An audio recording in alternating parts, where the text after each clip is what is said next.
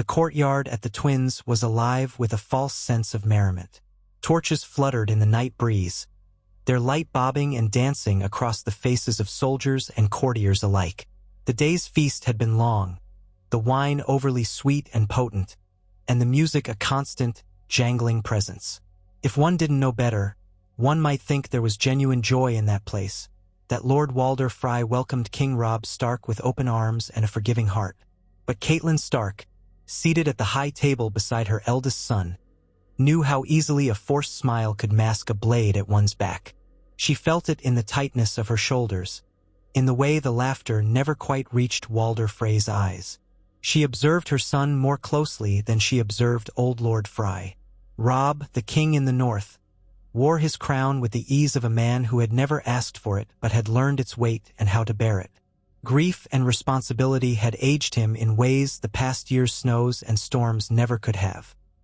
His face was more angular now, his eyes set and grave, his mouth perpetually pressed in a thin line when he wasn't making a conscious effort to appear affable. He was still only a youth, yet forced to lead men twice his age into battles few could have imagined. Catelyn studied the dais and all those seated around them. Great John Umber was deep in his cups, roaring with laughter, while Roose Bolton, stiff, quiet, drank sparingly. The Freys themselves were scattered along the long tables, some leaning in to whisper to each other, others clapping or pounding the table in mock enthusiasm for the minstrels. Fat Lord Walder himself had indulged in an endless parade of cups. He sat near Robb, droning on about loyalties and broken vows, though his words took on the veneer of benevolence. Yet it was all too practiced, too strained. Catelyn recalled 100 warnings from her father, Hoster Tully, about dealing with the Freys. They were dangerous only when provoked, and cunning even in friendship. Had Robb's marriage to Jane Westerling not forced Walder Frey to reconsider his alliances? Had the old man not threatened to withhold support if Robb did not come to him on bended knee? This wedding feast, for one of Lord Walder's daughters to Lord Edmure Tully, was meant as a peace offering, a bridging of grudges. But every breath Catelyn took tasted of impending betrayal. She had noticed, during the course of the evening, the unusual discipline in the ranks of Frey men-at-arms. They were too sober, too watchful. Even after Lord Edmure had been ushered into the wedding chamber and the bedding rites concluded in raucous noise, the Frey guards had not relaxed. Then there was the matter of the absent Black Walder and Lothar Frey. They had been present one moment, and the next vanished into the corridors. When Catelyn's eyes searched for them, she could not place them among the throng. Robb leaned toward her, brow slightly furrowed. "Mother," he said under his breath, "you've hardly touched your food." Catelyn clasped the goblet in front of her, swirling the dark red wine. "I've no appetite tonight," she replied, her voice low enough that it wouldn't carry beyond Robb. "We are guests, but I do not feel safe." His gaze flicked across the hall as quickly as a hawk's. "Nor do I," he admitted, "but I see no immediate threat." She sipped at her wine, though she did not truly wish to drink. "We must trust our instincts, Robb. If you sense unease, do not ignore it." He nodded once, a quick jerk of his head that promised her he was alert. Across the table, Walder Frey had turned his watery eyes upon them, a cracked smile curling his lips. "Well, your grace," old Walder sneered in that rasping voice of his, "you do not seem half so merry as one would expect for a wedding. Is the music not to your liking? Or perhaps the wine is too sweet?" His jowls shook with each syllable, giving his grin a grotesque, mocking quality. Robb spared a polite smile. "I assure you, my lord, the feast is most generous. Forgive me if I appear dour. The burdens of war weigh heavily upon me." Lord Walder nodded with mock understanding. "Ah yes, war, and the burdens you mention. So many men lost in these squabbles. Let us hope our newly sealed alliance will spare more needless death." Catelyn felt a chill creep up her spine at those words. She had heard lines like that spouted often enough in King's Landing, in the murky circles of politics. Only a fool would trust them at face value. Still, she inclined her head, playing her part. "We share the same hope, Lord Walder. My father would have wished for harmony between Riverrun and the twins. The minstrels ended one tune and began another, this one sharper, more driving. Robb's gray eyes flickered to the dais behind them, where the players had stationed themselves for the night. Their notes carried an air of triumph, but also a certain eerie dissonance. The hairs on Catelyn's arms rose in response. Suddenly, the great doors of the hall swung wide, letting a cold gust of air slice through the warmth. A handful of men emerged. More Freys, their boots loud on the stone floor. They carried crossbows, unstrung for now, but their presence alone stoked Catelyn's dread. Walder Frey noticed her gaze. His smirk deepened, and he raised his hands as if to quell possible alarm. "Just some of my dear grandsons," he said in a voice that everyone in the hall could hear. "Carrying in the night's final surprise. We've prepared a small display of fireworks, something we've been experimenting with. We thought we'd let it end the evening with a bang, so to speak." Catelyn felt Robb tense beside her. Fireworks were not a common entertainment, certainly not in this part of Westeros. If anything, she knew such devices to be rare contraptions brought from the east or crafted by the pyromancers of King's Landing. To see them here seemed entirely out of place. But Walder Frey's voice held the ring of contrived hospitality, and she suspected that any protest would be dismissed as an insult or sign of mistrust. As the hours stretched, the hall's atmosphere grew increasingly tense. Fewer Northmen were on their feet, and many had indulged in copious amounts of Frey wine, all too eager to ease the aches of war with a night of revelry. Catelyn glimpsed how the Freys, however, sipped far more sparingly. She saw it in the subtle gestures. Cups lifted to mouths but not drained, wine spilled from flasks into the rushes, men passing behind the dais just to peer at Robb and his retinue. Yet for all their cunning, the Freys had not accounted for the heightened wariness that the Starks and their bannermen possessed.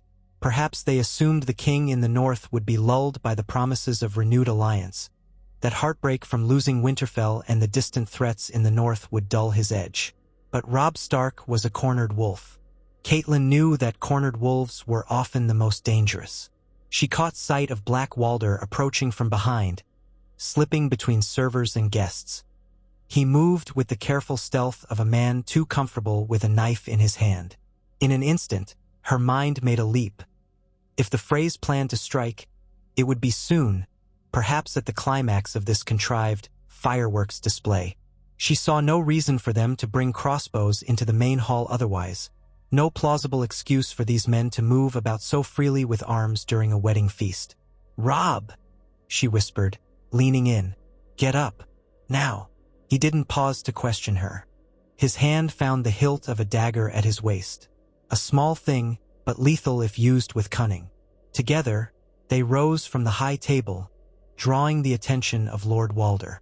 The old man's shriveled lips twisted in a scowl of displeasure. "Leaving so soon, your grace? Is my hospitality that unremarkable?" he said, letting the corners of his mouth droop in a theatrical display of hurt pride. Catelyn mustered her calm, though her heart was pounding. "We must see to Edmure and his bride. I've many duties as the groom's kin, and King Robb requires a moment's breath of cool air. The hall is warm tonight." Walder Frey's eyes, cold as stone, flicked to the men stationed around the hall. Then he offered a curt nod, his face a veneer of civility. "Of course," he said. "Far be it for me to stop a mother from her duties, but be quick about it. We have a final toast to offer before the night ends." Robb offered a stiff bow of his head, and then guided Catelyn away from the dais. The Great John, half-drunk, blinked blearily at them. Roose Bolton's pale eyes followed every movement, though his expression revealed nothing. The rest of the hall seemed to spin with feigned merriment, unaware or unwilling to acknowledge the shape of shadows looming. They stepped outside into a corridor dimly lit by a single flickering torch. Catelyn breathed in the cooler air, trying to steady herself. Robb moved with her quickly, pressing her against the wall so they could speak in hushed tones. "It's too dangerous," he said, voice taut. "I can smell a trap. But we still need Walder Frey's men to cross the Trident safely, and to hold the Lannisters at bay if they come from the east. Catelyn exhaled shakily. That is the game, yes. He knows how desperate we are for alliances. She struggled with the impulse to tell Robb to run, to gather his army and flee. But flight might shatter all hope of uniting the Riverlands against the Iron Throne. Still, was it worth gambling his life? 2 of Robb's guards emerged into the corridor, swords at their hips. One of them was a young man named Miles, a stern-faced fellow from the Neck who had proven himself loyal in more than one skirmish. The other was a bearded man from the north, leather armor stained by travel and battle. They both bent the knee as quietly as they could in the empty corridor. "My lord," Miles said, letting the old northern address slip. "Is all well?" Robb gave them a curt nod. "Gather the men. Subtly. Make them keep their wits. No more wine. No more ale. Something's not right." The bearded man nodded and slipped away with Miles. Catelyn could hear the bustling from within the hall. The minstrels had taken to a new song, something lively and triumphant, but the chords grated on her ears. She glanced at Robb, took his hand. "We must alert Edmure," she murmured. "If there's any chance." A door down the corridor opened, revealing a slight figure cloaked in shadow. Catelyn's heart tightened for a moment, but then she recognized the shape of Edmure Tully, her brother, newly-wed and looking thoroughly flustered. He shut the door quietly, glancing around as if he feared being caught away from his marriage bed. "Sister," he said in confusion. Then he saw Robb's tense posture, the fear behind Catelyn's eyes. "Is something amiss? The feast is still going on, but my bride has fallen asleep, I think. The bedding is done, and—" He trailed off, the flush on his cheeks betraying his awkwardness. "Edmure, there is no time for that," Catelyn hissed. "We believe Walder Frey may be planning an attack on us. We need to get you to safety or at least surround you with loyal men. Where are your guards?" He blinked in shock. "Attack? This is supposed to be my wedding feast." "My wedding, Catelyn. He wouldn't he?" she asked, voice trembling with the memories of every sly comment and every suspicious movement she'd observed that night. "He spent the whole evening smirking and scowling, as though we're but flies in his web, and half our men are drunk." Edmure's face paled. "He wouldn't dare. House Frey could not possibly hope to stand against the entire north and the might of the Riverlands, unless—" Robb cut him off gently. "Unless he's made other arrangements. We should assume the worst. Better safe than sorry." They heard movement from further down the corridor, footsteps echoing. Catelyn motioned for Edmure to remain still, and Robb eased a hand to the hilt of his dagger. 2 Frey men-at-arms strode by, each holding a torch. Their eyes flicked over the small group, but neither spoke. Robb greeted them with a nod that was barely civil. They did not return it. Instead, they continued on, silent as specters. A faint tremor coursed through Edmure's hands.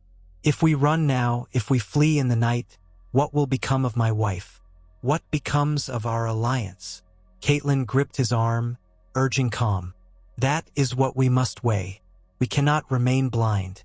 Robb, your guard must be tripled for the next hours.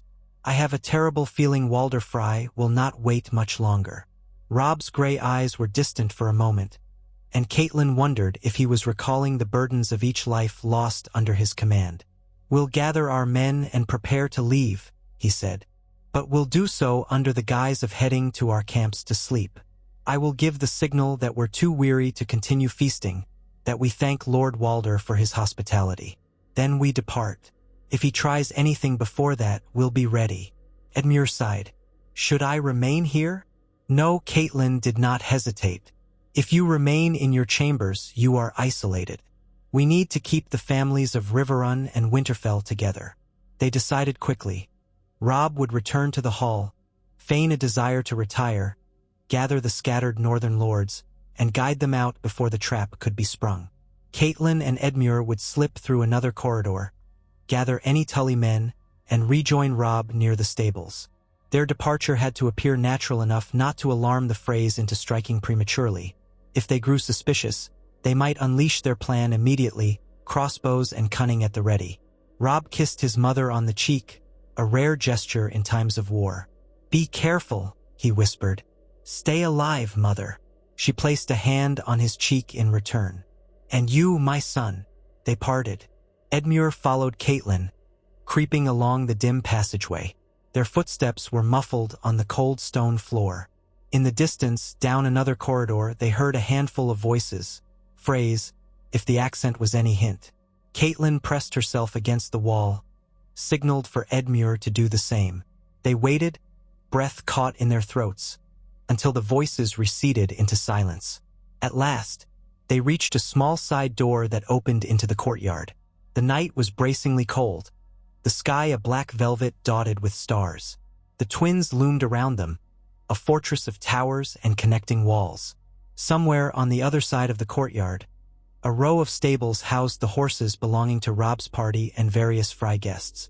Only a handful of men lingered in the yard. Most were Freys tasked with patrolling the perimeter, but a few of Robb's outriders stood near the stables, restless. Catelyn recognized one as a man from the Karstarks. He had come along under the tenuous peace after Rickard Karstark's execution, but he remained loyal to the Stark cause, or so he claimed. They had to be discreet. If the Frey guards realized their movement was more than a stroll, the game would be up. They crossed the yard with an unhurried pace, Edmure keeping his head down. Catelyn spotted a pair of Stark soldiers, young men posted by one of the lesser lords sworn to Winterfell, lingering near the stable gate. She beckoned them closer. "You two go find the others. Quietly. The king will be leaving soon." They exchanged a look, uncertain, but nodded. One of them hissed under his breath, "Shall we rouse them, my lady?" "Yes," Catelyn said, feeling the urgency press down upon her. "Rouse them carefully. Have them make ready to depart, as if to return to our camps. No fanfare, no fuss." They slipped away, boots crunching lightly on the gravel. Edmure shifted beside her. "Do we wait here for Robb?" She shook her head. "We move to the next tower. There's a corridor leading back into the main hall. We can watch for Robb's signal from the threshold. I don't want to be stuck in the open when the Freys decide to spring their ambush." With quick steps, they entered the adjacent tower that ringed the courtyard. The corridor was illuminated by a handful of wall sconces, though the spaces between them lay in shadow. Catelyn paused at a corner, straining to hear the echo of footsteps or voices. The rising tension made her stomach twist. She couldn't help but recall the last time she had felt such dread, back at Renly Baratheon's camp, the night that Renly died. That same prickling sensation on the back of her neck. The same sense of some monstrous fate looming. She'd prayed then and prayed after, but the gods did not always answer. They pressed on until they reached a narrow archway that overlooked the main hall from a balcony. It was used sometimes by musicians or watchers, giving them a vantage without being seen. Catelyn ventured a cautious glance over the edge of the stone balustrade. Down below, the feast still raged. Lord Walder had not paused the festivities in Robb's brief absence. Many guests looked well into their cups, and some of the Northmen who remained were swaying on their feet. She spotted Robb re-entering the hall through the main doors. He moved with forced ease as if all was well, yet his gaze swept the hall methodically, looking for allies and men who answered to him. She saw him greet the Great John, put a hand on his shoulder, and speak a few words into his ear. The Great John blinked slowly, then nodded, making a show of draining the remainder of his mug. A few seats away, Roose Bolton watched. Catelyn realized, with a jolt, that Roose had not indulged in wine beyond a few sips. He seemed too alert, too measured. A hush fell on the crowd at Walder Frey's gesture. The old lord rose from his seat with more energy than a man of his years should possess. He clapped his hands and called for quiet. The minstrels ended their song mid-tune, leaving an uneasy silence in the hall. Robb was caught near the center of the floor, with only a few of his men around him, when Walder Frey began to speak. "Guests and friends," the old lord said, though his tone was mocking. "It has come to my attention that our king in the north looks weary. So many battles behind him, so many concerns weighing on his young shoulders. It is only fitting we offer him comfort." Show him how the Freys love their king." At those words, a flicker of movement rippled through the Frey ranks. Crossbows were suddenly strung with startling efficiency. Men who'd been standing by the walls stepped forward, armed. But before they could finish preparing, before the first bolt could fly, a shout rang out.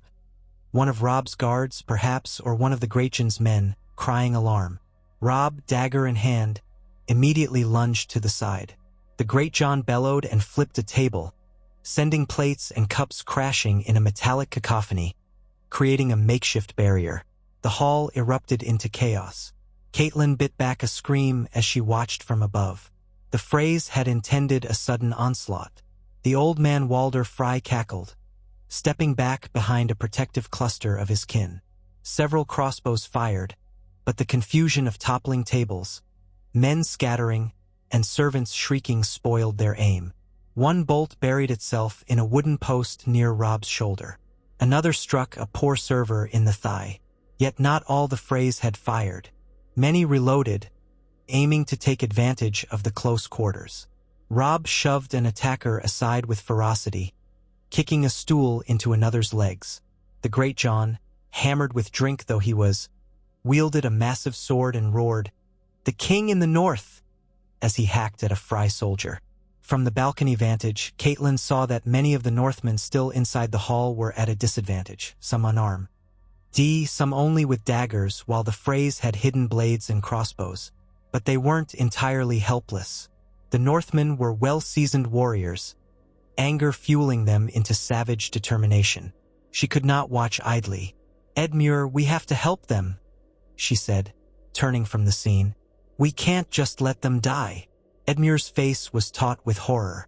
"We can rally our men outside, storm back in, flank the Freys." She grabbed his arm, nodding. "Yes, quickly." They raced down the corridor, feet pounding. Ahead, she heard shouting and the clash of steel. The battle had already spilled beyond the hall. The Freys' plan, it seemed, had been to surround the Northmen in the hall and mow them down with crossbow fire. Now that the element of surprise was half spoiled, they had to adapt. She prayed it would be enough for Robb to survive. Bursting out into the courtyard, Catelyn was greeted by the sight of steel glinting in torchlight. Many Northmen had already begun to gather near the stables, having sensed something amiss. They were pulling on armor or hoisting shields. A cluster of Frey guards had tried to block the stable entrance, but the Northmen pushed them aside in a violent surge. Edmure shouted for his own men, those Tully guards who had accompanied him, to form ranks. His voice rang clear. For Riverrun. They fell in, uncertain, but loyalty to their lord spurred them. Catelyn saw half a dozen Freys rushing from the side, swords drawn. She lifted a fallen spear from the ground, its tip glistening with the blood of some unknown victim. Her heart thundered in her chest. She was no warrior, but she remembered her father's words, that in times of dire need, even a Tully lady must defend her own. She set her jaw, brandishing the spear as best she could. One of the Freys lunged at Edmure's unprotected flank. Without time to warn him, Catelyn thrust the spear forward. She felt it connect with flesh, a jarring impact that almost numbed her arms. The Frey let out a strangled gasp, stumbling back. Blood spattered the stones. She had not expected to draw blood herself, but there was no time for shock. Edmure, realizing what happened, swung his sword at another attacker. The courtyard devolved into short, brutal skirmishes, the ring of steel echoing against the fortress walls. Across the yard, she spied a group of Stark men. Miles, the young guard from the corridor among them, cutting down a few Freys in their path and fighting to reach the main hall doors. They needed to aid Robb. She and Edmure fought their way over. She lost track of how many times she had to swing her spear aside just to parry a strike. The spear was unwieldy in her hands. She was more used to sewing needles and quills than the brutality of war. But fear lent her strength, and desperation granted her the will to strike. When at last they drew close to the hall doors, the air thick with the stench of blood and sweat, Catelyn heard the booming voice of the Greatjon from within. "We've got them cornered, my king," he roared. Another voice, Walder Frey's, high and reedy, shouted curses. Catelyn rushed inside, spear in hand, stepping over bodies. The interior was awash in overturned tables, shattered crockery, and dark red pools that might have been spilled wine or blood. Crossbow bolts jutted from walls, from the bodies of the slain. She spotted Lord Walder near the dais, flanked by 2 of his brood who kept crossbows aimed at the swirling melee. Robb was crouched behind an upturned table, panting, covered in sweat and streaks of blood. Some his own, some his enemies, she couldn't tell. "Robb!" she called, voice quivering. He glanced up and relief flickered across his face.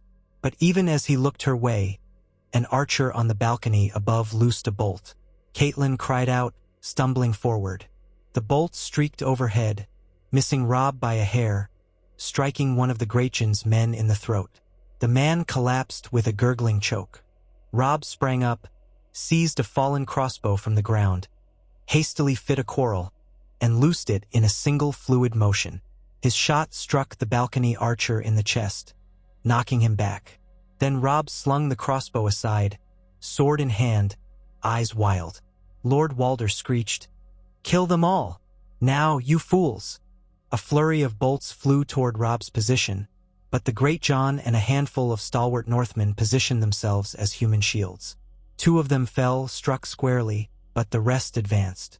In the corner of the hall, Roose Bolton stood quietly, a sword in his hand, eyes flicking across the chaos with the calculating coolness of a man deciding which side to support at the last second.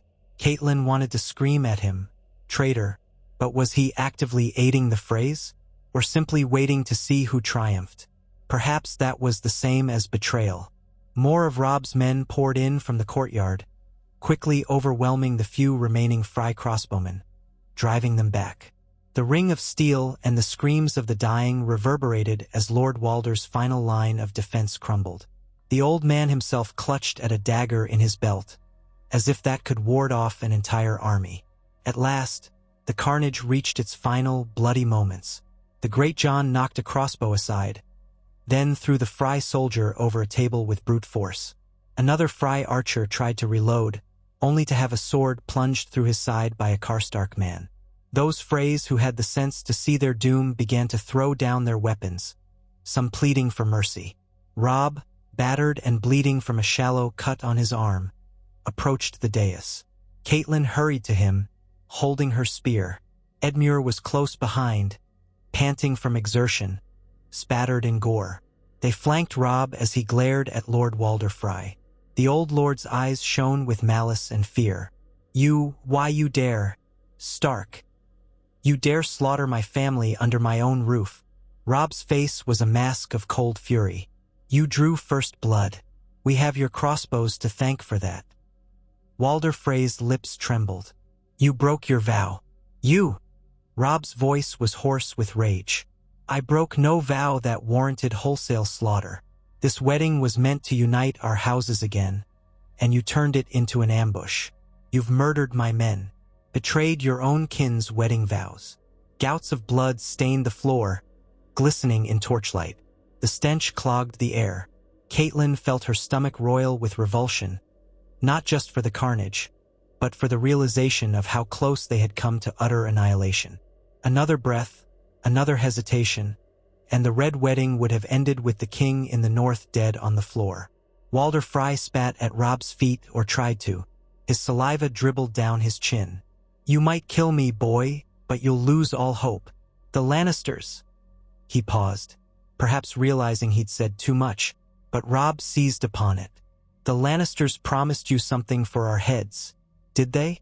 Or did Roose Bolton speak to you on their behalf?" He glanced around, catching sight of Roose Bolton standing at the edge of the hall. Bolton regarded him with an inscrutable expression, then sheathed his sword. He took a step forward, gaze flicking from Walder to Robb. "I will not deny that I have communicated with Tywin Lannister. I make no apologies for ensuring my own house's survival." "Survival?" Catelyn demanded, her voice shaking. "You would have let Robb be butchered?" Roose inclined his head with chilling composure. "The fortunes of war shift quickly. My goal has always been to preserve the North, in whatever manner that must take." Walder Frey's arrangement with Tywin Lannister might have expedited certain ends. Robb let out a ragged breath, trying to steady the tremor of fury in his hands. His sword hung at his side, spattered with Frey blood. "Tell me this, Lord Bolton. Did you know they planned to kill us here, on a wedding night?" Bolton's pale eyes wandered over the hall, the bodies and ruin. "I suspected. That is all. I gave Walder Frey no direct encouragement for tonight's attempt. But I did not warn you either. That is the truth." The Great John rumbled a furious growl, stepping forward. "Traitor!" Roose Bolton turned his gaze upon the massive man, unwavering. "Insults serve no one here, Great John. I acted as I deemed best for my house.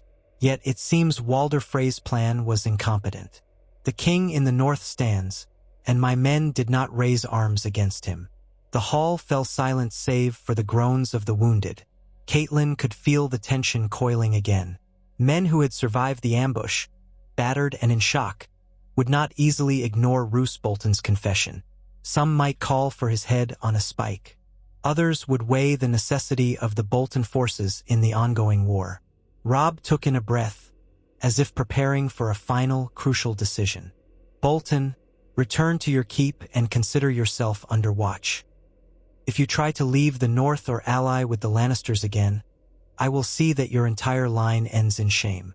Roose Bolton's face was blank, but his eyes flickered. "You might find it is not so simple, Your Grace. The Lannisters have many claws still, and I do not appreciate being threatened by a king who clings to a precarious throne." "Guards!" Robb snapped. "Escort Lord Bolton outside. Keep him under guard, but do not harm him unless he attempts escape." Two Stark men advanced, looking tense but resolute. They laid hands on Bolton's arms. He did not resist, though a tightness set in his jaw. As they led him away, Walder Frey barked out a laugh that sounded half-mad. "Fools!" he croaked. "You're no better than the Lannisters. He'll betray you again. You should kill him now." He let out a ragged cough that might have been laughter. "But it won't matter. Tywin Lannister will see all of you dead." Robb studied the old man, the lines of exhaustion deepening on his face. The urge for vengeance, for immediate justice, was clear in his eyes. "Maybe so," he said quietly, "but at least we're not dishonored butchers." Walder Frey's mouth twisted, his eyes glinting with malevolence. "Honor. Honor means nothing when you're dead." Catelyn laid a hand on Robb's arm, her voice low. "We've lost too many already," she said. "We need to think carefully. The Riverlands and the North cannot stand any more betrayal." Robb exhaled, the fury in him held on a delicate leash. "Bind him," he told the Great John. "We'll hold him as our prisoner, and see to any of his surviving kin. Those who participated in this attack will stand trial, if we can manage it." The Great John stomped forward, yanked Walder Frey from behind the dais, and forced his arms behind him. The old lord squawked with indignation, but that was all he could manage. Some of the remaining Freys cowered or glared sullenly, but none dared move against the heavily armed Northmen. Catelyn glanced about the ruined hall. Broken harps, wine-drenched rushes, bodies sprawled in contorted positions. A place meant for celebration had become a slaughter. She felt tears threaten her composure, but she swallowed them down. There would be time for mourning later. Robb's breathing was heavy. "Gather our wounded," he instructed. "See if any of the Freys are wounded and willing to surrender. Then we leave this place. We cannot linger." The men set to the grim task. Some salvaged swords from the fallen. Others lifted the dead or dying onto makeshift litters.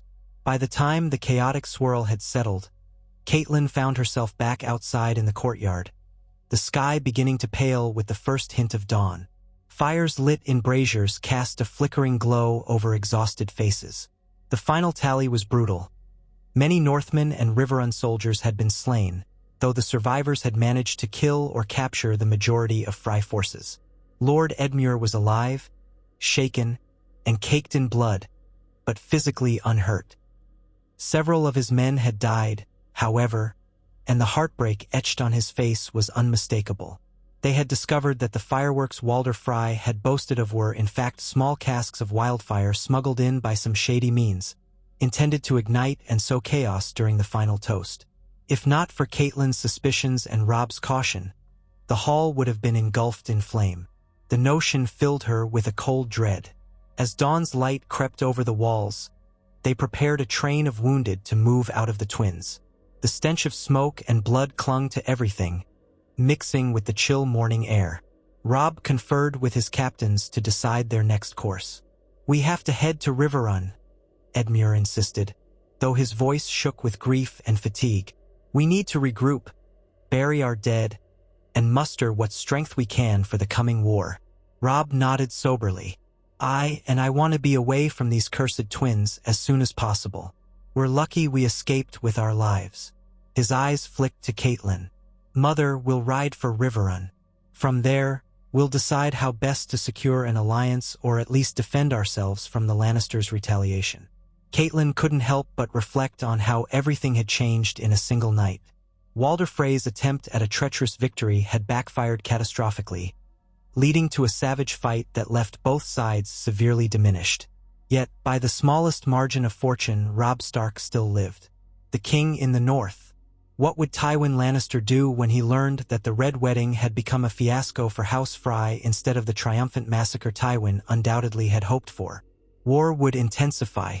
The crown would not suffer such a slight without retribution. And there was still Roose Bolton's uncertain loyalty, the question of how far his intrigues had gone. But those concerns would have to wait until they had the safety of Riverrun's walls and a moment to grieve and heal. They rode that day, a grim procession leaving the twins behind. Walder Frey, now a prisoner, was bound atop a horse. His face was a mask of fury and humiliation as he was jostled along by the men he had tried to kill. Some of his kin followed, bound as well, trembling with the knowledge of what might await them. Others had been slain or had fled into the countryside.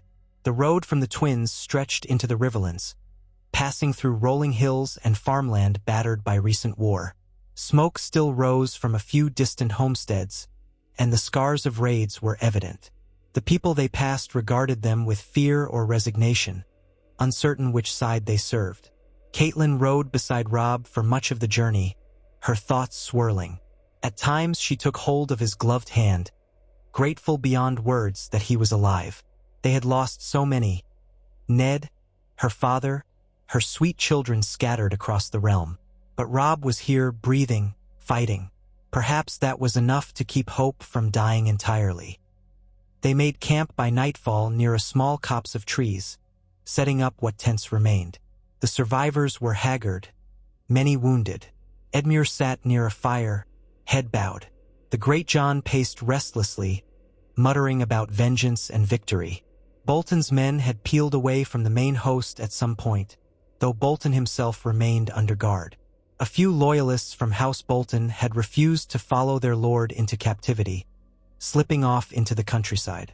Another problem to face in the future. Catelyn walked the perimeter of the camp, ensuring that every sentry was alert. When she returned to the center fires, she found Robb in quiet council with a few of his captains, discussing supply lines and tactics. She waited until he finished. Then she approached, caught his eye. He dismissed the others gently, then rose to greet his mother. A faint, grim smile touched his lips, rare these days. "You look as though you have more to say than you can bear," he said softly, gently touching her shoulder. She let out a weary breath. "I'm thankful you live, Robb. If we had fallen into that trap, the horrors that could have befallen us haunt me still. I do not wish to think of it, yet I cannot help it." He pulled her into a brief embrace. She felt the tension in his body, the grief he carried.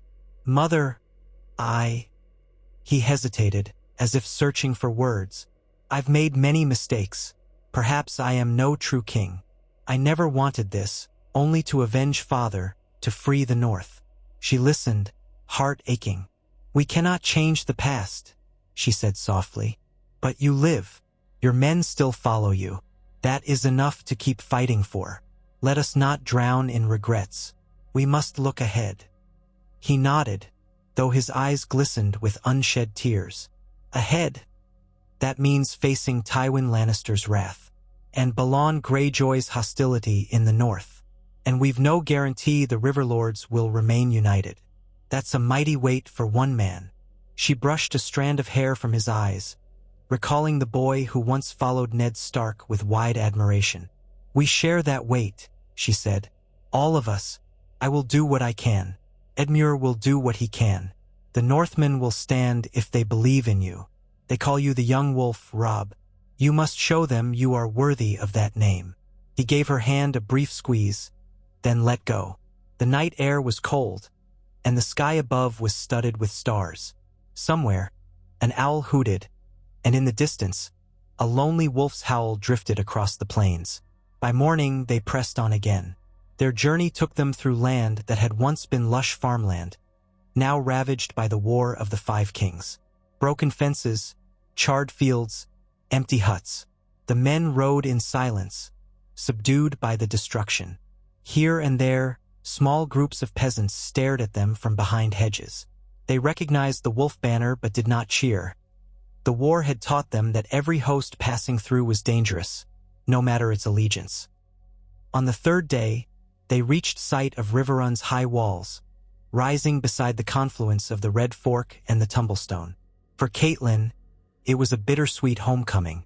She had been raised in those walls, roamed the courtyards as a girl. Now she returned a woman half-broken by tragedy, uncertain of what future lay ahead. The gates opened with urgent haste once they recognized the banners. Armed guards poured out, some wearing Tully colors, others the wolf sigil, to greet their Lord Edmure and King Robb. Word of the attack at the Twins had traveled swiftly, it seemed. There were already rumors swirling. That Lord Walder Frey was dead, that Robb Stark had been slain, that the wedding turned into a massacre. The truth, while scarcely better, still carried a glimmer of hope. In the courtyard of Riverrun, Catelyn dismounted from her horse and sank to her knees, pressing her hand against the stones that her father had once walked upon. Memory crashed over her in waves. Her father in the solar, his gentle smile. Her children visiting the castle, chasing each other through the corridors. She blinked away tears. Robb approached, gently assisting her to her feet. Behind them, Edmure was welcomed by the castle staff and the small folk who had anxiously waited for their lord's return. The Great John barked orders to see the wounded to the maester at once. Walder Frey, still bound and cursing under his breath, was dragged into the dungeons under heavy guard. A hush fell among the spectators at the sight of the old man in chains. Once they were inside the great hall of Riverrun, they took stock of their battered host. A maester flitted among them, tending the worst of the wounds, while servants rushed to bring bread, ale, and salted meats. Robb claimed a seat at the high table. He looked more like a tired soldier than a king, but the men still viewed him with respect born of loyalty. Edmure took the seat beside him, face drawn. Catelyn stood behind Robb, too anxious to sit. The Great John was near the center of the hall, loudly recounting the events of the Frey ambush to any who would listen. Each time, he made sure to highlight how many Freys he personally cut down. It was a grisly sort of pride, but it lifted the spirits of some men to hear a tale of defiance in the face of betrayal. Eventually, Robb called for quiet. We must plan our next moves. Walder Frey's treachery may stir Tywin Lannister into quick action. We must bolster our defenses here in the Riverlands and secure safe passage for ourselves in case of retreat. And the North, his jaw tightened. The North needs us. Lord Karstark's seat at the table remained empty, a reminder of that house's broken alliance. Roose Bolton's seat was vacant as well, for he remained a prisoner under guard. The tension in the hall was palpable. The Tully bannermen, uncertain how to proceed, looked to Edmure and Robb for direction. We can call upon the Blackfish, Edmure said. My uncle has been securing the borders, I believe. If we can send word for him to return to Riverrun. He has men loyal to our family and to the Starks. A murmur of agreement swept through the lords present. Robb nodded. Yes, the Blackfish is a good man. We'll need his counsel as well. In the meantime, our priority is to see that we do not starve, that we do not succumb to ambush again." He paused, scanning the hall.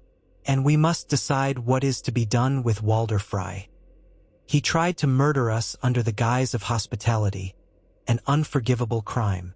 The Great John grunted. "Hang him. Be done with it."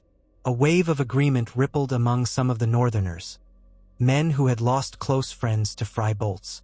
Catelyn felt her stomach twist. Walder Frey deserved punishment, to be sure, but the political ramifications were not so simple. Edmure raised a hand.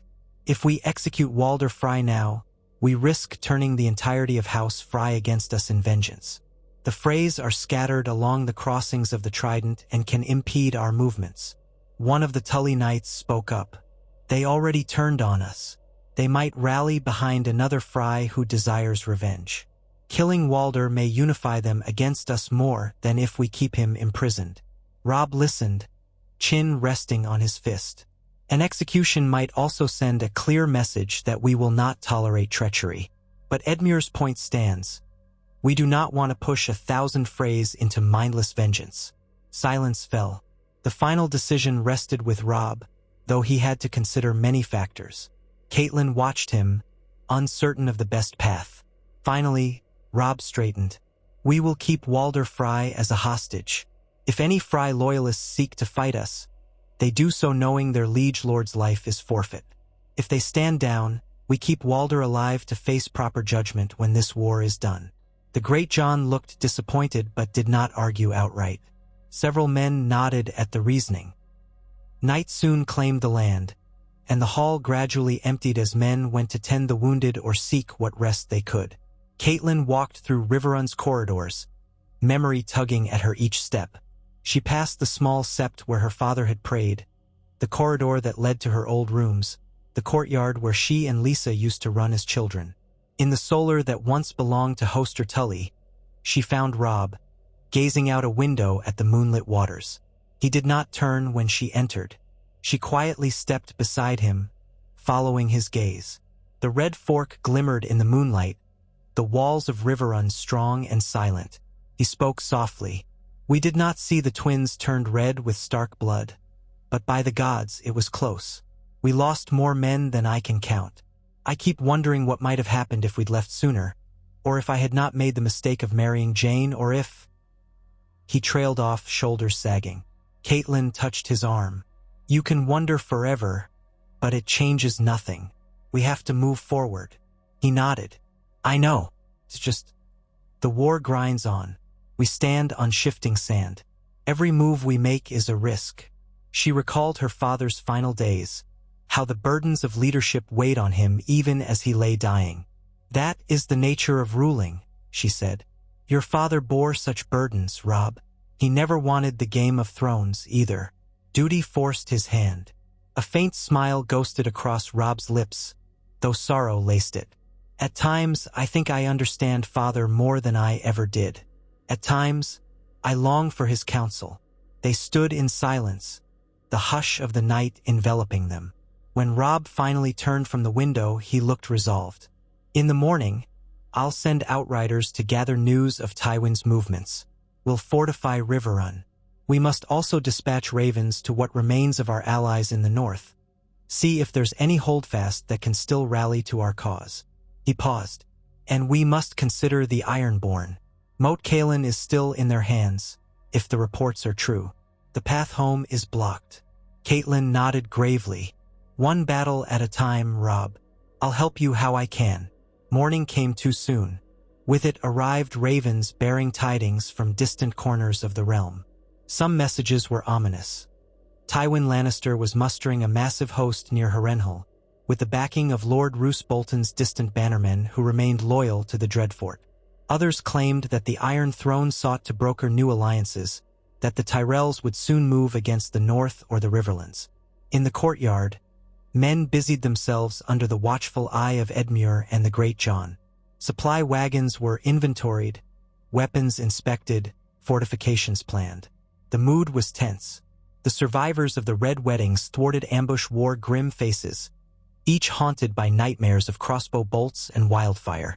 Catelyn found a moment to see to Walder Frey's imprisonment. She descended into the dungeons with 2 guards, torchlight dancing along the stone walls. The air was damp, the corridors narrow. At the end of one passage, they reached a heavy iron door. A guard stationed outside nodded and unbarred it. Within, Walder Frey sat on a straw pallet, ankles and wrists bound. Even in captivity, he managed a sneer. "Come to gloat, daughter of Hoster Tully?" His voice rasped in the gloom. She stood before him, holding the torch aloft. The old man's face was gaunt, eyes sunken, but a thread of malice still burned in his gaze. "I want to understand why," she said softly. "Was it only revenge for Robb's broken betrothal? Was it the Lannister gold?" He let out a hacking laugh. "Why not both? Your son insulted me." He cast aside his vow. "He took another bride, humiliating me before the realm. That alone would have demanded retribution. But yes, Tywin Lannister sweetened the pot. Guaranteed me position, wealth, maybe more. And I do hate the Tullys. Your father always looked down on me, thought me small and petty." "You proved him right," Catelyn said coldly. Walder Frey shrugged, or tried to, hampered by his bonds. "Right or wrong, I'd have been the victor if not for your meddling. You cost your son a quick death. Now he'll suffer a long and bitter war." Catelyn felt rage simmer under her skin. The guard behind her stepped forward, fists clenched, but she lifted a hand to hold him off. "You speak of quick death? You had wildfire ready to burn us all alive." The old man's grin was ghastly. "I did. A glorious inferno. They call this war the War of the 5 Kings. Why not cull the field a bit?" She stared at him, disgust warring with pity. Walder Frey was a cruel, hateful old man, consumed by vengeance and ambition. He would never repent. "You'll answer for your crimes," she said quietly, turning to leave. "When this war ends, you will face justice, or the gods' judgment." As she ascended the steps back into daylight, she forced herself to breathe steadily, to shake off the lingering malice in his words. One thing Walder Frey had said stuck in her mind: a long and bitter war. Indeed, there was no easy path to peace now. The illusions of alliances and the last vestiges of courtesy had been stripped away. Outside in the bailey, she spotted Robb conferring with the Great John and Edmure. They had maps spread across a wooden table. She moved to join them. Robb acknowledged her with a nod, then tapped a spot on the map. "Tywin's host is here, near Harrenhal. If they march east, they can cross the Trident somewhere south of the Twins.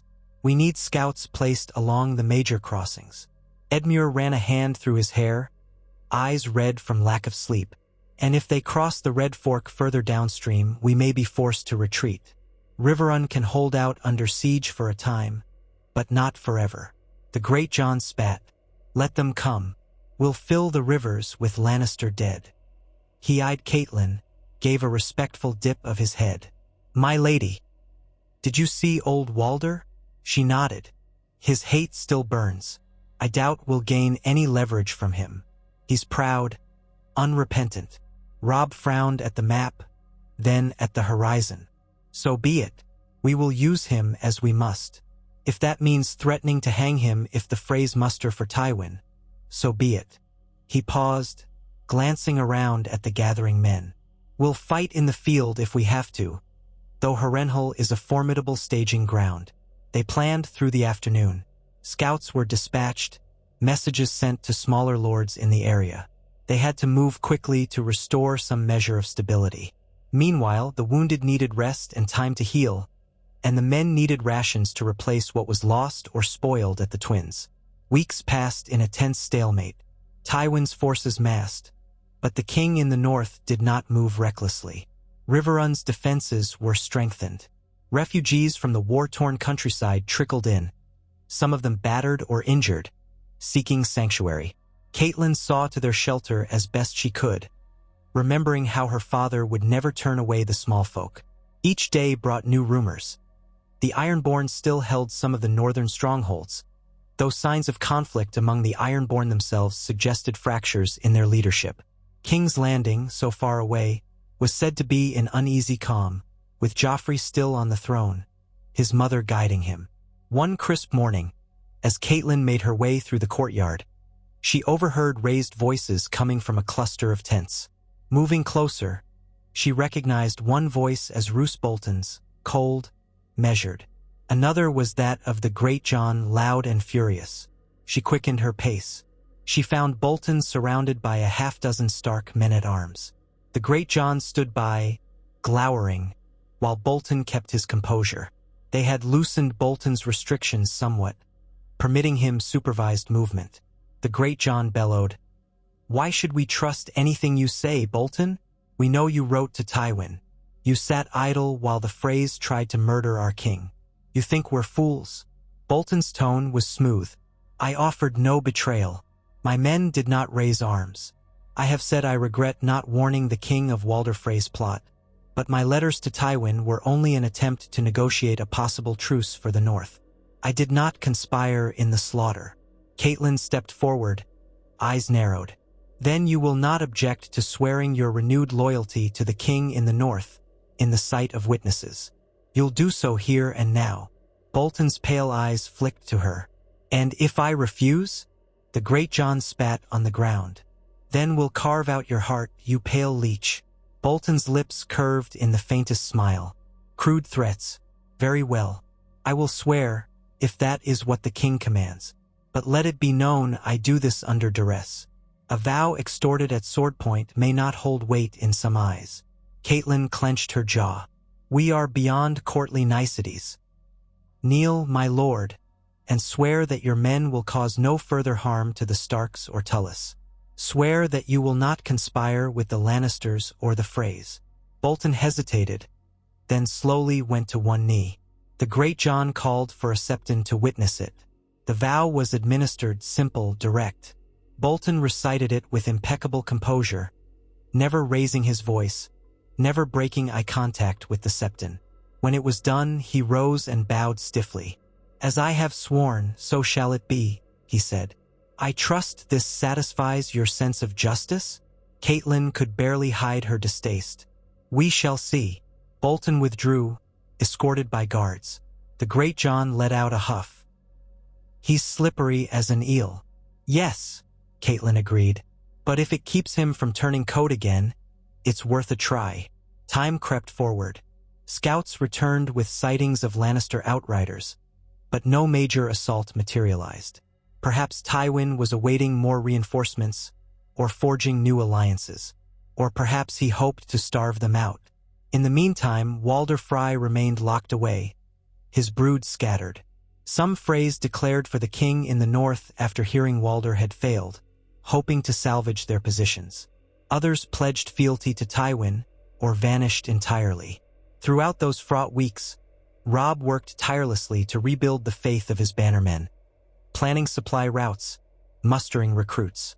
Each dawn, he trained with sword and shield, letting sweat and discipline help him manage the stress of command. Catelyn watched him grow into his kingship, tempered by the close brush with death at the twins. The boy she had raised was gone, replaced by a man shaped by war. She grieved for that loss but felt a grim pride. Then word arrived, carried by a swift rider.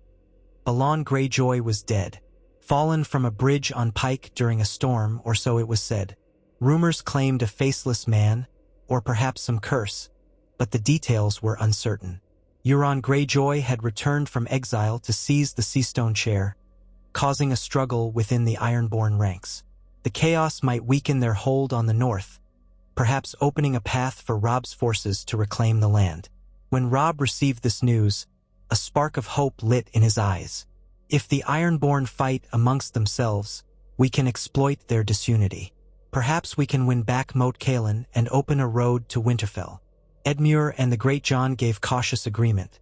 Splitting forces to march north was risky with Tywin's army still looming. But the lure of recovering Winterfell, of rallying the north, was powerful. Robb began to draw up plans to send a sizable host, led by trusted commanders, to retake the moat. He considered leading them himself, but the realm's center of conflict remained the Riverlands, and he was loath to leave Riverrun vulnerable. Meanwhile, a messenger from the Vale arrived with uncertain tidings about Lisa Arryn's stance. No open support, but no hostility either. The veil remained closed off, focusing on its own defenses. Another blow to the possibility of forging a grand alliance.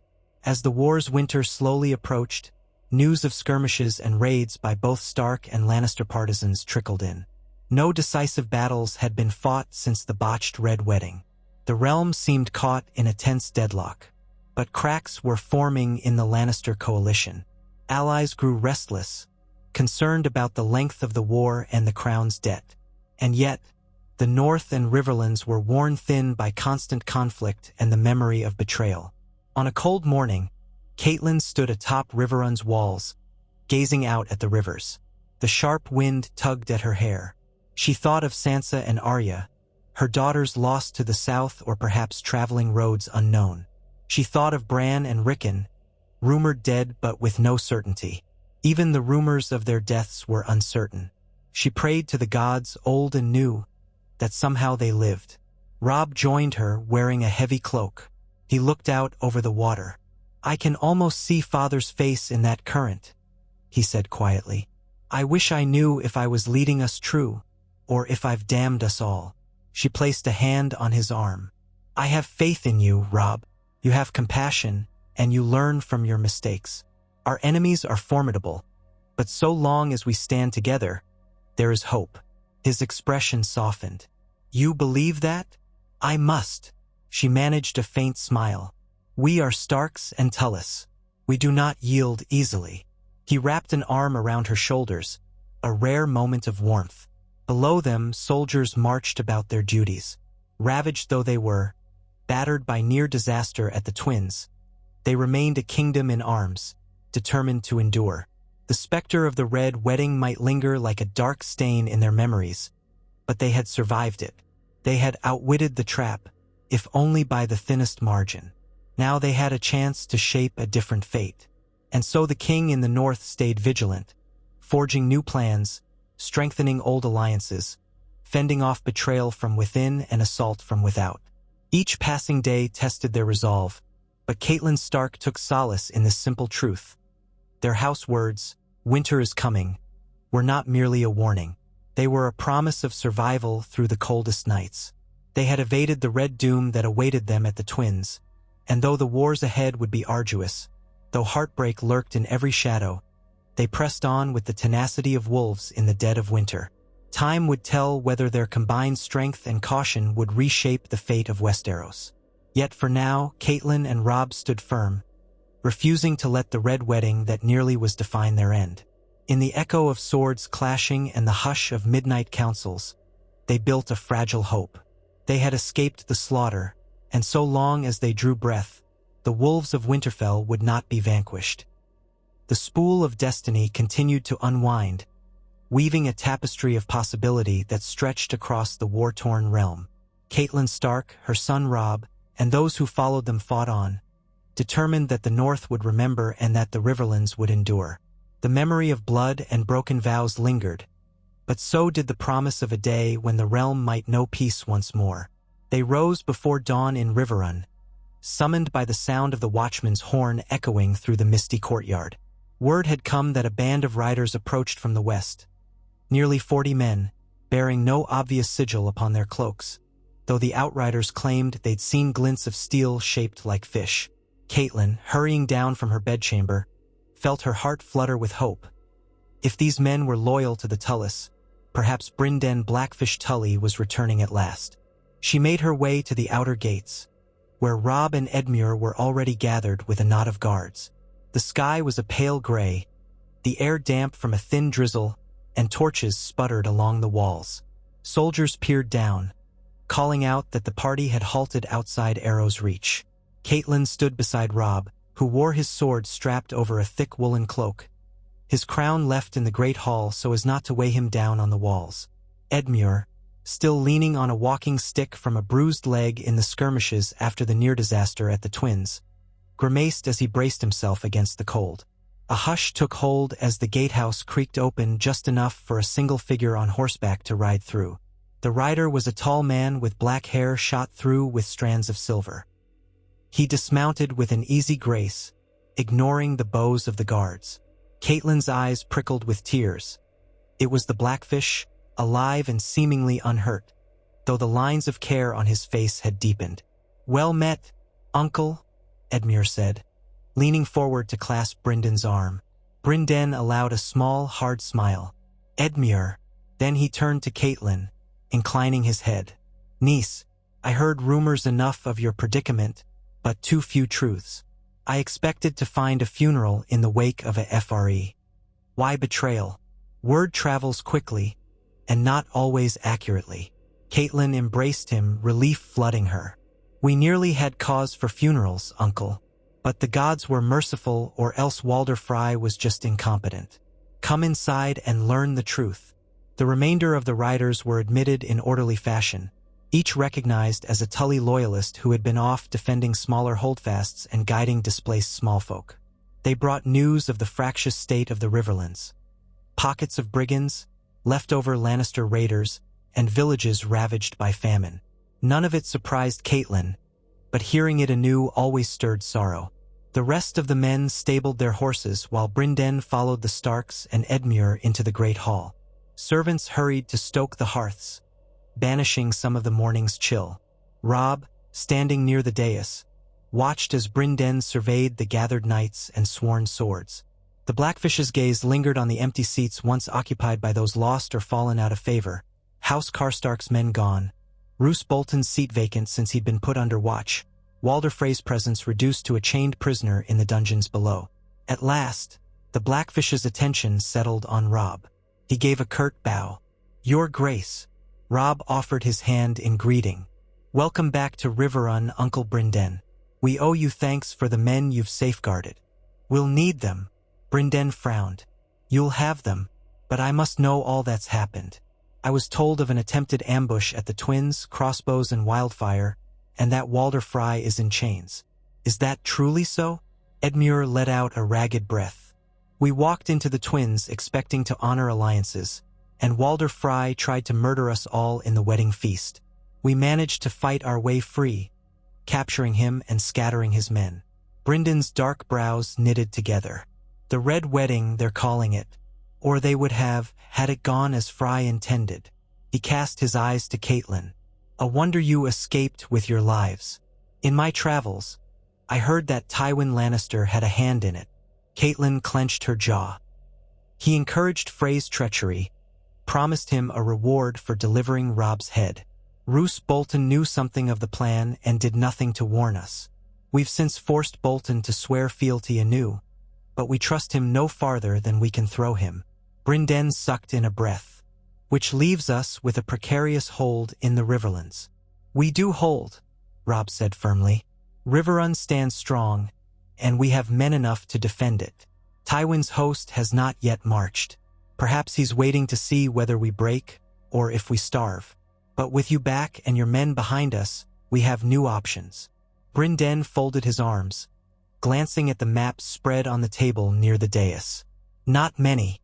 Tywin Lannister remains a threat. The Ironborn remain in your homeland, do they not? Or at least they hold Moat Cailin." "They do," Robb said, frustration evident in his tone. "Though Balon Greyjoy is dead, and the Ironborn are in turmoil. Euron Greyjoy seized the Seastone chair, so I'm told. That might weaken them. My hope is to send a force north to retake Moat Cailin." Bryndon's expression was skeptical. "Splitting your forces is risky. Tywin may take advantage." Robb ran a hand through his hair. "We can't abandon the North to the Ironborn. We must show our people that we haven't forgotten them. If we recover the moat, we open the road to Winterfell. The North might rally. Could be the difference between victory and collapse." Catelyn touched Robb's arm gently, a gesture of support. She remembered how, once upon a time, Ned Stark had gone south to find justice, only to lose his life. Now, Robb was forced to wage war in the Riverlands while his homeland lay partly in enemy hands. "We cannot keep dividing our strength," she said. "But I agree that reclaiming Moat Cailin is vital. A show of strength in the north could bolster your standing among the clans and houses there. They'd rise for you all over again." Edmure shifted, grimacing as he balanced on his good leg. The war in the Riverlands might drag on, but if Tywin remains at Harrenhal, perhaps we have time to strike north swiftly, catch the Ironborn unawares. If your men succeed, they can entrench themselves behind the moat's walls. The neck is a natural choke point. Brynden tapped a finger on the table. I'll say it plainly. You need a cunning commander for that mission. One who knows the neck, or at least who has the wits to adapt to it. The terrain is treacherous. Bogs, marshes, serpents, crannogmen. You can't lead a large host through without caution. Robb's gaze flicked to the Greatjon, who was across the hall overseeing some supply crates. The Greatjon has led men north before, but he's more a hammer than a scalpel. Roose Bolton might be cunning, but I don't trust him. So who else? The Karstarks have parted ways from us. Lord Umber is old, though the Greatjon is from that line. We might rely on a group of lesser Northmen who know the neck better. Possibly men from House Reed, but we have no direct contact with them. And I must remain here, or so I believe. If I march away and Tywin attacks, Riverrun could fall. Catelyn studied the lines of tension across her son's brow. Your father always spoke highly of the Reeds, but getting word to them might be difficult. Could the Blackfish command the northern thrust? Brynden's eyebrows rose. I could, but I'll be frank. I've never fought in the neck. I've traveled it, once or twice, but leading an entire force through that sodden land is another matter. Robb nodded, fingers gripping the table's edge. We'll consider carefully. For the moment, we prepare. Our best plan might be to send a smaller, highly mobile force to retake Moat Cailin. Perhaps that's better than an entire host. If the Ironborn are quarreling among themselves, we might not need overwhelming numbers, just a swift strike. Edmure cleared his throat. You'll have Tully men if you require them. We lost many at the Twins, but my people remain loyal. The Blackfish offered Edmure a measured look. Good. Loyalty is in short supply these days. Their council continued for another hour, a subdued conversation weighed down by the demands of war. Eventually, they dispersed. Brynden left to rest and see to his newly arrived men. Edmure returned to the Maester's tower to have his leg wound checked. Catelyn followed Robb through Riverrun's corridors as he visited the wounded. They found the Greatjon standing vigil over one of his men who lay on a cot, feverish from an infected arrow wound. The big man looked up, a scowl on his broad face. "My king," he rumbled softly. "The lad's grown worse. The Maester's trying some concoction, but I fear it may be too late." Robb clasped the Greatjon's shoulder. "I'm sorry, my friend. He fought bravely at the Twins. Let us hope the gods are kind." The Greatjon gave a curt nod, eyes glistening with unspoken grief. Then he rose and followed them out of the makeshift infirmary. "I'll not forget what the Freys did," he said in a low voice, "or what Tywin hoped to accomplish. There's a debt of blood to be paid." "Vengeance must wait," Robb said, though the hard edge in his voice betrayed his own thirst for it. "We have a war to win, or at least to survive." Outside, the autumn wind carried a chill that hinted at the deeper cold to come. They passed the training yard, where a handful of knights were sparring with wooden swords, their breath misting in the air. Catelyn paused to watch them, thinking how not so long ago, her son Bran would have been thrilled to see a martial display. He had always dreamed of knighthood. The ache of her children's absence welled in her heart. She wondered again if Bran and Rickon were truly gone. She prayed the rumors of their deaths at Theon Greyjoy's hands were false. But with Theon missing and Winterfell burned, she had no proof. Robb's steps slowed. He noticed the grief flicker across her face. "Mother," he said softly, "we will find answers about the boys. I promise you." She reached for his hand, squeezing it. "I know you will try." They moved on. The day's duties were unrelenting. Supply inventories, Raven dispatches, the sorting of Frey prisoners. At midday, Catelyn stood beside Robb as they received a file of those captured at the Twins. Young men, older men, half of them Walder Frey's progeny or grand-progeny. The stark fear in their eyes was unmistakable. They had learned that Walder was held in the dungeons, that their treachery had failed. Robb questioned them one by one, seeking any shred of intelligence about Frey forces scattered across the Riverlands, about Lannister emissaries or new conspiracies. Most of them swore ignorance or muled apologies. The Great John, standing to the side, muttered curses under his breath. He found it difficult to watch men who had tried to kill him now begging for mercy. But Robb, though stern, did not order summary executions. He wanted to prevent further bloodshed if possible, to hold these Freys as leverage. Catelyn could see the conflict in his eyes, the desire to be just clashing with the knowledge that justice might not bring peace. Still, he stayed his sword for now. When evening fell, the flicker of torches lit Riverrun's walls and courtyards. That night, Catelyn found herself walking the ramparts again, drawn by the quiet hush. The sky had cleared, revealing a scattering of stars and a waning moon. She thought of Ned, as she often did, how he had once walked the walls of Winterfell beneath different stars. The realm felt so large, so fractured now. She was startled when Brynden approached from the tower stairs, cloaked in black. He leaned against the battlements, looking out at the moonlit fields. "It's good to be home," he said quietly. "Even if home is a castle at war." She inclined her head. "I'm relieved to have you here, Uncle. We need your counsel. The path ahead is fraught." His gaze flicked to her.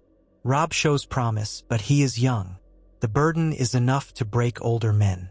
Sometimes, as I was riding the countryside, I wondered if I'd return only to find that the Freys had succeeded." That was a dark thought indeed. A chill wind brushed past them, carrying the murmur of distant water. "Your presence might tip the scales," Catelyn said. "We must see if we can strengthen alliances. Perhaps the Vale."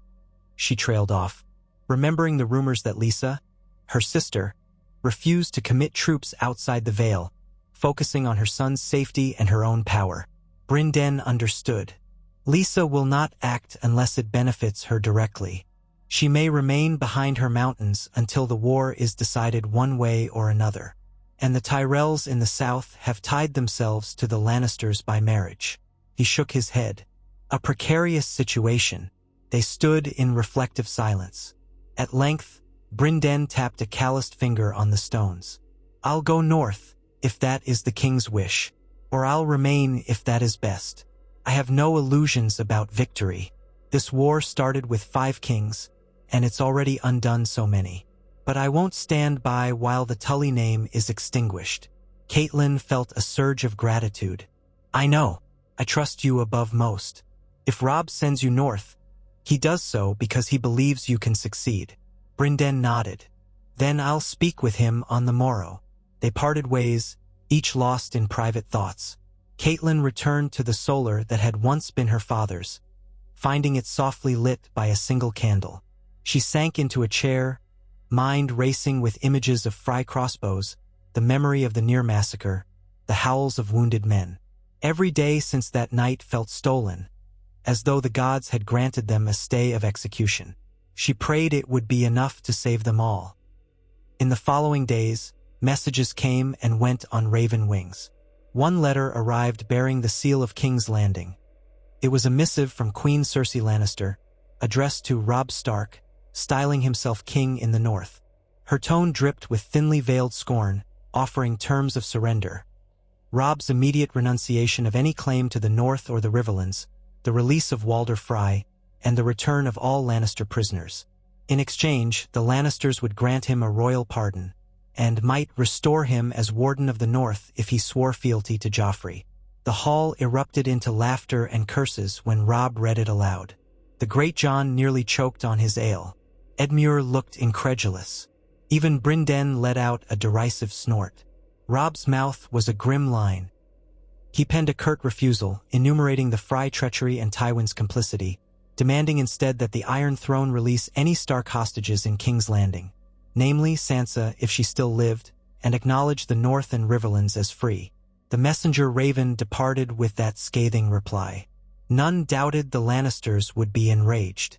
Around that time, a band of Northmen arrived at Riverrun, survivors of earlier battles who had been scrounging for supplies and men to lead them. Their leader was a grizzled warrior by the name of Galbart Glover. He had escaped from the western forays, losing half his men to a Lannister ambush. His arrival lent Robb some renewed hope. The Glovers hailed from Deepwood Motte, that portion of the north overrun by the Ironborn. Their presence reminded everyone how the north still bled under invaders' heels. Galbart Glover knelt before Robb in the Great Hall. "Your Grace, I beg you, lead us north or send an army to reclaim our homes. My family's seat is lost. My people scatter in the woods, hiding from Ironborn raiders. We need your might." Robb looked deeply troubled. "I want to free Deepwood Motte, just as I wish to free Moat Cailin and Winterfell. But we cannot do it all at once, with Tywin Lannister at our gates. I may soon send a strong force north to retake Moat Cailin, to open the road. Once the moat is ours, we can press deeper to relieve your lands." Glover bowed his head in acceptance, though the lines of suffering in his face did not ease. "We will follow your word, Your Grace." After that meeting, Robb held a council. Brynden, Edmure, Galbart Glover, the Great John, and Catelyn attended, along with a few trusted knights. The plan took shape. A portion of their host, large enough to manage a siege but not so large as to cripple Riverrun's defense, would march north under Brynden's command. They would move swiftly, hopefully crossing the neck through paths that avoided confrontation with any Lannister or Frey sympathizers. If successful, they'd catch the Ironborn at Moat Cailin by surprise. Catelyn watched Robb's face as he gave these orders. There was no brashness in him now, no youthful arrogance. He was older than his years, weighed down by wariness and tempered by the near disaster at the Twins. She prayed that this time, caution and cunning would prevail. On the eve of Brynden's departure, a hush fell upon Riverrun. The men readied their weapons and sharpened their swords, tested their horses, said their farewells. Through the corridors, the clang of steel and the smell of oiled leather drifted like an undercurrent of tension. Catelyn found Brynden in the armory, inspecting a pair of daggers. His expression was calm, though she knew him well enough to sense the coil of nerves within. "You'll be careful," she said, voice hushed. "The neck is dangerous, and the Ironborn won't yield easily." He secured the daggers at his belt. "Careful, yes, but bold when needed. I've chosen men I trust. Glover is coming, along with several seasoned captains. And we have outriders who know some of the Crannogman ways. Not as well as the Reeds themselves, but well enough to avoid pitfalls." She swallowed, her worry spiking. "Still, I wish you had more men, more supplies. And I fear Tywin might notice your absence and strike at us." "Robb has enough to hold Riverrun," Brynden said. "And Edmure is no fool when it comes to defending these walls. I promise you, Cat, we'll do all in our power to succeed." She forced a smile. "I know you will. The gods be with you." He gave a curt nod and placed a hand briefly on her shoulder. "Look after Robb. He bears a heavier crown than anyone ought to at his age." At dawn, the gates swung open, and the northern host under Brynden Tully rode forth. Robb stood on the battlements, flanked by Catelyn and Edmure, watching the column snake across the bridge. Banners fluttered in the chill wind. The red and blue trout of House Tully, the dire wolf of House Stark, the mailed fist of House Glover. Spearmen, mounted knights, archers. Not a grand host compared to the early days of the war, but enough to attempt their mission. Catelyn's heart clenched as she saw them fade into the morning mist, heading north. If they succeeded, the moat might fall quickly, and the northern road might open. If they failed, but she tried not to dwell on that. One day at a time, one step forward. In the weeks that followed, Riverrun braced for a possible Lannister advance. Scouts roamed to the edges of the Riverlands, sending back reports. Small skirmishes flared up near the Red Fork, where Lannister outriders tested the Tully defenses. Each time, Robb dispatched cavalry or bowmen to drive them off. The men returned with minor victories, but the sense of a larger storm brewing never subsided. Tywin was waiting for something or someone to tip the balance. Meanwhile, Walder Frey languished in the dungeons, hurling curses at his jailers and ranting about vengeance. A few of his grandsons remained imprisoned in the tower cells above, awaiting trial or negotiation. Some of them tried to plead ignorance, claiming they had nothing to do with the betrayal. Robb spared them for the moment, uncertain of the political cost in executing so many of House Frey's line. They were hostages, if nothing else. Catelyn busied herself with the daily tasks of rulership, often standing in for Edmure when he needed rest for his leg, or assisting Robb with correspondence. She knew she had no official role in this war council, yet she carried the memory of Ned's wisdom, her father's counsel, and the fervent desire to keep her family alive. That was enough to keep her going. One afternoon, when the sky hung low and sullen, a new messenger arrived at Riverrun. He claimed to carry word from the Stormlands. This piqued everyone's interest, for the Stormlands had grown quiet since the death of Renly Baratheon. The messenger was a wiry man, dust-coated from hard riding. He bore a sealed letter with the stag sigil, though not the crowned stag of the Baratheons. The letter, opened by Robb in the presence of his lords, proved puzzling. It spoke of remnants of Renly's allies possibly reforming, or at least seeking a new cause. The letter was vague, referencing a possible approach to ally with the king in the north in defiance of the Lannisters. But it offered no clear leadership name. "Is this a trick?" Edmure asked warily. "Some ploy by Tywin to lure us into complacency?" Robb handed the letter to Catelyn, who read it carefully.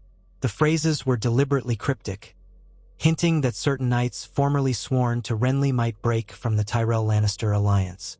There was a mention of nights growing darker, the realm in need of a just king, but no signatures beyond a single moniker, Ser T. The messenger bowed low. "I know little, my lords. I was paid to ride from the Stormlands to the Riverlands, nothing more. I was told to place the letter in King Robb's hand if I could." Robb studied the man's face. "Did you meet these knights?" "No, sire. Only a hooded man who gave me gold." A murmur spread among the gathered lords. Some he guessed it might be a trap. Others wondered if the Stormlands truly housed a faction discontented with the Lannister rule. The Great John scoffed loudly. "We can't count on Southern friends. They've all bent the knee to the lion or the rose." Catelyn found herself recalling how Renly's banner had once been a beacon of hope. Though the Tyrells had joined Joffrey after Renly's demise, not all of Renly's supporters would have done so gladly. "We should not dismiss it outright," she said. "But nor should we be blind. If there is a chance to sow discord in the Lannister ranks, it may help." Robb nodded thoughtfully. "We'll see if a second letter arrives, or if we can find a way to make contact through our own riders. For now, let us remain cautious." They granted the messenger a place to rest for a few nights. Then Robb sent him away with a polite refusal to commit. The man rode off into the gloom, leaving behind more questions than answers. Soon after, a raven arrived from the Neck, with tidings from Brynden Tully's expedition. He had reached the swamps near Moat Cailin and was preparing for a siege. The Ironborn garrison inside the ruins was small but well entrenched behind the old fortress walls. "We have the advantage of numbers," Bryndon's letter said, "but they have the advantage of position. Reinforcements from the Iron Islands are unlikely, given the chaos of Euron's succession. I expect to breach the moat, though it may cost us dear." Robb read this missive aloud in the Great Hall. A somber hope flickered among the men. If the moat fell, it would be a major victory, the first step in reclaiming the North. But Bryndon's warning that it might come at a high price hung over them. Robb wasted no time instructing the maester to send another raven, urging Brynden to remain cautious and offering what advice he could on blockade tactics. Catelyn kept a silent prayer in her heart for the Blackfish's success. Too many battles had turned sour these past months. She dared to imagine the day when the moat was in Stark hands once more, the day when they could truly call themselves guardians of the North. But Tywin Lannister would not sit idle forever. And indeed, the next blow came unexpectedly. Scouts arrived near dusk one day, breathless and dust-streaked. They gasped out that the main Lannister host had left Harrenhal and was marching north, or at least north-northeast, in a wide sweep across the Riverlands. The implications were grim. If Tywin reached the twins first, he might attempt to cross the Trident using any Frey loyalists who remained or by simply smashing through. Even though the Freys had been decimated, the crossing itself was still valuable. Or Tywin might angle toward Riverrun, pinning Robb's reduced forces in a siege. Robb called his war council immediately, summoning every available lord. By torchlight, they gathered around the great oak table in Riverrun's hall, poring over maps. Anxiety crackled in the air, for if Tywin advanced in force, Riverrun would be heavily outnumbered. Bryndon's absence weighed on them. "How many men does Tywin command? Do we know?" Robb asked the scout. "At least 15,000, your grace, though the rumors say more are assembling behind him." The Great John let out a growl. "He outnumbers us at least 2-1, then."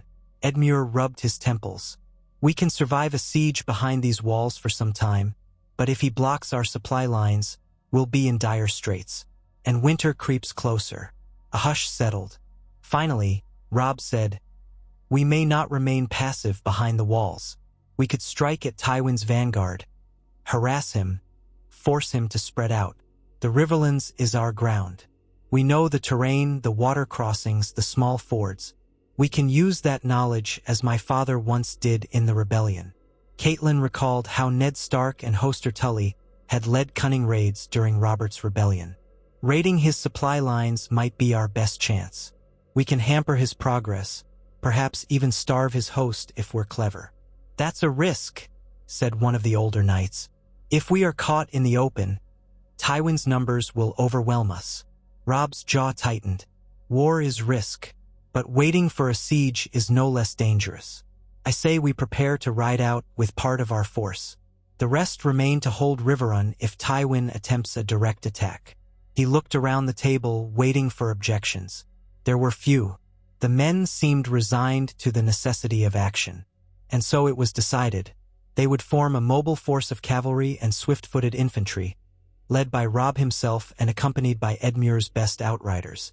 They would sabotage roads, burn bridges if need be, strike at Tywin's baggage trains and outriders, then fall back to secondary defensive lines. Riverrun's garrison, commanded by those who remained, would brace for a potential siege. It was a bold plan, one that risked open confrontation, but if it worked, it might blunt Tywin's momentum. Preparations began at once. Horses were readied, arms inspected.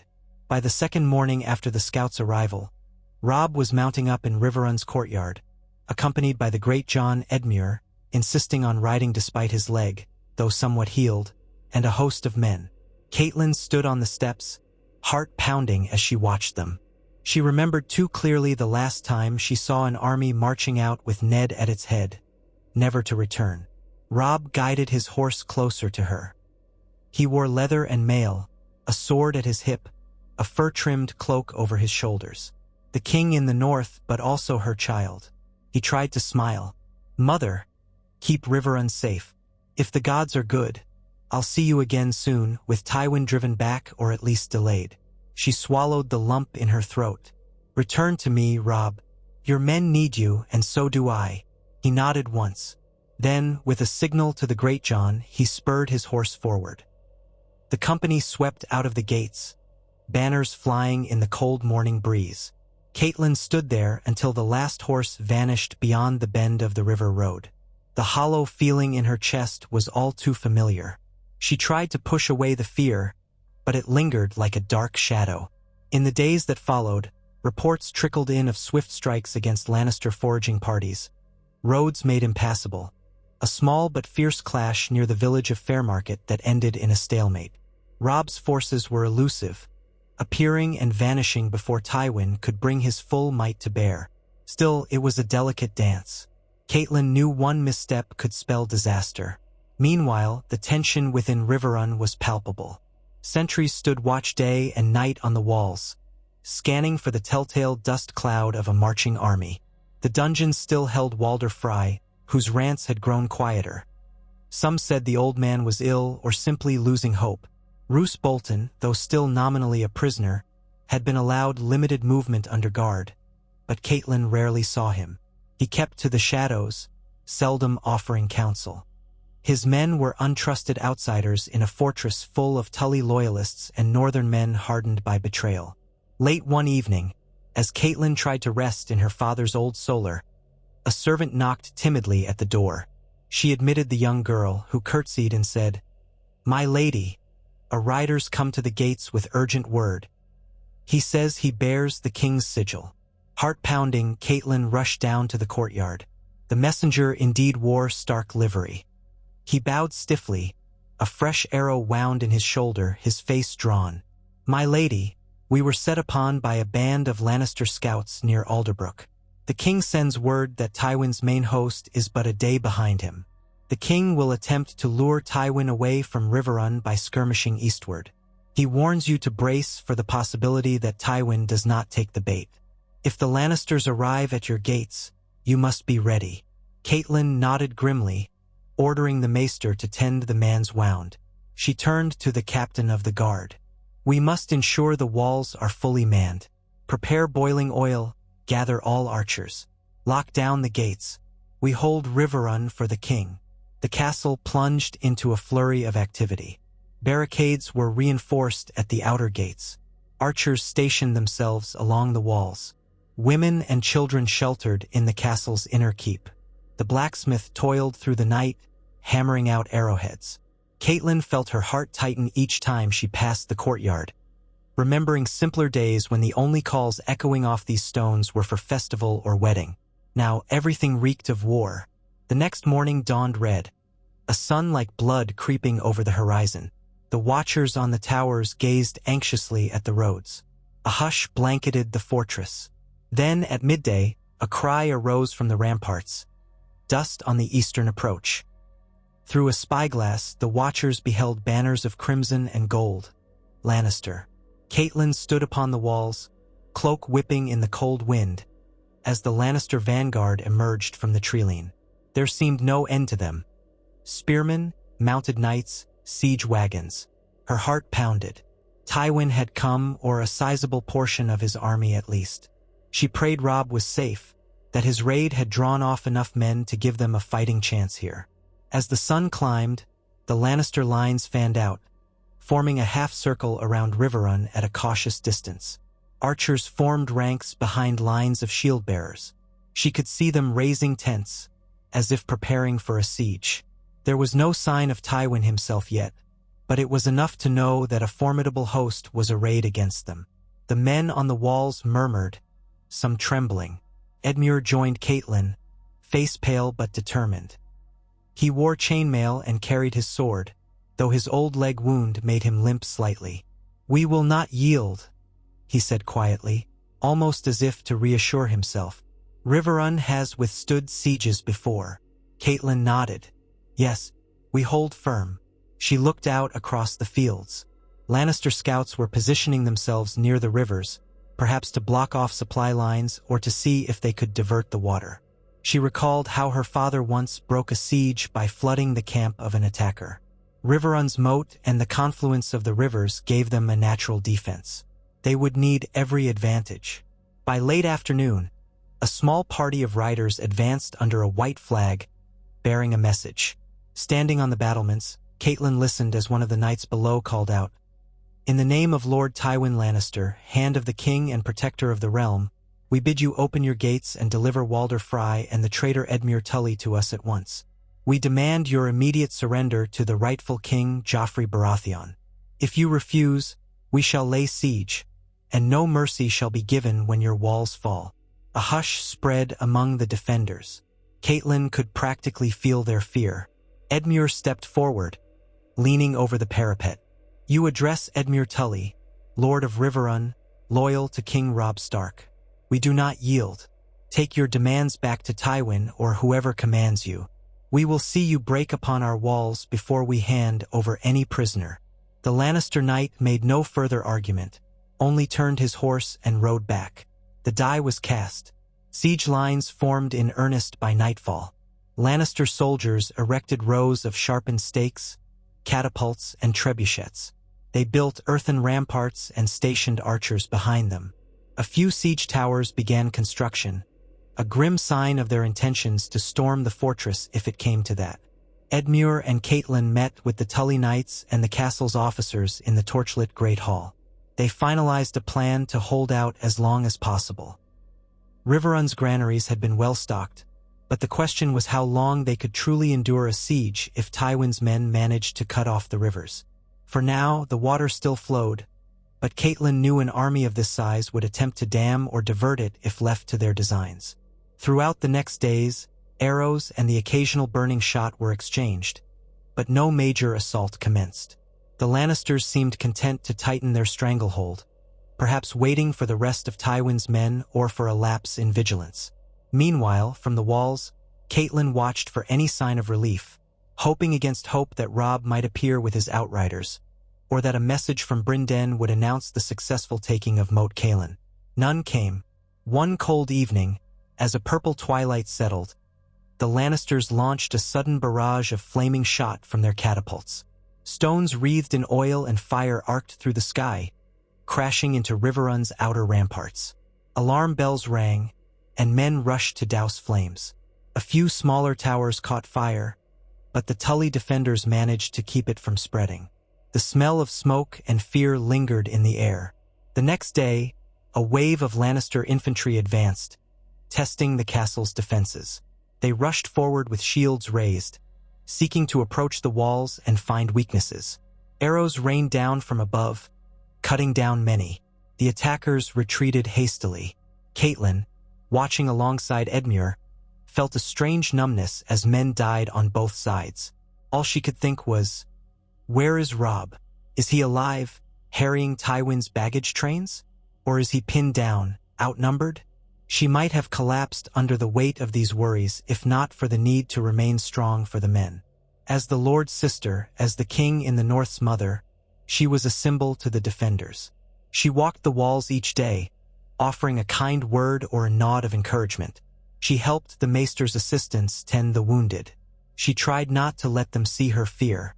On the fourth day of the siege, a horn blew across the Lannister lines.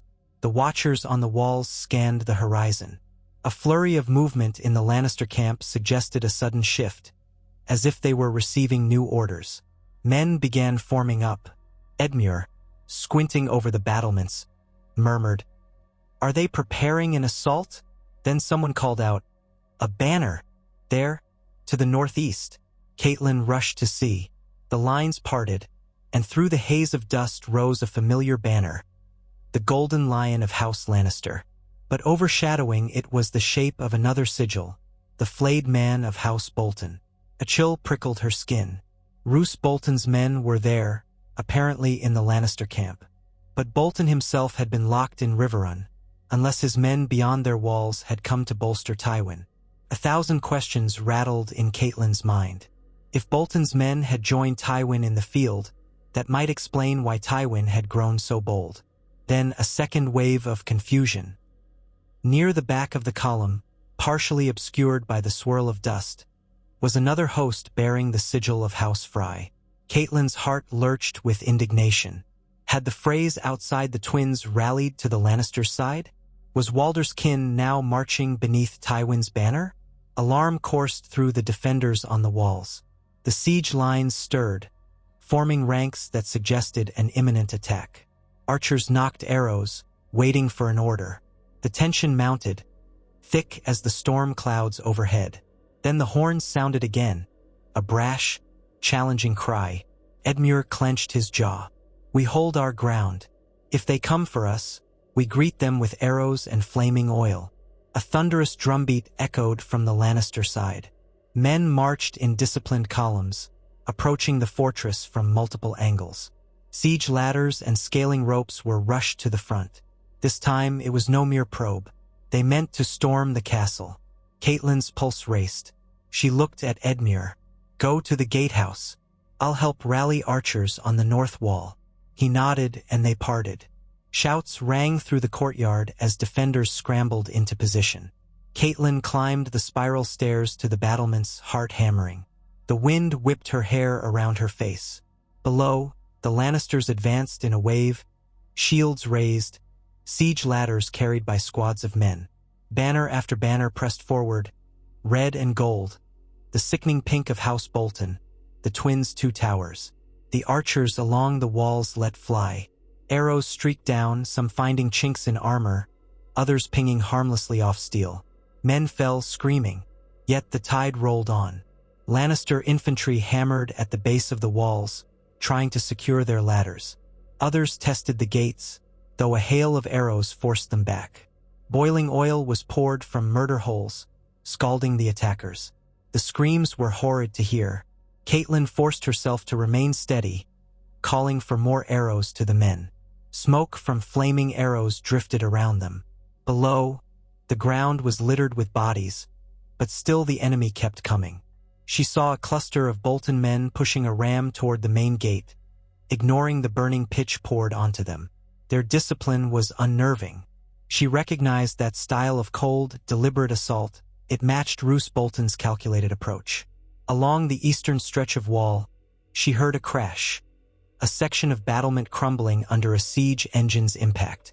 Lannister men rushed forward, but Tully spearmen stood to defend the breach. Steel clashed on steel, echoing in the smoky air. Catelyn moved along the ramparts, shouting encouragement, eyes stinging from the acrid mix of smoke and sweat.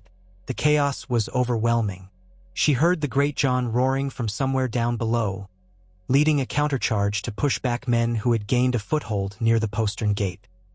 When a ladder slammed against the wall below her, she seized a spear from a nearby guard and thrust downward, knocking the first climber off. The second jabbed at her with a short sword. She barely twisted aside in time, heart pounding so loud she could hardly think. A Tully archer next to her kicked the ladder, dislodging it. Men tumbled back in a tangle of limbs and shrieks. The battle raged for what felt like hours, though it might have been only a fraction of that. Blood ran down the stones, and the courtyard echoed with desperate cries. At times, Catelyn could hardly see through the thick haze of arrows and smoke. But the defenders of Riverrun were seasoned, fueled by the knowledge that surrender meant certain doom. They fought with a ferocity born of cornered beasts. Gradually, the Lannister onslaught began to falter, battered by arrow fire and the strong, well-designed walls. The rams could not breach the gates before they were set aflame by defenders lobbing pitch and torches. Scaling attempts were met with lethal resistance. More siege towers were still under construction in the rear, but they could not be brought forward swiftly enough to capitalize on any breach. As dusk approached, the horns sounded a retreat. The Lannister lines pulled back, dragging their dead and wounded away. A ragged cheer rose from the walls of Riverrun, though it was tinged with exhaustion and heartbreak. The defenders had held off the assault, at least for now. Catelyn slumped against the battlements, breathing hard. Her arms ached from wielding a spear. She felt spattered with blood that wasn't hers. Her dress was torn at the sleeve. Down in the courtyard, Edmure was emerging from behind the gatehouse, limping, supported by 2 guards. He was alive, but bleeding from a shallow cut on his shoulder. Men groaned on stretchers, some burned by oil, others pierced by arrows. It was a costly victory. They had repelled the first major attack, but the Lannisters would try again, and soon. Catelyn felt dread coil in her stomach. How many assaults could they withstand before the walls gave way? And what if Robb could not disrupt Tywin's plans, or if Tywin simply had more men to throw at them? That night, as the defenders struggled to repair damage to the walls and care for the wounded, an urgent shout came from a sentry in the eastern tower. Riders approaching. Fearing a renewed Lannister attack, men rushed to the parapets. But the watchers soon realized it was a single rider under a peace banner, galloping at speed toward Riverrun's gate. He carried a torch, brandishing it overhead so he would not be felled by arrows. The gate guards admitted him, and a small crowd gathered. Catelyn arrived, breath heaving from running down the steps. She recognized the man as one of Robb's outriders. His horse near collapse from exhaustion, flecked with foam. The rider half slid from the saddle, kneeling in the mud. "My lady," he gasped, "I bring word from King Robb. He is on the rise to the east, less than an hour's ride behind me, and he's not alone." Murmurs ran through the assembled men. Catelyn's heart leapt. Robb is coming? With how many? The outrider, still panting, managed a grin. "Thousands, my lady. The king in the north rides with a portion of the river lords. He outmaneuvered Tywin's rearguard, lured them away, and broke through.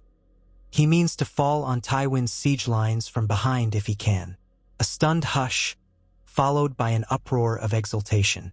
Could it be that Robb's plan had worked, that he had succeeded in dividing Tywin's forces or slipping around them? Catelyn felt tears prick her eyes, tears of intense relief. Quickly, the castle stirred to life. They might not be alone in this battle come morning. If Robb truly had thousands with him, a counterattack on the besiegers might be possible. The Great John, bruised from the day's fight, roared with laughter. That's our king, striking from the flank like a young wolf indeed. Edmure, leaning against the gatehouse, managed a pained smile. We must hold on, just a bit longer, to give Robb the chance to strike. Torches flickered across the walls as the defenders peered into the darkness. Hours stretched into the dead of night, tension so thick it was hard to breathe.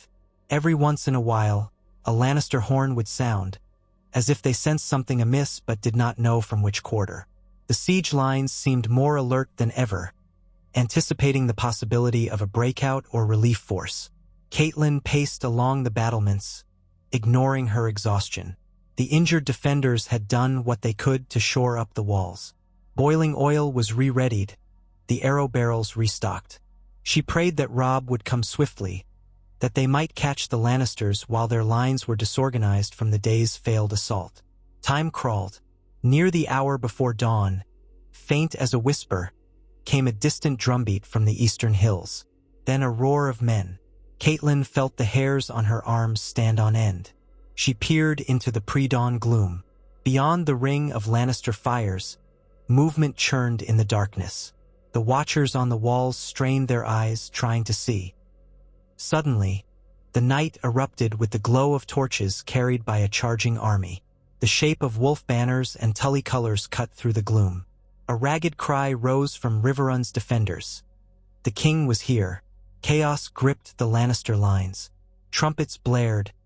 Men stumbled to form ranks, but in the half-light, confusion reigned. Robb's cavalry smashed into the rear of the enemy camp, slashing tents, stampeding horses. The defenders on Riverrun's walls seized their chance. Arrows flew, and the Great John led a sortie through the gates, crashing into the besiegers from the front. Catelyn watched, heart pounding, as the Lannister host buckled under the sudden two-pronged assault. The dryness in her mouth gave way to exultation. She glimpsed Robb himself, astride a gray stallion, his sword gleaming in torchlight as he led a wedge of mounted men through the confused Lannisters. Edmure, ignoring his injuries, directed a contingent of spearmen from the gates, while archers rained shafts on any who tried to rally. The battle spilled across fields drenched in mud. Lannister knights tried to regroup, forming small circles of resistance, but the combined might of the newly arrived Northern cavalry and Riverrun's defenders pressing from inside the castle was too much. Some Lannisters fought with dogged loyalty, while others threw down their arms and fled. The lines dissolved into scattered pockets of fighting. Within an hour, the Lannister siege was in tatters. Siege towers lay half-finished or burning, war machines abandoned. A group of Bolton men attempted to rally near the southwestern approach, but a column of Umbers and Tully knights rode them down, leaving no quarter. Dawn broke pink over a battlefield strewn with the dead and dying. The moans of the wounded mingled with the smell of smoke and blood.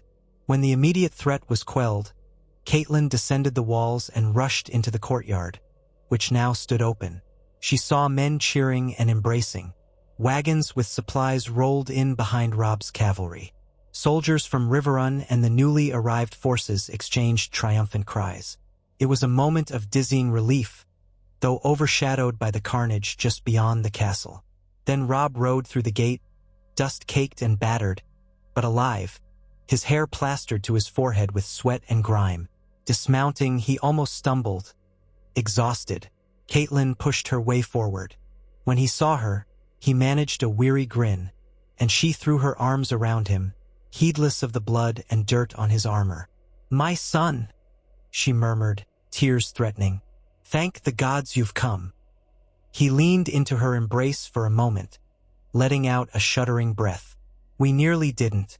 Tywin's outriders dogged us, but we slipped them in the night, circled around, forced a crossing over the Red Fork. The Great John arrived, blood-spattered and grinning, pounding Robb on the back. King in the north. You had them running like scared hares.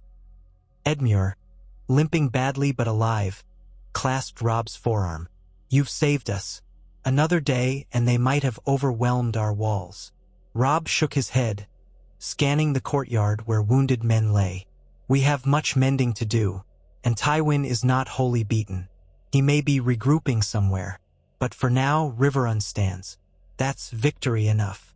They found a moment's respite in the battered Great Hall.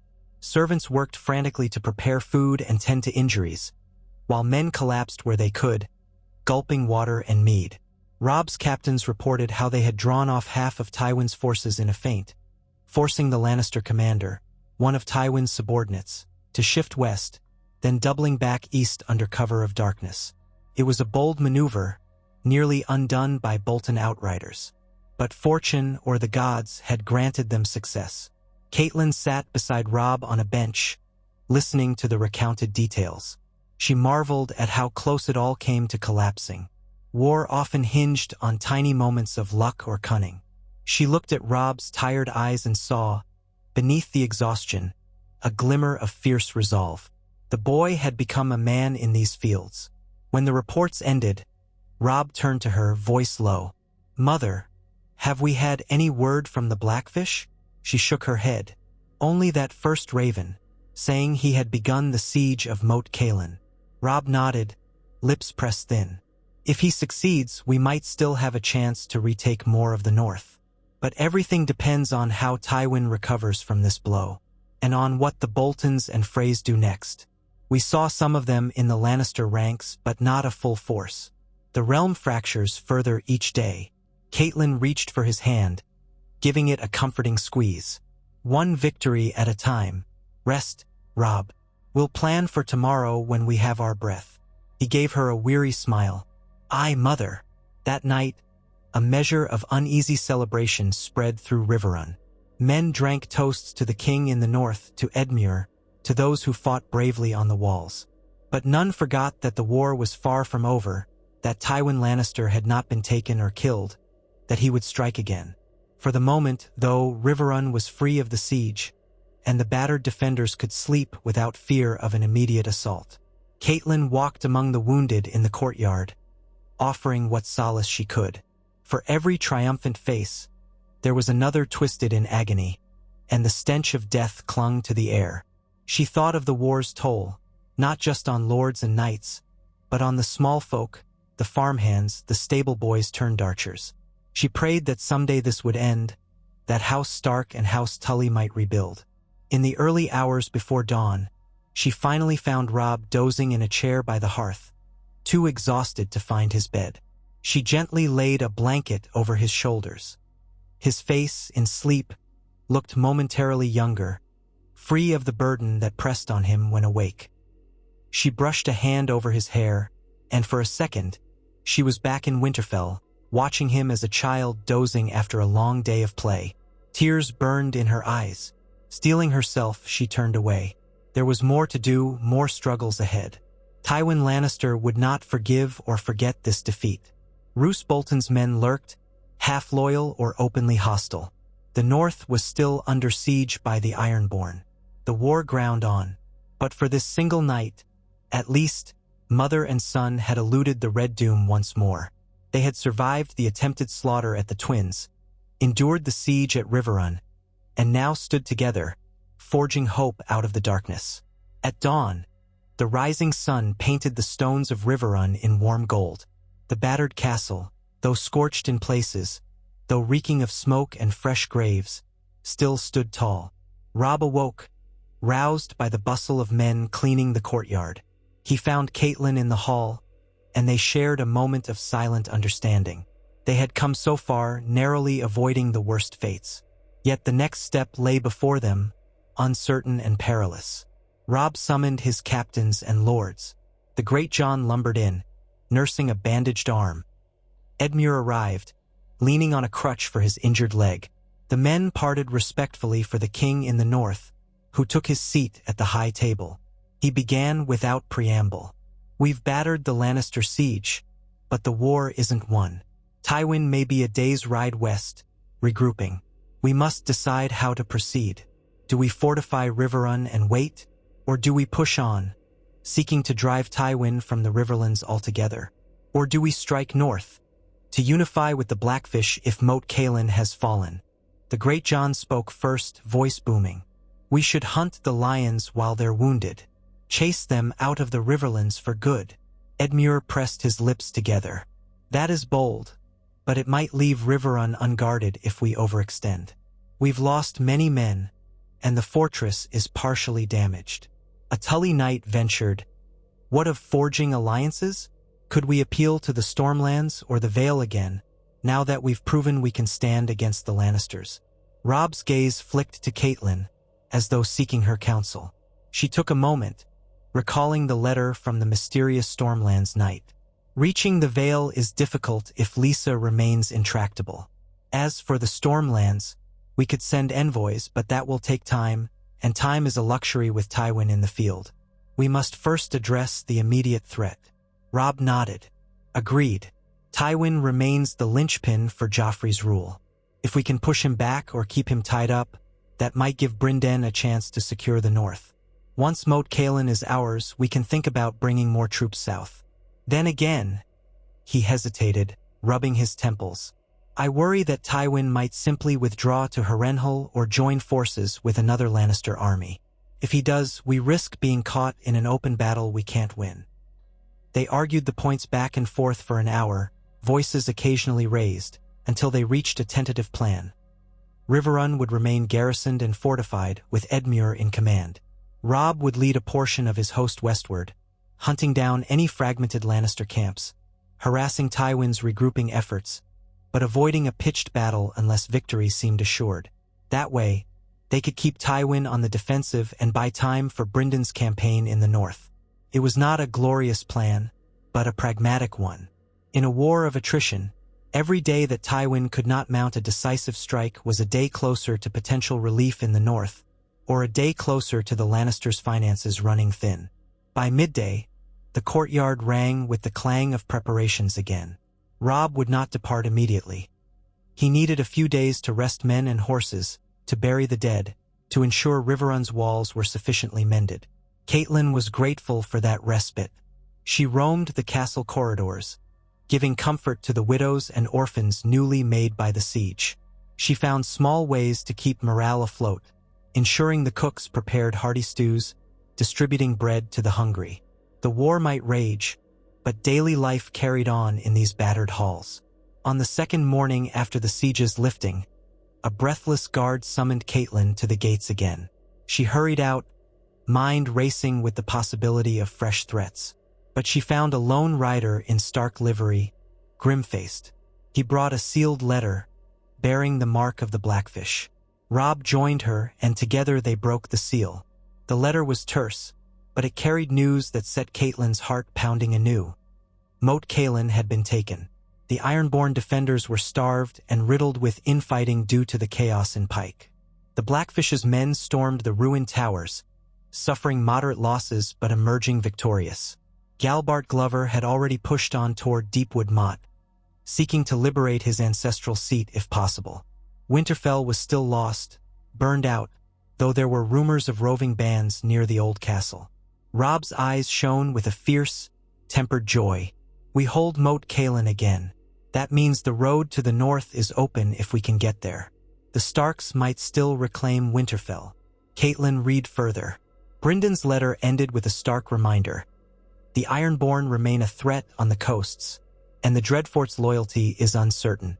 Roose Bolton's men might fight for or against us, we cannot be sure. Proceed with caution. Still, to reclaim Moat Catelyn after so long was a profound victory, one that could rally the scattered northern lords. Catelyn saw the effect it had on Robb's men. A renewed vigor, a sense that they were no longer on the back foot. They had survived the twins, rebuffed the Lannisters at Riverrun, and retaken a key stronghold in the north. The war was far from won, but the tide, perhaps, was shifting. That evening, a modest feast was held in the hall to celebrate. Pies and roasted fowl were served, the best that the cooks could manage. The Great John led bawdy songs, thumping the table. Even Edmure smiled despite his bandages. Robb refrained from drinking heavily. He seemed determined to keep a clear head, but he acknowledged each toast with a quiet nod. Catelyn saw in him a guarded optimism, as if he feared that joy would tempt the gods to snatch it away. In the days that followed, the battered realm around them continued to reel from the war's toll. Refugees from burnt farms arrived, seeking shelter. Robb and Edmure did what they could, opening Riverrun's gates to the desperate, but the stores of food began to show strain. Winter was indeed coming. If they did not secure a stable peace, or find a way to end this war, thousands might starve. Even amid these troubles, Catelyn felt a flicker of hope. They had a chance, a true chance, to outmaneuver Tywin and perhaps reclaim the north. The unstoppable momentum of the Lannisters had been blunted, their ambush at the Twins foiled, their siege at Riverrun broken. Now, if Brynden could solidify northern support, if the Riverlords held firm, if the realm of the Stormlands truly harbored dissent against Joffrey, so many ifs, and yet each one a thread that might be woven into victory. Catelyn found Robb in the solar late one night, hunched over maps by candlelight. "You should rest," she admonished gently. He looked up with tired eyes. "Soon, mother. I was thinking about letters we might send to White Harbor. House Manderley might be stirred to rise again, now that Moat Cailin is ours. If we can coax them to send ships to harass the Ironborn or the Lannisters, that could shift the balance further." She came to stand beside him, resting a hand on his shoulder. "We'll send the letters on the morrow. You've done enough for one day." He exhaled and rubbed his neck. "You're right." He set aside the quill. "Mother, do you think Father would be proud of how I'm leading this war? I've made mistakes. I broke a vow, I lost men. But I'm trying to see it through with honor. Is it enough?" His voice cracked slightly, a glimpse of the boy he once was. Catelyn's throat tightened. She recalled Ned's gentle strength, his quiet sense of justice. "I believe he would understand, Robb. War forces choices upon us that we never wanted. You have done your best to protect your people, to right the wrongs done to our family. No man is perfect, not even your father, but your father's love for you was absolute. He would see your courage. Yes, I think he would be proud." Robb nodded, blinking back emotion. He rose and embraced her. For a moment, they were simply mother and son again, holding each other in the flickering candlelight, trying not to think of the next battle or the next betrayal. Outside the window, the night sky glimmered with stars. The rivers flowed around Riverrun's walls, carrying away the blood of the fallen. Yet within the fortress, a fragile sense of possibility lingered. House Stark and House Tully, battered but unbroken, had weathered the red wedding that almost was. They had outlived Walder Frey's treachery. The war continued, with new perils and fresh heartbreaks waiting just beyond the horizon. But for now, for this night, they had held. Robb was alive, Catelyn was by his side, and the North had not forgotten them. The wolves and the trout still swam upstream against the current, forging their destiny one victory at a time.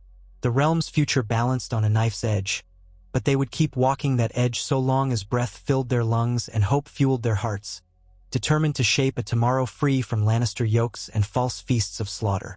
They had avoided the Red Wedding's doom. Perhaps that alone was a sign the gods had not abandoned them.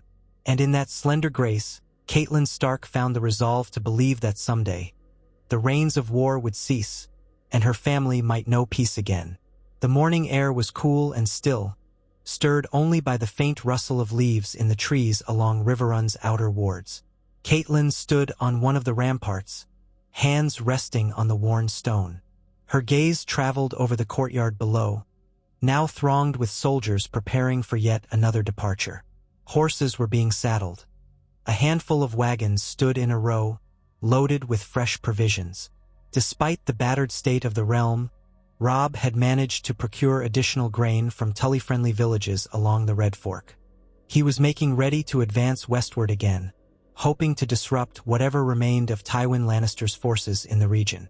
Riverrun had not fully recovered from the siege.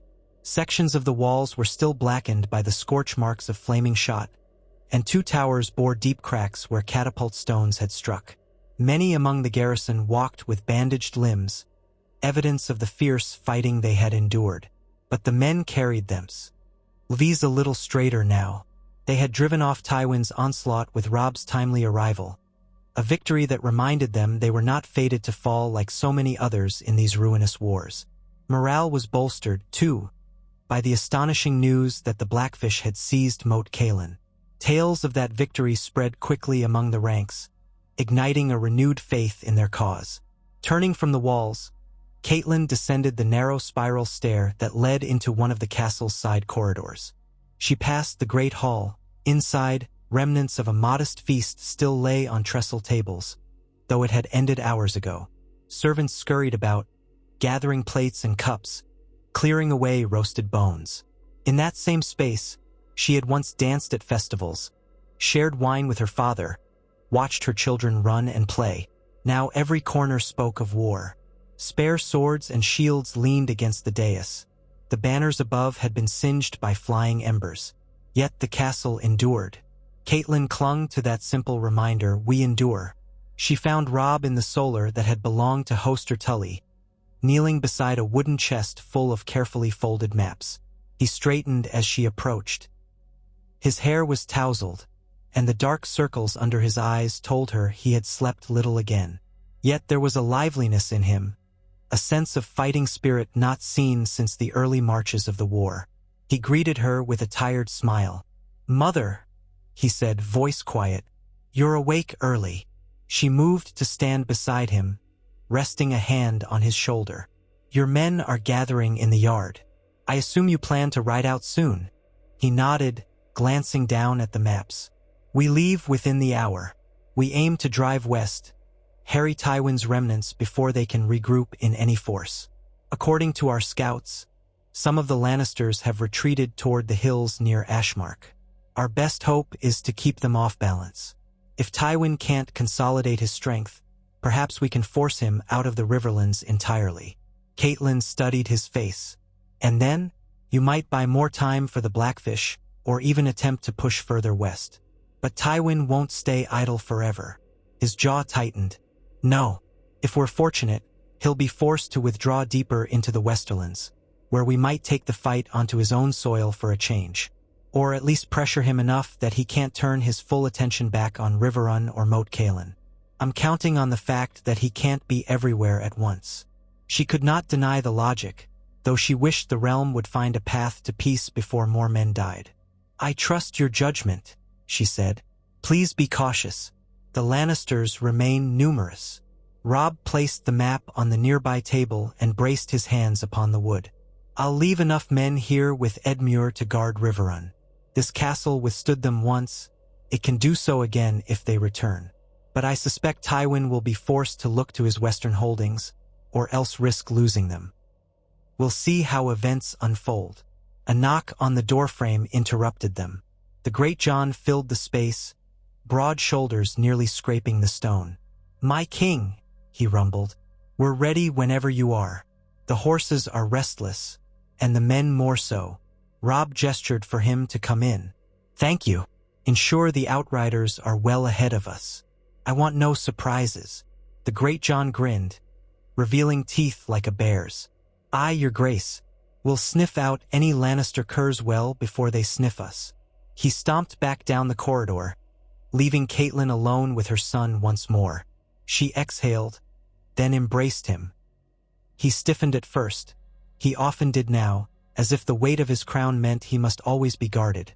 But he eased into the embrace, resting his chin against her hair. She felt how tense he was, how the burdens of kingship had hardened him. "Come back alive," she whispered. "I'll do my best," Robb said softly, then pulled away. He gathered the map, rolling it and tucking it beneath his arm. They left the solar together, striding out into the courtyard amid the bustle of men and horses. Edmure stood by the gate, leaning on his crutch, but determined to see the departure. His face carried a faint flush, as though he resented having to remain behind. When he spotted Robb, he inclined his head. "We'll keep Riverrun secure, Your Grace. Focus on the fighting." Robb clasped Edmure's forearm. "I have no doubt, Uncle. I only wish your leg was healed enough to ride with us." Edmure's grimace betrayed a mix of relief and disappointment. "So do I, but at least I can handle the castle's defenses. This is my home, after all." He tapped the crutch lightly on the cobblestones. "Fare you well, Robb."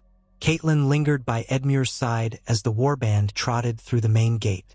The Great John led a vanguard of mounted lancers, their banners snapping.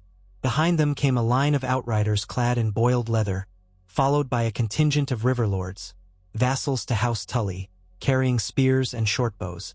Then Robb himself rode at the head of a column of Stark men, the direwolf standard fluttering near him. The sight stirred a fierce pride in Catelyn, tinged with dread. She raised a hand to wave as he disappeared beyond the walls, into the broad world of war once again. When the gates shut behind them, the courtyard felt emptier. Edmure, noticing her subdued demeanor, offered a small smile. "He'll be all right, Cat. The boy's clever, too clever for his own good, maybe. He's already outmaneuvered Tywin once." She nodded, though her worry remained. "I pray you're right." They passed the afternoon in anxious work.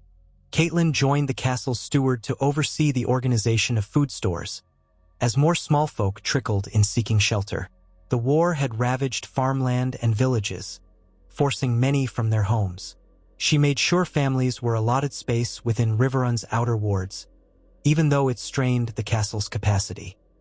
Their plight reminded her of Winterfell's tradition. In times of hardship, the gates opened to the small folk. Ned had taught her that a lord's duty was to his people, not merely to his own ambition. By evening, the sky had turned a bruised purple, and faint thunder growled to the south. She dined with Edmure, taking only a little bread and salt fish. Neither had much appetite. Servants passed by, refilling cups of watered wine, while a small group of Tully men reported minor repairs on the southwestern tower. The mood in the hall was subdued. With Robb gone, many worried that the Lannisters might soon return in force. But a day crept by, then two, and no sign of the Golden Lions appeared on the horizon.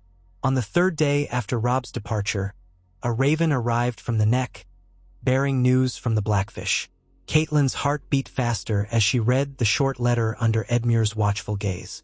Brynden reported that Moat Cailin was secure, though it required extensive repairs, and that a portion of the force had moved on toward Deepwood Motte. They sought to retake the stronghold from the Ironborn, who, weakened by Euron Greyjoy's uncertain regime, might yield ground. But the letter also carried a caution. Some of Bolton's men in the north had refused to join them, citing conflicting loyalties, and rumors abounded of roving sellswords that might have been quietly contracted by House Bolton. The Blackfish warned that Roose Bolton's duplicity was far from finished. Edmure let out a low whistle after Catelyn read the contents to him. The Boltons have always been a grim lot, but to ally with the Lannisters in any capacity is pure madness. The North won't soon forget or forgive that. Catelyn set the letter aside. Robb knows Bolton can't be trusted, but we still hold Roose himself under guard. Perhaps his men won't move openly so long as he's captive here. Yet I worry. The realm is so fractured. It feels as if one spark of betrayal could ignite chaos again. Edmure rubbed the back of his neck. We do what we can. If Brynden holds the moat, that's a powerful advantage for us. Perhaps we might even gather more northern houses to Robb's banner once they learn the moat is free. She nodded, allowing herself a morsel of hope. We'll send a reply, urging Brynden to keep us informed of any new developments. Meanwhile, we must hold strong here. If Tywin truly is in disarray, we might see an opportunity to bring the Riverlands some measure of peace. Yet as the days stretched on, no swift resolution arrived. Instead, the war continued in fits and starts, with scattered skirmishes reported in the western plains. Several ravens came and went, bearing contradictory tidings. Some said Tywin had fled back to Casterly Rock. Others claimed he marshaled a second host near the borders of the Reach. Robb's own messages were sparse and hurried. He recounted swift cavalry raids, small victories over Lannister outriders, and occasional forced marches to avoid a larger conflict. They were wearing Tywin down, but the game of cat and mouse had them constantly on the move. Catelyn walked Riverrun's halls like a restless spirit.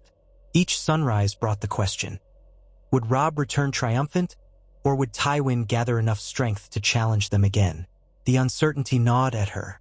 In unoccupied moments, her thoughts drifted to Sansa, presumably still held in King's Landing, and Arya, lost somewhere in the war-torn countryside.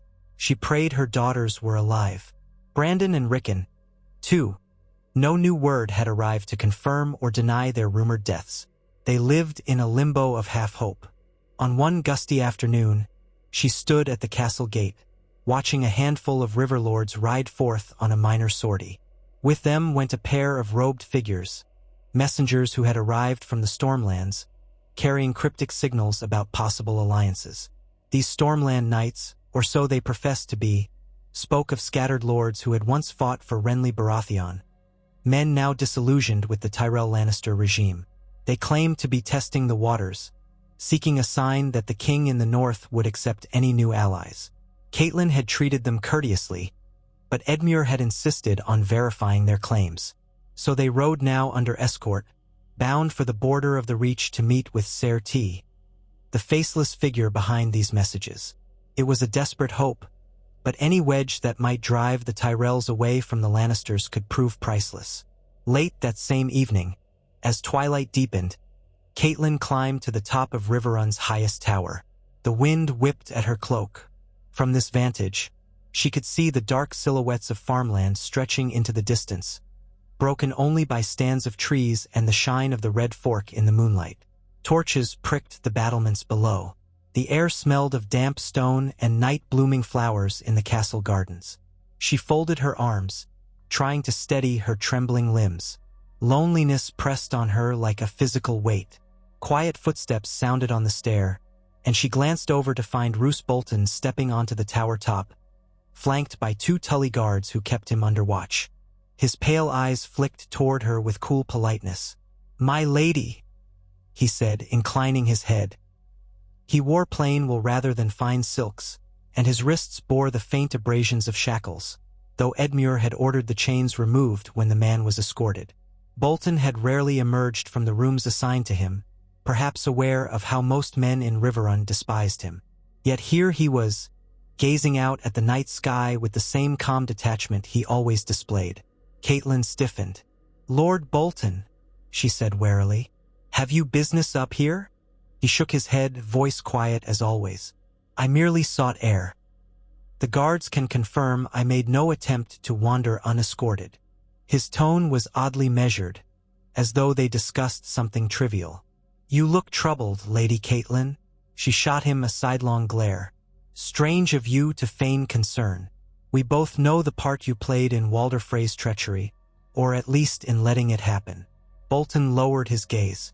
"I have never denied my inaction, yet that is not the same as orchestrating the slaughter." He paused, letting the wind ruffle the sparse hair at his temples. "You may believe me or not, but I have no love for the Freys, nor for Tywin.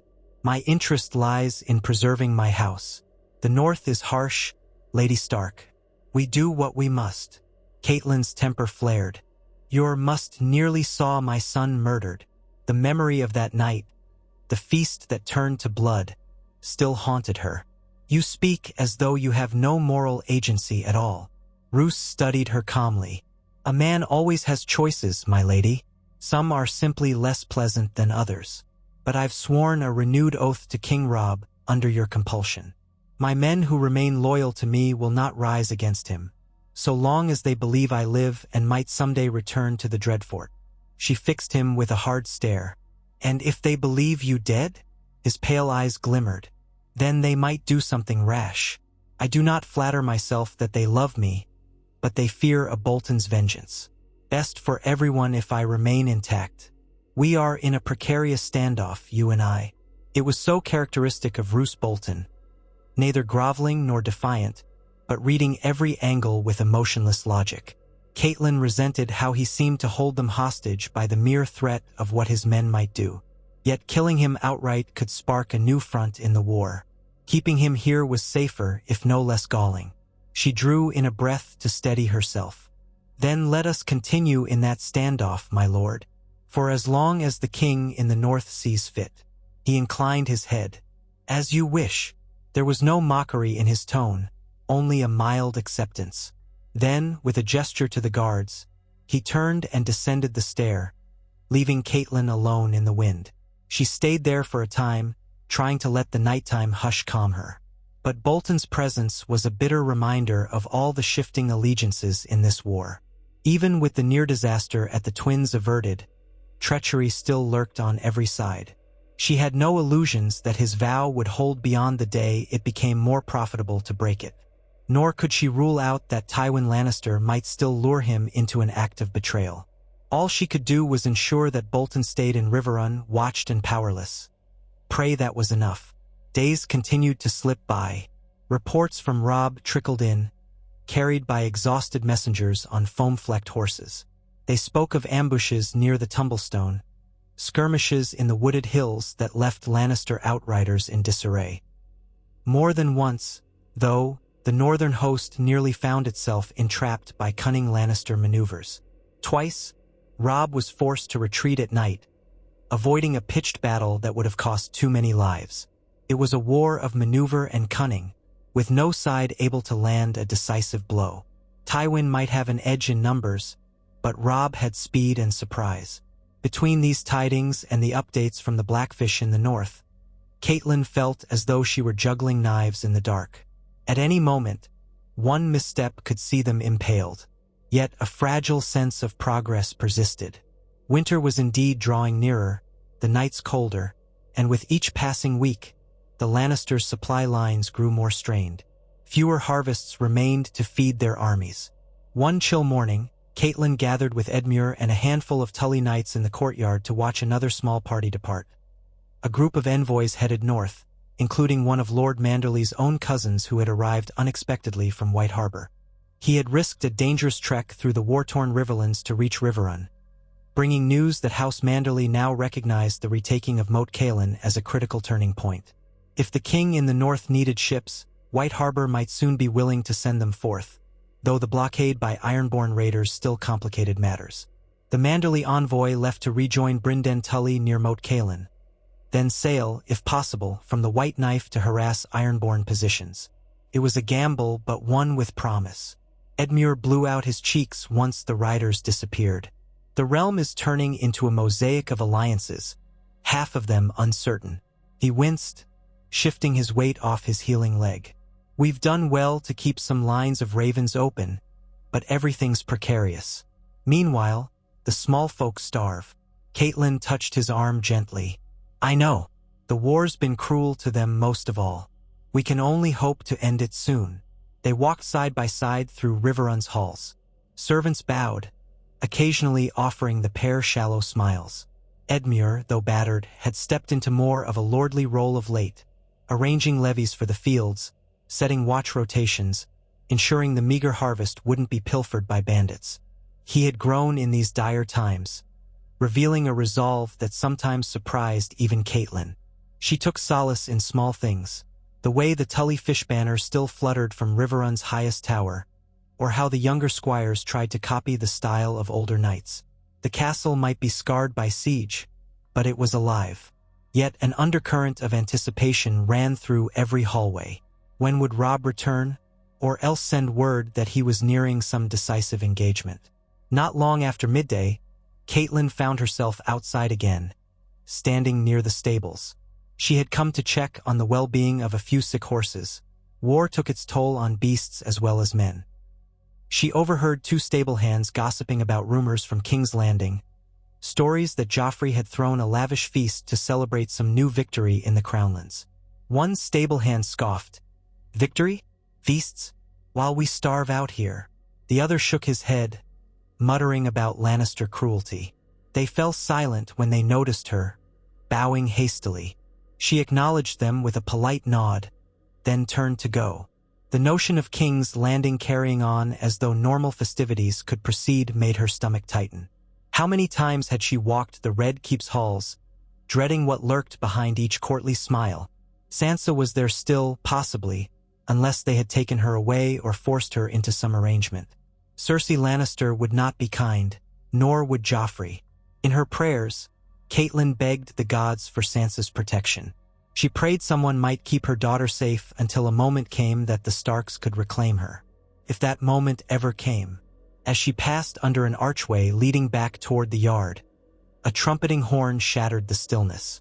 The note was urgent, cutting through the daily bustle. Catelyn tensed, spinning toward the gatehouse. Had Lannister scouts been sighted? Was there an attack? Hurriedly, she made her way to the walls. Guards peered over the battlements, craning to see who approached. A call rose up, "They fly the Stark banner." Another guard yelled, "They're carrying wounded." Catelyn's pulse hammered.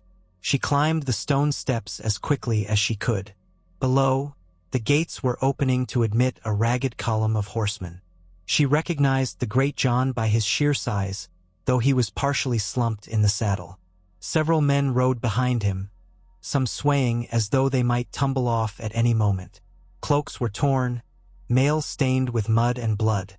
And then she saw Robb, near the center of the group, guiding his horse with one hand while the other arm hung at his side, wrapped in a rudimentary bandage. At the sight of him, relief warred with horror. She rushed down to the courtyard, heart in her throat. Stable boys scrambled to help the riders dismount. The Great John groaned as he lowered himself to the ground, favoring his left leg. He looked arrow, blearily, giving a half-hearted grin when he spotted Catelyn. "We're back," he said, exhaling heavily. Robb slid off his horse more gracefully, though he clearly guarded his injured arm. Catelyn hurried to his side, wanting to throw her arms around him but seeing the pain etched on his features. "Robb," she whispered, voice trembling. "My gods, what happened?" He tried to force a reassuring smile, though he was pale beneath the grime.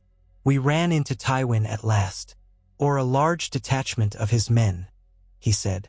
"We took them by surprise, but they had more cavalry than expected. We fought near a shallow ford. We inflicted heavy losses on them, but—" His gaze flicked over the battered survivors in the courtyard. "We paid a price too." Catelyn gently cupped his cheek. "You're hurt." He shook his head, though fresh blood stained the bandage. "It's a clean cut, the maester says.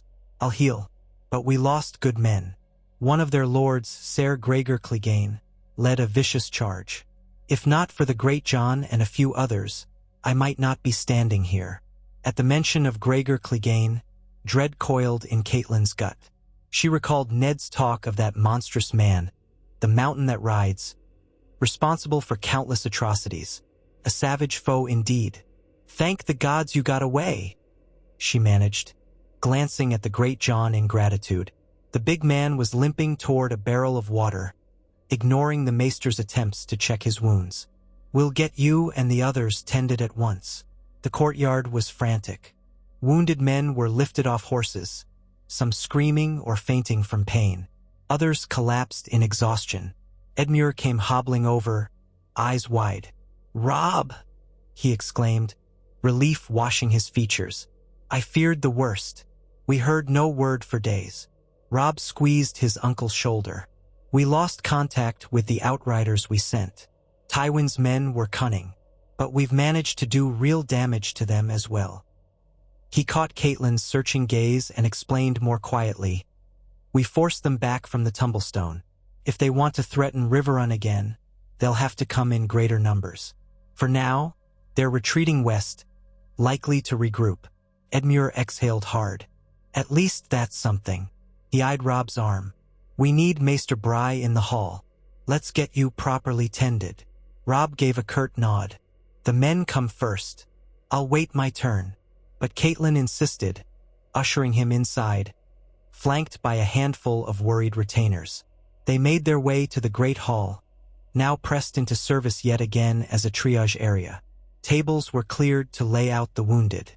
Maester Bry, a gray-haired man with a pensive face, rushed between patients. When Robb entered, the maester bowed hastily and guided him to a seat by the hearth. He unwound the makeshift bandage, clucking at the torn flesh, then began cleaning the wound with water and wine. Robb gritted his teeth, but made no sound of complaint. Catelyn stood behind him, arms crossed in anxious tension. She breathed easier once she saw the gash was not festering. "How many men did you lose?" she asked softly, placing a hand on Robb's uninjured shoulder. His voice was grim. 100, perhaps more. The Great John lost a dozen of his best riders in the thick of it. They saved me. He paused, blinking as the pain flared. I was unhorsed in the melee, cut off from my guard. He couldn't finish the thought. He set his jaw, eyes dark with memory. This war is far from done, mother. Tywin's men fight like cornered animals. Maester Bry prepared a needle and thread to stitch the wound. Robb inhaled sharply as the needle pierced his skin. Catelyn winced in sympathy, fighting the impulse to pull him away from the pain. She forced herself to remain steady. A king did not need an overprotective mother coddling him in front of his men. "Thank you," she murmured, pressing her hand lightly to his back. He finished the stitching in silence, then exhaled in relief as the maester wrapped fresh bandages around his bicep. After binding it, the maester stepped away to tend to other urgent cases. Robb reached up and patted Catelyn's hand. "I'm all right." She nodded, letting him stand. Though pale, he moved with a careful resolve. "And Tywin's losses? Did you truly cripple them?" Robb's expression was grim. "They had more casualties than we did, or so it seemed. Gregor Clegane took a wound, too, though not fatal. But Tywin commands many lords. We can't be sure how soon they'll rally." He glanced around the hall at the moaning men, some with horrific injuries. "Still, I had to pull back. We were too bloodied to press on." Edmure approached, leaning on his crutch, his face ashen from seeing so many wounded. "We'll make do," he said. "Riverrun stands strong, and you've returned with enough men to reinforce our garrison. Tywin won't catch us off guard easily." Robb sighed, his shoulders slumping. "We need a decisive stroke, but it keeps eluding me. The realm is large, Tywin cunning. We strike him here, he vanishes there. I can't chase him into the Westerlands when the Riverlands remain vulnerable." Catelyn could see how the worry was eating at him. "You're doing what you must. Every day that passes with Tywin in retreat is a day the war shifts in our favor. The Lannisters aren't invincible. You've proven that time and again." He pursed his lips. "We'll see if I can prove it one last time in a final battle. Because if this drags on into the dead of winter, the entire kingdom may starve." She had no comforting answer. War's cruelty had spread too far. Famine already gnawed at the edges. She settled for squeezing his hand gently before letting him be. He crossed the hall to speak with the Great John, who had just finished a quick bandage for his own battered leg, and the two of them conferred quietly about future plans. The next hours blurred with triage and exhaustion. Servants brought bowls of broth, bandages, clean water. The stench of blood hung in the air, forcing some to cover their faces with cloth. Catelyn helped carry water and hold men still while the maester stitched them up. She prayed over the dying, whispering words that felt too small to matter. Eventually, night fell, and those who could move were led to their pallets or bunks. The rest simply lay on tables or the cold stone floor, lulled into fitful sleep. Catelyn found Robb slumped in a chair, drifting in and out of consciousness, a cup of watered wine untouched by his side. She touched his shoulder softly. "Come," she whispered. "I'll help you to a bed. You need rest." He let her guide him to a vacant chamber near the hall. There, she coaxed him to lie down on a straw-filled mattress. He barely managed to remove his boots before collapsing onto his side. She tucked a blanket around him, blinking back tears. How many times had she done this when he was small in Winterfell after a day of playful romping? Now there was no play, only war, and the child she'd nurtured was weighed down by a crown he'd never sought. "Sleep," she murmured, brushing aside the hair that clung to his damp brow. "You're safe here." He gave a faint hum of acknowledgement. Within moments, he was deeply asleep. She retreated, wiping her eyes. There would be more battles, more nights like this. She had to be strong. Her steps took her to the castle ramparts again, the night air brisk against her cheeks. A guard recognized her and offered a respectful bow. A torch sputtered, casting flickering light on the stone walkway.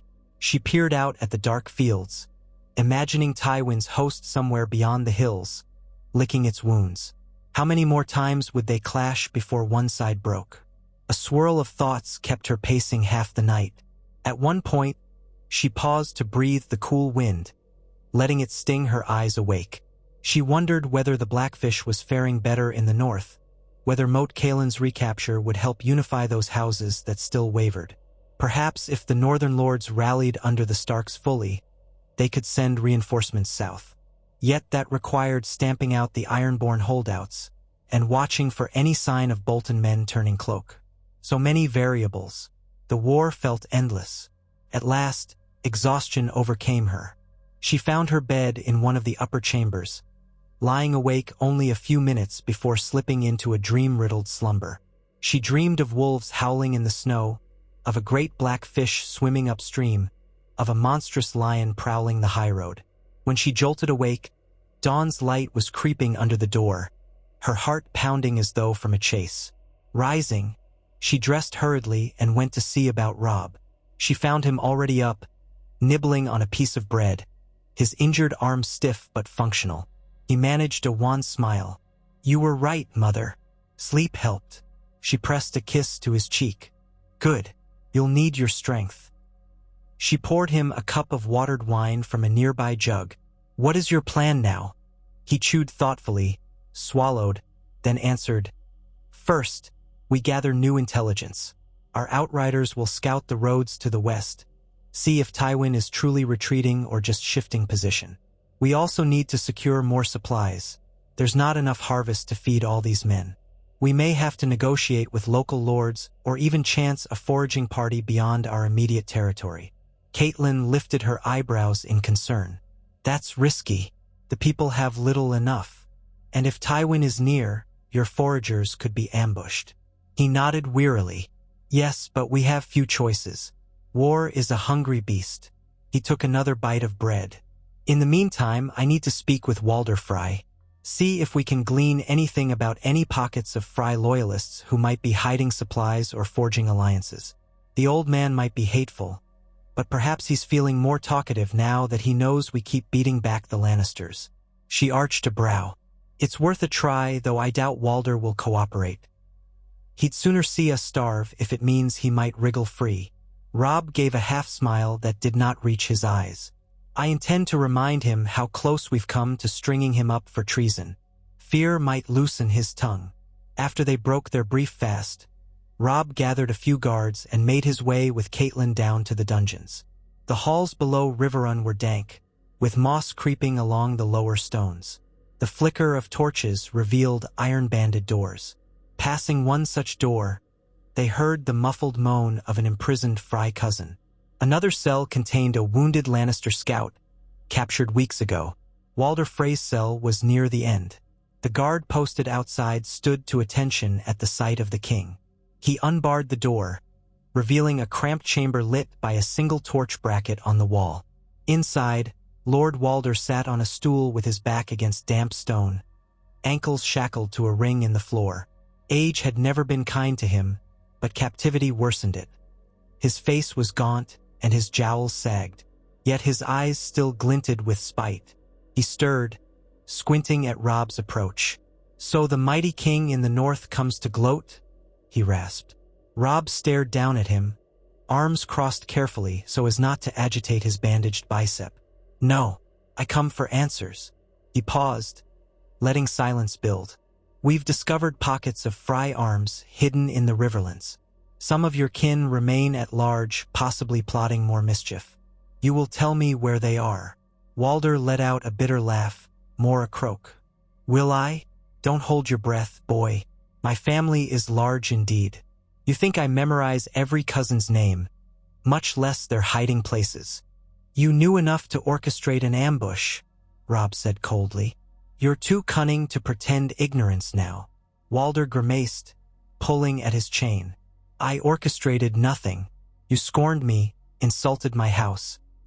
I only wanted what was owed. Tywin Lannister offered me a way to reclaim my honor. Your honor? Catelyn burst out, unable to contain her anger. Butchering guests at your own feast? Do not dare speak of honor. The old man bristled. You Tullis and Starks are so sanctimonious. You break a promise, you flaunt your Wolf King's arrogance. Then expect me to kneel. The crossing at the Twins is mine. Mine! His voice cracked with fury. Now you keep me in the dark, in these foul cells. You should have killed me. Perhaps I still will, Robb said quietly. The threat sank into the stale air. But you have a chance to save yourself from the noose if you help us. Name the Freys who might be raising men for Tywin. Give us their locations. Walder's jaw worked. He glanced between Robb and Catelyn, a flicker of fear passing over his eyes. He knew he had no recourse here, no cunning trick to spring. At length, he let out a breath that rattled in his chest. You think I keep them all in my head? The Freys are scattered. Some might have gone to Seaguard or the hills near the Blue Fork. Others might skulk around the villages. I can't say for certain, but if you're looking for the most dangerous, watch for Black Walder and Lothar. They always had their own designs, probably raising whatever rabble they can find. Catelyn studied his face. Was he lying, or telling a half-truth to shift blame to those he despised among his brood? Possibly both. Still, the names matched what they already suspected. She let Robb press on. Black Walder. Lothar, Robb repeated. Where would they go? Walder shrugged sullenly. Lothar's cunning. Could be he's cozied up to any Lannister outrider or lesser lord willing to promise gold. Black Walder, well, he's simpler but mean as a hound. He might roam the countryside, terrorizing small folk. That's all I can tell you. The rest is a guess. Robb let out a slow breath. Fine. If your guess proves worthless, I'll remember. He turned to go, but paused in the doorway. Oh, and if you're hoping Tywin will free you, don't. We've driven his men off more than once. Eventually, I intend to see him driven out for good. When that happens, no one will stop me from giving you the death you deserve. Walder Frey sneered, but underneath, a tremor betrayed him. I'll rot in here either way, he muttered, then fell silent, refusing to speak further. Robb led the way out, and the guards barred the cell once more. The corridor felt oppressively close. Catelyn looked at her son's face, flushed, tense. He rubbed his bandaged arm absently, as though the encounter had inflamed old wounds along with new ones. Do you believe him? She asked softly. I believe he told us exactly enough to shift suspicion onto Black Walder and Lothar, Robb replied, which we already suspected, but at least we know they might be in the Riverlands, gathering men. We'll keep watch for them. They emerged into the open air. Sunlight seemed impossibly bright after the dimness of the dungeons. Robb massaged the back of his neck. That man is a plague. I almost pity him, chained up like that. But then I recall my men slaughtered at his false wedding feast. Catelyn put a hand on his shoulder. He'll face justice, Robb. We can't let that overshadow the war at hand. He gave a grim nod. We press on, then. I need to reorganize our forces. The men I brought back are in no shape for another campaign, but we can merge them with Riverrun's garrison, recruit fresh volunteers from the local farmsteads, those who can still bear arms. They parted to set these plans in motion. Over the next several days, Riverrun bustled with new routines. Catelyn did what she could to support the cause, coordinating supply routes, ensuring the wounded had rest, meeting with local headmen who might spare a son or two for the king's levy. Some were reluctant, fearing the loss of more young men. Others, outraged by Lannister raids, were eager to help. Robb recovered from his wound faster than expected, though stiffness lingered. He spent hours in the yard, speaking with captains, reviewing the muster of newly arrived men. Among them were a few survivors from the wilder parts of the Trident, grim-faced fellows who had drifted across the war-torn fields. They pledged their axes or bows in exchange for protection and fair share of spoils. Catelyn observed the informal oaths with mild unease. Desperate men sometimes turned to banditry. But right now they needed every sword. Scouts were dispatched to search for signs of Frey partisans or Lannister holdouts in the local villages. Word soon came that small bands of armed men, bearing no clear heraldry, had pillaged a hamlet near the Blue Fork. Their leader was rumored to have a harsh bearing and a black and gray cloak. Could it be Black Walder? Robb ordered a swift detachment to ride out and investigate, but the culprits vanished into the hills. Another rumor placed Lothar Frey near the Green Fork, negotiating with lesser lords once sworn to Harrenhal. None of it was definitive, but it fueled tension in the castle.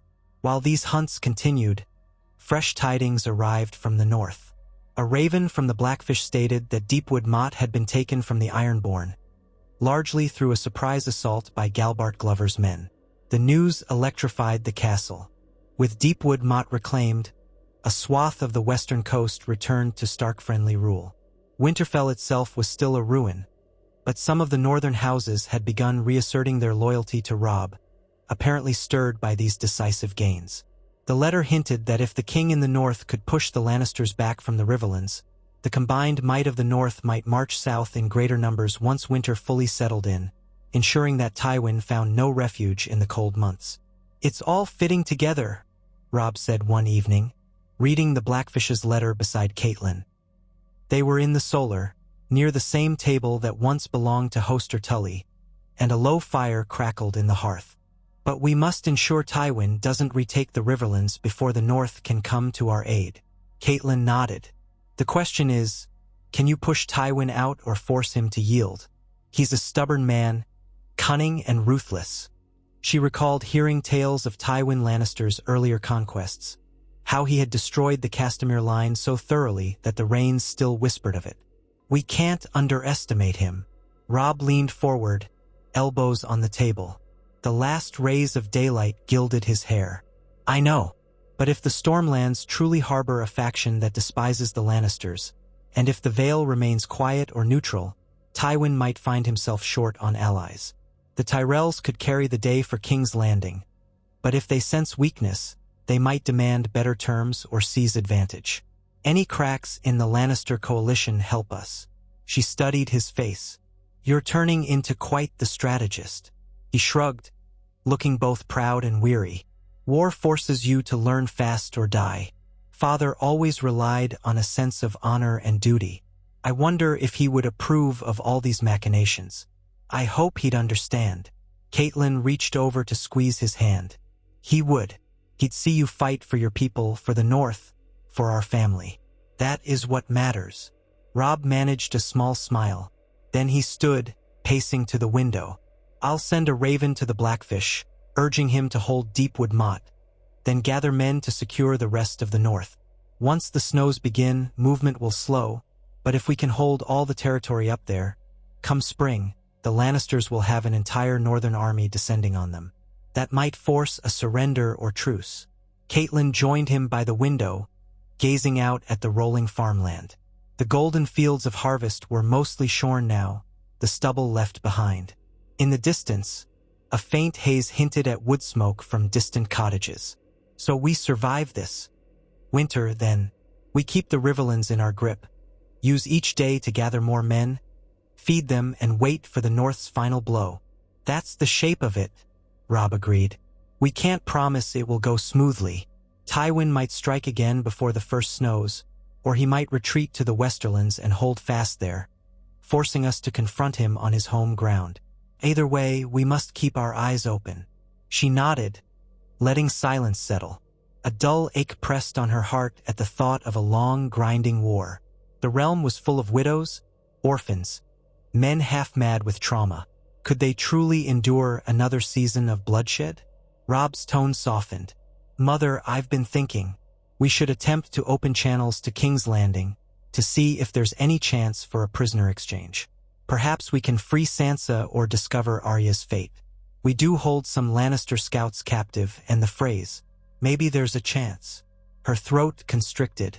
"You know how the Lannisters are. They might toy with us, demand we yield the north. But yes, we must try. We cannot abandon the girls." He placed a gentle hand on her shoulder. "Then I'll send word. We can see if the Iron Throne responds with anything but scorn. Perhaps with Tywin busy and Joffrey arrogant. There's an opening." The possibility stirred both hope and fear. Hope because maybe she would see her daughters again. Fear because the Lannisters could use them as pawns or punish them further. Still, it was worth the attempt. She clasped Robb's hand, drawing strength from the resolve in his eyes. "Do it," she said softly. He nodded, and they lingered there, mother and son facing a horizon that promised no easy path. Outside, the last light faded into dusk, the shadows lengthening across the courtyard. A hush fell over Riverrun as men sought their bunks and watchmen took their posts. The war might pause for the night, but it would awaken with the dawn, as merciless as ever. In the following days, messengers were dispatched with letters for King's Landing, requesting a formal exchange of prisoners. The missives politely demanded proof that Sansa Stark yet lived, offering the release of a handful of lesser Lannister knights in return. Catelyn helped frame the wording, mindful that any sign of weakness could invite scorn, but any threat might provoke Joffrey's cruelty. It was a delicate balance. The couriers set off with some trepidation, uncertain how far they might get in Lannister-held lands. Meanwhile, the repairs at Riverrun continued. Robb insisted on personally checking each section of the walls, despite his healing arm. He walked with Edmure from tower to tower, conferring with masons about reinforcing the battlements. The storehouses were reorganized to extend rations through early winter. The blacksmiths toiled to forge arrowheads from whatever scrap metal could be found. Everywhere, people moved with a sense of urgent purpose, preparing for a siege that might return at any moment, or for a cautious winter with meager stores. In the yard, a handful of new recruits trained daily. Catelyn sometimes paused to watch them. Their stances were uncertain, blades shaky. The Tully master-at-arms barked corrections, reminding them that a trembling blade invited death. She felt sympathy for the untested youths, many scarcely older than Bran would have been. But necessity demanded they learn quickly. The war had no mercy for the inexperienced. Roose Bolton remained a silent presence, never permitted beyond the castle yard without an armed escort. Catelyn rarely saw him, save at mealtimes where he ate quietly and returned to his assigned chambers. His calm acceptance of captivity was unsettling. She wondered if he had some game afoot, some coded messages traveling out by stealth. But the guards found no sign of letters or hidden ravens. Perhaps he truly was cornered and biding his time. Weeks slipped by. The nights grew colder, a knife-edge chill creeping into each dawn. A dusting of frost silvered the parapets. Robb's arm had largely healed, though the scar remained. His men, too, recovered from their wounds as best they could, while the newly levied recruits formed a small but steady addition to the castle's might. Tywin did not return. Scouts brought scattered reports of a Lannister presence further west, near the borders of the Westerlands, but no large-scale invasion of the Riverlands was in motion. One late afternoon, as Catelyn oversaw the distribution of blankets to refugees, the horns sounded from the gatehouse. Her heart leapt. Had Tywin come at last, or were more wounded returning? She left the relief station, striding briskly with 2 guards. Ascending the walls, she peered out. In the distance, beneath a pale sky, she saw a small column of riders carrying a banner she did not recognize at first. A dark shape on a field of yellowish-brown? She narrowed her eyes. A guard spoke up. "They've signaled they come in peace, my lady. They bear a letter with your name upon it." Catelyn felt uneasy excitement stir in her breast. "Open the gates, carefully." Down in the courtyard, she waited with a cadre of armed soldiers. The riders entered, a party of perhaps 6. Their leader dismounted slowly, removing his helmet. He was a rangy man of middling years, a neat beard framing his face. He extended a rolled parchment, sealed with a broken black sigil that resembled a striding huntsman. "My Lady Catelyn Tully Stark?" he asked. She nodded, stepping forward warily. "I am," he bowed. I bring greetings from House Hightower and certain other lords in the Reach, also in covert communication with Stormland Knights. This letter explains more. A hush fell across the courtyard. Catelyn's hands shook slightly as she accepted the parchment. She recognized the same script style as in the earlier cryptic messages from the Stormlands. Perhaps Ser T had found a new friend. Breaking the seal, she read quickly. The letter claimed that a faction of nobles in the Reach, discontented with the Lannisters' growing arrogance at King's Landing, had begun to consider an alliance with the king in the north. Their forces were not large enough to overthrow the Tyrell Lannister hold on the capital, but if the war dragged on and the Lannisters showed signs of faltering, these lords might switch sides. The letter invited discreet discussion, cautioning that Mace Tyrell remained loyal to King Joffrey, for now. Yet the seeds of doubt had been sown. Her pulse quickened. If a portion of the Reach turned against King's Landing, it might cripple the Lannisters' main supply of grain and men. And if the Stormlands also rose, Joffrey's hold on the throne would grow precarious. Could it be that the realm was shifting underfoot? She studied the messenger's face. "Your name, Ser?" "Ser Balon Beesbury, my lady," he said, dipping his head. "At your service. I have come under safe conduct to propose a meeting, once conditions allow, between representatives of your cause and ours." Catelyn thought of Robb. He would want to see this at once. She lowered the parchment. "Follow me, Ser Balon. You and your men shall have guest quarters. But know that if treachery is your aim, we will respond in kind." He gave a small smile. "I understand. I come in good faith. I swear by the old gods and the new."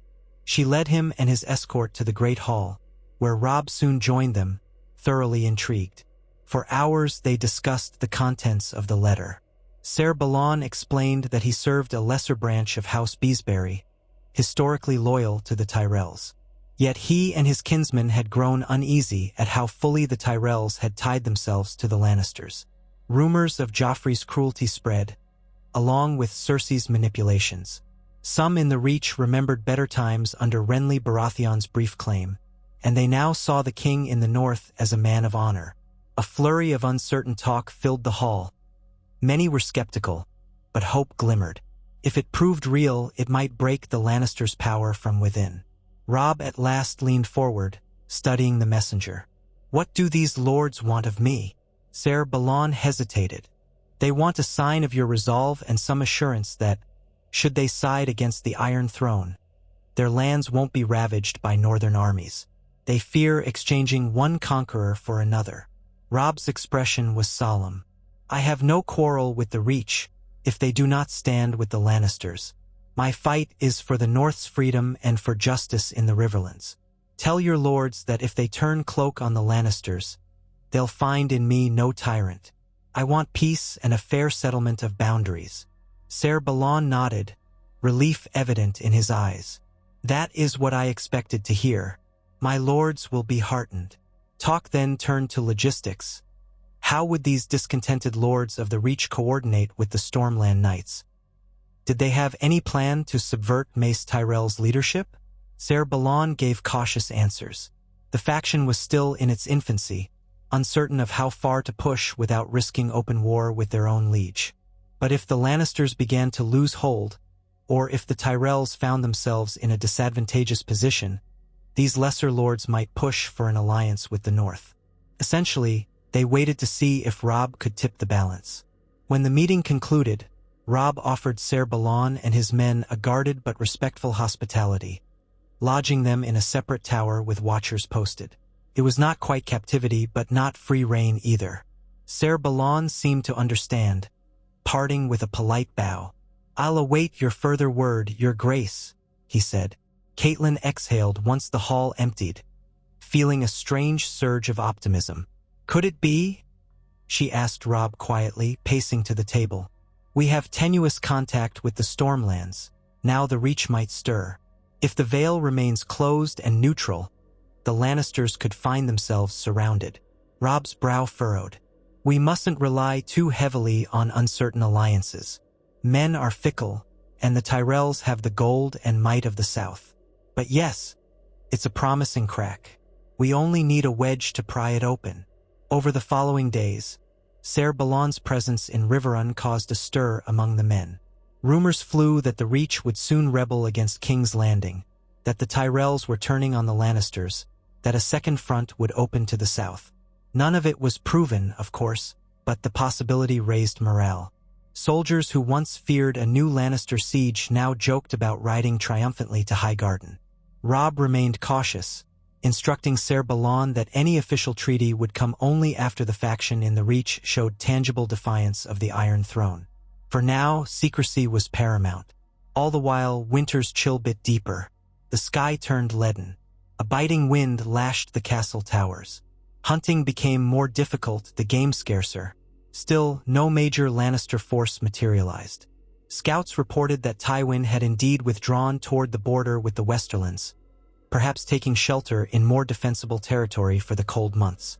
Here and there, roving bands of Freys or Bolton sympathizers caused trouble, but overall, the Riverlands were relatively quiet, battered, starving in places, but not under open invasion. Then, near mid-morning on a day when frost rimed every blade of grass, a horn sounded from the gates once more. Catelyn's pulse jumped. This was becoming an all-too-common pattern. Horns, rumors, arrivals. She left the Solar, where she had been reviewing supply tallies, and hurried out to sea. Guards on the walls called down that another messenger approached from the west, riding with an escort of Tully men. The messenger, it turned out, was Robb's own outrider, pale-faced and trembling with exhaustion. They brought him into the courtyard, where Robb and Catelyn joined, the frosty air swirling with each breath. The outrider dismounted shakily, falling to one knee. "My king," he panted, "I bear urgent tidings from the Westerlands near Ashmark." Robb leaned in, concern etched on his features. "Speak." The man swallowed. "Lord Tywin, he's not simply retreating. He's been mustering a fresh host with help from lords in the Westerlands. They've launched attacks on rebellious villages suspected of feeding your cause. Word is, he means to strike back at you in the spring, if not sooner." A hush fell. Catelyn's heart sank. She had hoped Tywin might be content to hole up in Casterly Rock. But of course that was naive. The man never conceded defeat. Robb's gaze hardened. "So he's building strength. How large is his host?" "Uncertain, your grace. But the talk is that Tywin has near 15,000 men scattered, plus more forming. He might be trying to gather them into one unstoppable force. They say he's forging new alliances, calling on old debts. Gold does much to sway the uncertain." Robb exhaled, his breath pluming in the cold. "Then comes spring. He'll aim to retake the Riverlands, or at least force me into open battle. Unless we strike first. But winter's almost upon us. Large-scale marching will be difficult." The outrider swayed, half-frozen. Robb gestured for men to take him inside. "Feed him. Let him warm by the hearth." Catelyn studied her son's face. He stood rigid, jaw clenched. She recognized that look. He was already planning their next move, every possibility shifting in his mind. "That gives us scant months to prepare," Catelyn said softly, stepping closer. "The Blackfish holds much of the north, but we're not certain how quickly he can send more men south. The Vale is closed to us, the Stormlands uncertain, the Reach even more so. By spring, Tywin might strike with a vengeance." Robb nodded grimly. "We must do all in our power this winter to strengthen our position. If that means forging any alliances we can, so be it. If it means riding into the Westerlands ourselves in the dead of cold, we might have to consider it. Tywin will not catch us sleeping." She shivered, wrapping her cloak tighter. "Pray the gods are with us, because this war, it could be decided in blood and frost come spring." They returned to the castle's warmth, summoning Edmure, the Great John, and other captains. Around the wooden table, they pored over maps once more. The plan that emerged was both daring and fraught with risk. A winter campaign, lightly manned, to harass Tywin's mustering forces in the Westerlands, destroying caches of grain and forging fear in local lords. Meanwhile, Riverrun would remain strongly garrisoned to stave off any Lannister counterthrust. If done correctly, it might prevent Tywin from assembling a unified host. If done poorly, it could see Robb's men trapped by snow in enemy territory. The men argued over the details for hours. The Great John grunted that even a partial winter march would be grueling, but better that than waiting passively. Edmure worried about the Riverlands being left undermanned, but Robb insisted they had no choice. Each voice weighed in, searching for a path to survive Tywin's looming juggernaut. Finally, a consensus formed. Within a few weeks, once the frosts truly set in but before the deep snows, Robb would lead a select corps of cavalry and hardened foot to cross into the Westerlands. They would raid supply lines, burn storehouses, then withdraw, hoping to scatter Tywin's allies. The rest of the host, under Edmure's command, would hold Riverrun. Catelyn listened with her heart pounding, uncertain whether to laud their boldness or fear for their doom. The men broke from council with grim resolve to set these plans in motion. Over the next days, letters flew to and from Moat Cailin, seeking confirmation that the north would remain stable. The Blackfish replied that he was dispatching a small force south under Galbart Glover, men who had proven themselves retaking Deepwood Motte. They would arrive in time to join Robb's winter march. Amid these preparations, they received a raven from King's Landing at last. Catelyn's hands shook when she took the parchment from the maester. The seal bore the crowned stag and lion combined, Joffrey's sigil. Inside, a curt missive read, "To Robb Stark, styling himself king in the north. His Grace King Joffrey Baratheon does indeed hold Sansa Stark as ward in the Red Keep, in recognition of her noble birth. An exchange of prisoners may be considered if you swear fealty to the Iron Throne, release Walder Frey, and pledge a full cessation of hostilities. Further terms may be dictated at the Crown's convenience. Failing your acceptance, your sister's well-being cannot be guaranteed. By order of the Council of the King." Catelyn read the words, her vision blurring with anger and despair. She brought them to Robb, who clenched the parchment so hard his knuckles whitened. "They dare threaten her," he hissed. "We expected something like this. They want us to kneel, to surrender. Nothing less." She touched the trembling parchment. "What do we do?" Robb's shoulders tensed. "We refuse, of course. My crown and my cause are not up for negotiation. But we must ensure Sansa lives. This letter doesn't even mention Arya. They've given us no sign she's there or anywhere. Who knows what cruelty they inflict on Sansa?" Catelyn's voice quavered. "We can't yield everything, but we must consider if there is a lesser concession that might buy her safety. Walder Frey's life, perhaps." He frowned, torn. "Frey is a valuable hostage. Releasing him for a faint promise that Sansa will be unharmed might gain us nothing. They could betray us the moment he's free. Tywin or Cersei would do it without blinking." She closed her eyes, steeling herself. "You're right. I hate it, but you're right." So they wrote a response, refusing to bend the knee, demanding a neutral meeting place to verify Sansa's well-being and arrange a fair exchange of lesser hostages first. They doubted King's Landing would accept, but it was all they could do short of sacrificing their entire cause. Catelyn's hand trembled as she penned the words, imagining Sansa locked in some tower, frightened and alone.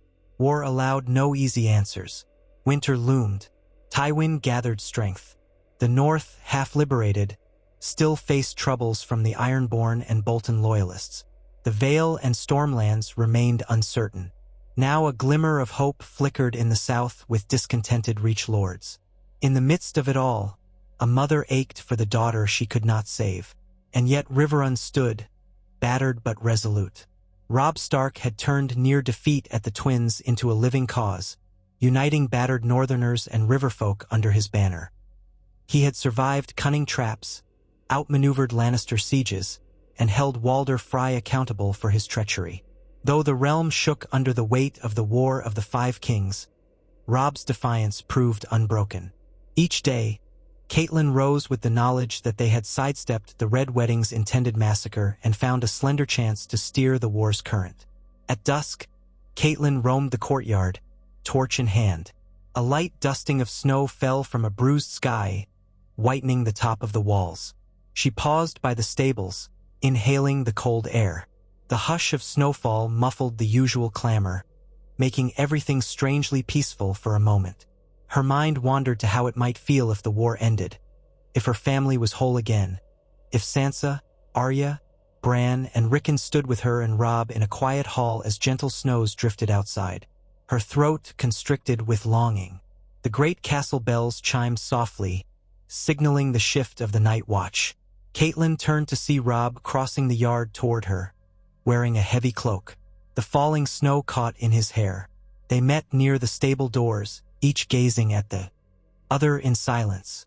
Then, in a voice colored by tired warmth, he said, "Mother, will you walk with me by the walls?" She nodded, and they headed for the nearest stair. Together they climbed to the parapets. Snow dusted the stone. The river below glittered, half-iced near the banks. Torches flickered along the battlements, sending golden light dancing on the falling flakes. Catelyn slipped her arm through Robb's, letting him steady her on the slippery walkway. They made a slow circuit around Riverrun's perimeter. Now and then, they paused to speak with guards or nod to archers huddled against the chill. Above them, the sky was black and limitless. Below, the hush of wind and water created a momentary calm. Eventually, they reached a vantage point overlooking the confluence of the rivers. The faint roar of water tumbling into the moat echoed across the night. Robb stopped, leaning forward against the wall. His breath condensed in the freezing air. "I was thinking how close we came," he murmured. "If the Freys had succeeded at the twins, if any number of small choices had gone differently, we'd be dead. The war would have ended that night in blood. Instead, we stand here under snowfall, still fighting." Catelyn laid a hand on his arm. "The gods were merciful, or else Walder Frey was incompetent. Perhaps both. I thank them every day that you survived." He turned his head, meeting her gaze. "I wonder if this war will define us forever. Or if one day, the snows will melt, and we'll have peace. Will the North be free? Will Sansa be rescued? Will we rebuild Winterfell?" Pain and hope warred in his eyes. She swallowed. "I cannot promise the shape of tomorrow, but I believe we fight for more than vengeance. We fight for our home, for those we love. And that love is stronger than Frey ambition or Lannister greed." He let out a soft exhale. "Thank you, Mother." Then he straightened, letting the cold wind rouse him. "I'll see this through. Come the last thaw of spring, we'll face whatever Tywin musters. We have the North behind us, the Riverlands at our side, and maybe, just maybe, friends in the South if fortune smiles. No matter what, we won't face him kneeling." Catelyn touched his cheek, remembering the child he once was, the man he had become. "The king in the North," she whispered, voice thick with emotion. "Your father would be proud, and so am I." He smiled, a rare, genuine curve of his lips. Then they both turned to gaze upon the swirling snowfall, each lost in private thoughts of duty and longing. The hiss of wind through the battlements wove a lullaby around them. Far below, the rivers merged in a constant rush, carrying the memory of battles and betrayals out to distant seas. Yet here on the walls, mother and son stood together, unbowed. In a realm battered by war, they had defied the fate intended at the twins, forging a new path. The fires of conflict still raged, with Tywin Lannister waiting to unleash renewed wrath and the Iron Throne holding Sansa captive. The Ironborn nipped at the coasts, the Boltons schemed in the shadows, and the winter snows promised hardship to all. But for that single, quiet moment, Catelyn Stark and King Robb Stark took solace in each other's presence, refusing to yield to despair. The red wedding that might have been was behind them, a ghostly memory of what almost happened. Ahead lay 1,000 perils, but also the faint glow of possibility, that they might endure, that their house words, "Winter is coming," meant not only a warning of cold but an affirmation of survival in the face of any storm. And so they stood watch through the night, the snowfall drifting around them like a benediction. The warmth of early autumn had long since bled into the first real chill of winter, turning the waters around Riverrun cold as steel. Frost clung to the battlements each morning, and the carpenters hurriedly patched gaps in the walls to keep out the cutting wind. Despite the hush that fell upon the castle in the dark hours, a relentless tension thrummed within these old stones. Men and women alike prepared for the biting cold and the New Year's battles, uncertain what calamities might strike when the snows thickened. Catelyn Stark walked the corridors of Riverrun at dawn, wearing a heavy cloak lined with fur. Her breath rose in faint clouds as she passed through a drafty section. The chill made her think of Winterfell, of all the times she had visited Ned's seat in the north, how the cold there felt both harsher and strangely more comforting.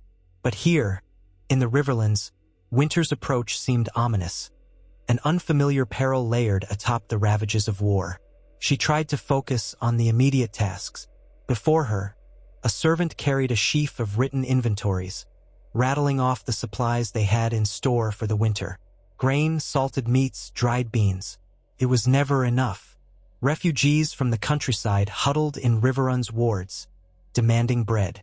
The war's needs demanded more. She pressed her lips together, unsettled by how swiftly they were burning through stockpiles. Outside in the courtyard, the rhythmic clang of smiths at their forges resonated in the cold air. Each hammer blow meant more arrowheads, more horseshoes, more attempts to keep a battered army functional.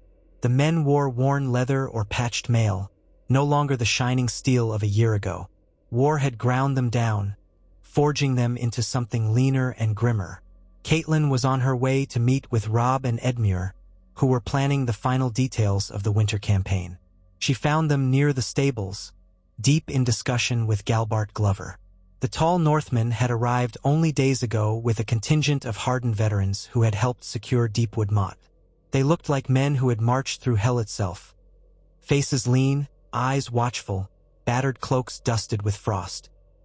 Glover was explaining something about approach routes into the Westerlands, his breath fogging in the early light.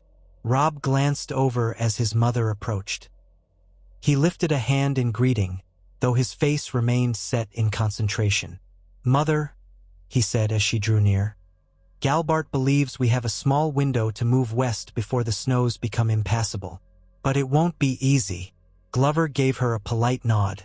"My lady, I was telling His Grace about the mountain paths that lead from the Riverlands into the Westerlands. The main roads might be watched, but there are lesser-known trails we used in the rebellion decades ago. If we can slip a force of cavalry and light infantry along one of those, we might raid Tywin's supply lines without engaging his full strength." Robb rubbed his chin, eyes narrowed. "Time is short, though. If we linger, we risk being stranded by snows or pinned down by a Lannister host." Edmure, leaning on his crutch, the legacy of his lingering injury, shifted his weight uneasily. "And if we commit too few men, Tywin won't be badly harmed. If we commit too many, we leave Riverrun undermanned." Catelyn interjected softly. "We know from our scouts that Tywin's forging alliances in the Westerlands. They'll have storehouses of grain hidden in various strongholds. Burning them might hamper his ability to feed a large army come spring. That's the main goal, is it not? Starve him of resources until the North can descend in force." "Yes," Robb said. "That's the crux of it. Strike quickly, retreat swiftly, and keep him from unifying his might. Otherwise, if he emerges with a huge army in the spring, we could be crushed." He set his jaw. "But I won't see my men lost in some doomed winter march. We must plan carefully." Galbart nodded, scanning the stables where a half-dozen new horses were being groomed. "My men are used to rough terrain, and the Grachan's riders are hardy folk as well. If we have surprise on our side, we can wreak havoc. And the Manderleys might be sending ships soon to the western coast, though that's not certain. If they do, it could draw Lannister attention away from us." Robb glanced at Edmure. "You'll remain behind to hold Riverrun. We'll leave you a strong garrison." The Lord of Riverrun gave a faint, rueful smile. "I'll keep the castle safe, you may be sure of it. Just don't forget to come back, Robb." Robb gripped Edmure's forearm in wordless acknowledgement. A moment later, he turned to his mother, voice quiet. "Walk with me, please." She fell into step beside him as he led the way beyond the stables, down a covered walkway that overlooked part of the inner moat. Torch brackets along the wall hissed in the cold air. "Are you truly determined to lead this march yourself?" she asked gently, sensing the weight on him. "I must," he said, a subtle tremor in his tone. If I send someone else and it fails, I'll question whether I could have done better. And if it succeeds without me, I might lose the men's confidence here. Or so many might die that I'd never forgive myself for staying behind in safety. Either way, there's no peace in it. Catelyn laid a hand on his arm. You're a king, but also a young man. I fear for your life each time you march off. He managed a wry smile. I know. I wish there were an easier path. But war doesn't allow us to hide. She understood that burden all too well. The day they had escaped the Red Wedding, she had realized how quickly fate could tear away a life. Now, each campaign felt like a gamble with only narrow odds. Still, there seemed no alternative. The men will follow you into any storm, Robb, she said. And that loyalty will be your shield as much as steel is. He paused to stare at the water below, swirling in the moat's channel. I hope so, he murmured. Pray the gods guide us. They parted soon after. He returned to preparations with Glover, while Catelyn saw to other tasks. Finalizing supply trains, speaking to a few newly arrived riverlords who had drifted in with small retinues to pledge their swords. One was a young Lannister knight who had lost 3 brothers in earlier battles. He arrived with only 20 men, but a fervent desire to avenge his kin. Another was a lesser Tully vassal from a remote corner of the Riverlands, bringing a meager levy of peasants armed with spears. Each addition helped. Though a gloom hovered over them all, winter was here, and the realm bled.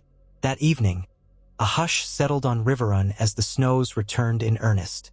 Catelyn stood on the ramparts, watching flakes swirl against torchlight. The cold made her eyes water. She could just make out the dark shapes of farmland across the river, blanketed in white. All was quiet but for the soft rustle of a midnight wind. It would be a cold march indeed for Robb. She sensed a presence behind her and turned to find Roose Bolton, escorted by 2 Tully guards, quietly regarding the same snowy view. He was allowed limited movement within the castle under watch. She stiffened, not eager for his company, but he inclined his head with eerie politeness. Lady Catelyn, he said, a peaceful night, if only illusions held. She said nothing at first. The guards stood at attention, flanking Bolton like sentinels. A slight wind tugged at their cloaks. She was reminded again of how precarious it was to keep him here. Yet executing him risked inflaming the Bolton loyalists in the north. Letting him go risked an immediate betrayal to Tywin. At length, she forced out a calm response. Peaceful nights are scarce in these times. I'm surprised you aren't in your chambers. Bolton shrugged mildly.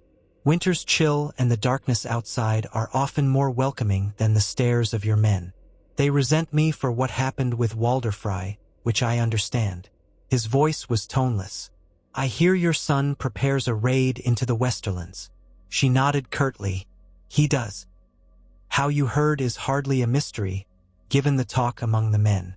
But be sure you share nothing of it by raven or whispered message, or I swear you'll not live to see another dawn. A ghost of a smile touched his lips. I make no attempt to sabotage the king in the north. My captivity would swiftly grow more unpleasant if I did. His gaze drifted across the swirling snow. If it matters, I believe harassing Tywin's supply lines is a wise move. Her anger flared at his feigned advice. Still, she tried to keep her composure. Your belief hardly matters to me, my lord. Your loyalty has already proved questionable. He offered the slightest bow. I won't deny that. Still, if your son returns victorious, my continued existence may show that House Stark can show mercy as well as strength. That might help quell further rebellion in the north. Fear and mercy both have roles to play in governance. She turned away, unsettled. Bolton's measured tone always disturbed her, carrying an undercurrent of predatory calm. She caught herself wishing she had a reason to cast him into a deeper cell, or a reason to place his head on a pike. But for now, practicality stayed her hand. She made no further reply, instead walking off along the battlement, ignoring his presence. The next day dawned gray and cold. Snow covered the roofs and courtyards of Riverrun, but the gates bustled with controlled chaos. Robb had decided to depart earlier than planned, to seize the advantage of a break in the heavier snowfall. Maester Bry warned the weather might worsen soon. If they meant to attempt this winter campaign, it had to be now. Catelyn stood at the base of the main gatehouse, cloaked in gray fur, as hundreds of men formed columns. Robb had selected roughly 2,000, half mounted, half on foot. The Great John commanded the largest cavalry contingent. Galbart Glover led a smaller band of scouts and raiders adept at stealth. Additional volunteers from the Riverlands, wiry archers and sturdy halberdiers, rounded out the force. It was enough to harass Tywin's border lords, but not so large as to leave Riverrun unguarded. Edmure, pale from lingering pain, hovered near the gates with her, giving final orders to the gate guards. His face betrayed anxiety, though he tried to maintain a lordly bearing. "I hate seeing him ride off again," Edmure murmured to his sister. "At least the enemy is not massed right beyond our walls this time." Catelyn's throat felt tight. She saw Robb now, astride a chestnut warhorse, speaking with the Great John. Robb wore thick leather and wolf pelt across his shoulders. His sword was sheathed at his hip. The only crown he bore was the intangible weight of kingship. She thought how young he looked, how weary yet resolute. He caught sight of her and guided his horse closer. She placed a hand on the horse's flank, looking up at him. "Are you certain all is ready?" He nodded. "As ready as can be. We have enough supplies for a short campaign, and if we move swiftly, we can return before the worst of the snow. If Tywin's muster is at Ashmark or further west, we'll strike their granaries, burn any stockpiles we find, and vanish before they can muster a response." She forced a smile. "I'll pray for your swift success, and your safe return." He extended his hand down. She clasped it, her gloves brushing the cold steel of his gauntlet. Their eyes met, and he squeezed gently, a wordless promise to do all in his power to survive. Then he straightened, calling out orders in a clear, steady voice. The men began to move, hooves clopping on frozen ground, boots crunching in snow. Banners fluttered, the wolf's head of Stark, the fish of Tully, the mailed fist of Glover. A hush of anticipation pervaded the morning. When the last ranks tramped through the gates, Edmure signaled the portcullis to be lowered, and the massive wooden gates groaned shut behind them. Catelyn stood a moment longer, gazing at the empty space where her son had vanished, feeling dread coil in her chest. She could do no more now but wait, and pray the war's many fates would not claim him. The days that followed dragged with a suffocating slowness. Riverrun continued to hum with routine work. Repairs on the walls, ration distribution, the caring for refugees, but the atmosphere felt subdued. Edmure oversaw the garrison, posted double watch, and scouted for any sign of renewed Lannister aggression. Each day, riders roamed out from the castle's perimeter, returning with little news. The roads were largely deserted, for the cold had driven most wanderers to shelter. Yet not everyone had disappeared. Occasionally, travelers or small groups of men arrived at the gates, seeking refuge or claiming to be loyal to House Stark. Many bore stories of wolves circling the forests, of bandits with no lordly sigil, possibly Frey partisans or unscrupulous Bolton men. Catelyn tried to glean bits of truth from these rumors. They painted a picture of a realm fraying at the edges, local knights commandeering what little grain remained, petty lords turning to brigandage, small folk cowering in burnt-out hamlets. Word came that Walder Frey's grandsons, Black Walder and Lothar, had not been sighted in weeks. Some said they had journeyed east to find Sellswords. Others insisted they lurked near the Red Fork. Still others whispered that they might be forging an alliance with the Mountain's men, though no solid proof existed. Catelyn frowned over each report, all half-truth and speculation.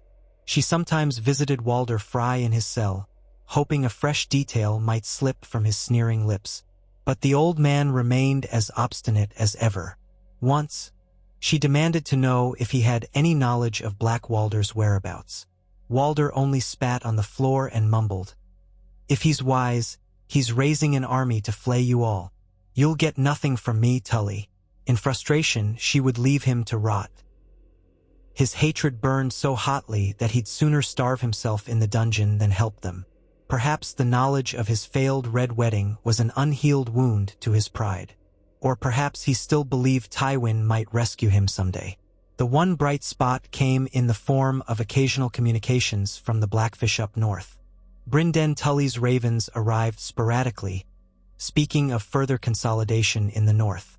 Winterfell remained a desolate shell, but a few loyal families had rallied around the Stark name, seeing the retaking of Moat Cailin and Deepwood Motte as a sign that the wolf banner still flew. Houses like Cerwyn, Tallheart, and Mormont were restless for vengeance against the Ironborn. With the Ironborn retreating or fracturing under the confusion of Euron Greyjoy's rule, there was progress, yet pockets of Ironborn fighters still raided the coast. Brynden, in typical terse style, wrote that come spring, if the weather thawed enough for armies to move, the North could possibly march south in greater numbers to smash whatever Lannister force remained. Catelyn clung to that hope, waiting for the day the North's full strength might break Tywin's hold on the realm. But until that day arrived, they had to hold strong in Riverrun, with Robb harrying the Westerlands. At nights, she found herself in the Castle Sept or the Godswood. Riverrun had both, thanks to her father's generosity. She prayed to the Seven for Sansa and Arya, wishing she knew of their fate. She prayed to the old gods for Bran and Rickon, if by some miracle they still lived. She prayed for Robb's safety, that the next messenger's horn at the gate would not sound the funeral note of his fall. Some nights she dreamt of the twins as they had nearly witnessed them on that fateful wedding feast. She dreamt of crossbow bolts raining down, of wildfire igniting the hall. She would jolt awake, half expecting to be surrounded by screaming men. But morning's light would show only the thick walls of Riverrun, a realm of uneasy calm. A full week passed. Then, at midday on the 8th day, a rider appeared at the gates, hoofs pounding on the frozen ground, cloak stiff with frost. He stumbled from the saddle into the arms of Tully guards. When Catelyn reached the courtyard, she found the man half delirious with cold, but alive enough to stammer out that he bore a letter from the king in the north. They rushed him inside, gave him warm mulled wine by the hearth. He clutched the letter in numb fingers. Catelyn recognized Robb's seal. Heart hammering, she opened it under Edmure's anxious watch. Robb's handwriting was stark and direct, describing how he and the Greatjon had skirted the main roads to approach Ashemark's outskirts. They'd destroyed 2 storehouses of grain, evaded a large Lannister detachment, and seized a small mountain outpost rumored to hold precious winter supplies. Casualties were modest, though the cold was punishing. The letter concluded with a vow to keep pressing deeper in search of Tywin's hidden caches, but also a warning that the snow might trap them. He hoped to circle back in another fortnight if all went well.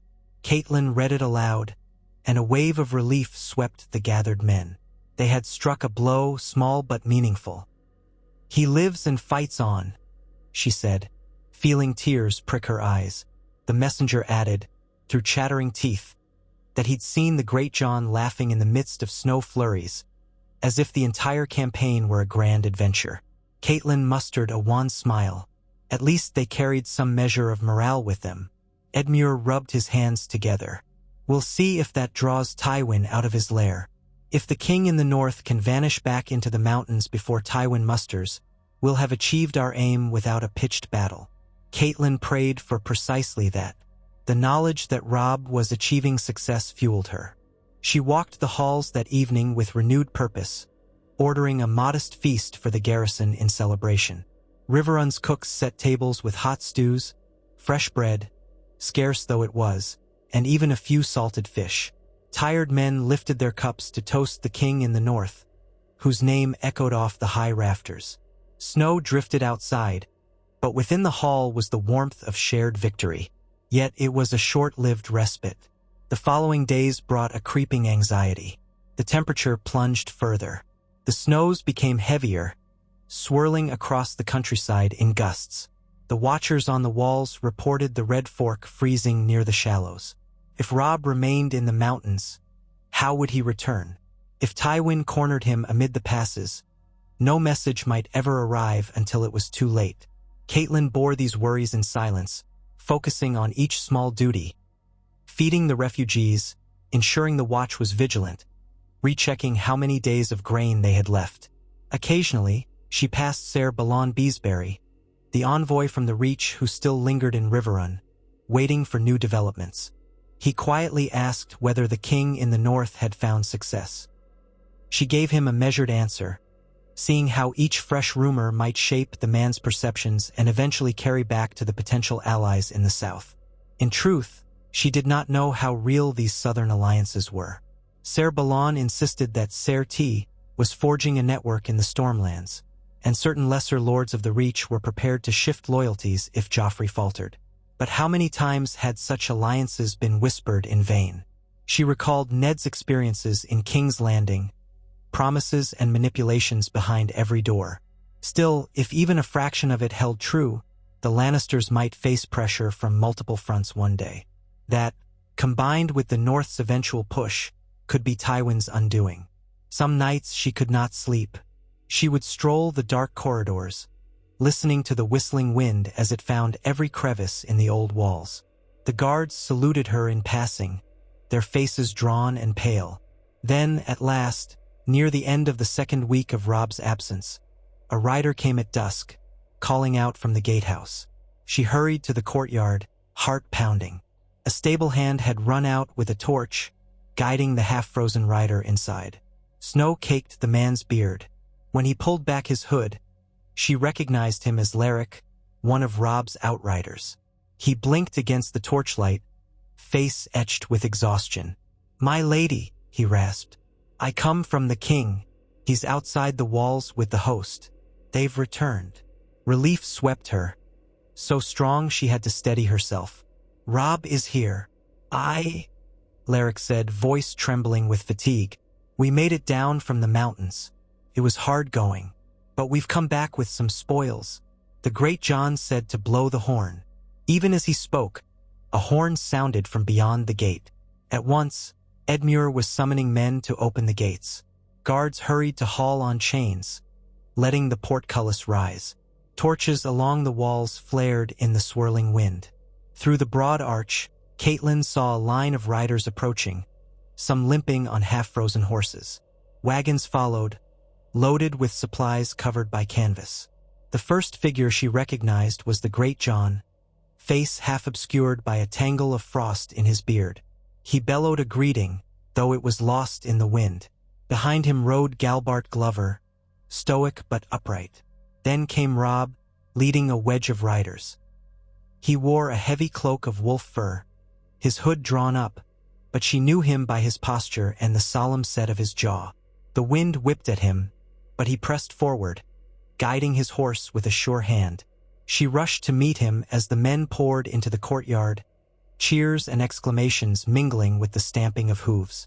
Robb dismounted stiffly. His face was drawn, cheeks reddened by windburn, and fresh bruises marred his chin. Yet he was alive, his gray eyes fierce with relief. At the sight of his mother, he let out a breath that was half a laugh. She embraced him, forgetting decorum. Under her arms, he felt thinner, or perhaps just hardened by the cold. He pressed a gloved hand to her back. "We're home," he said, voice rough. "Gods, it's good to see Riverrun again." Edmure came hobbling over, a grin breaking his weary features. "You made it, and I see you brought something." He gestured to the wagons. The Great John let out a booming chuckle, though it cracked with weariness. "We found Lannister storehouses along the foothills near Ashmark, grain, salted pork, barley for ale. Set some of it aflame, took the rest for ourselves."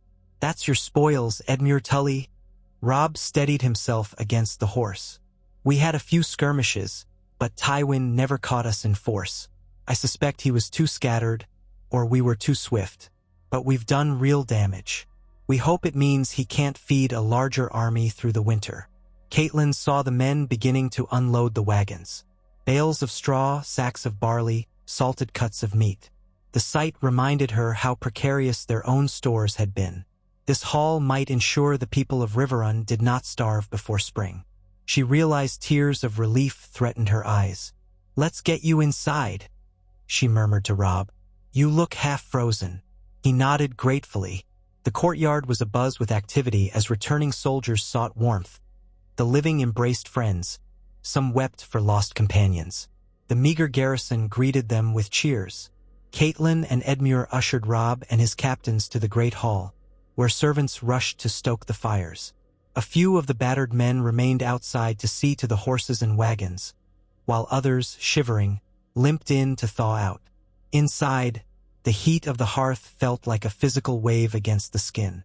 Robb peeled off his gloves, revealing hands raw from cold. A servant offered him a cup of mulled wine. He drank deeply, wincing. "We nearly got trapped in a blizzard 2 days ago," he said. "Some of the men have frostbite. We lost a handful to exposure, though we did all we could." His gaze flicked over to the Great John, who clutched his own cup with half-numb fingers. The Great John nodded. "Aye, but the Lannisters lost more than that. We burned their grain, took some for ourselves, and scattered their outriders in the passes. When spring comes, they'll have that much less to feed their war machine." Galbart Glover set his cup down carefully, his face grim. "We lost about 50 men, another 100 wounded or left behind to find their way back in smaller groups.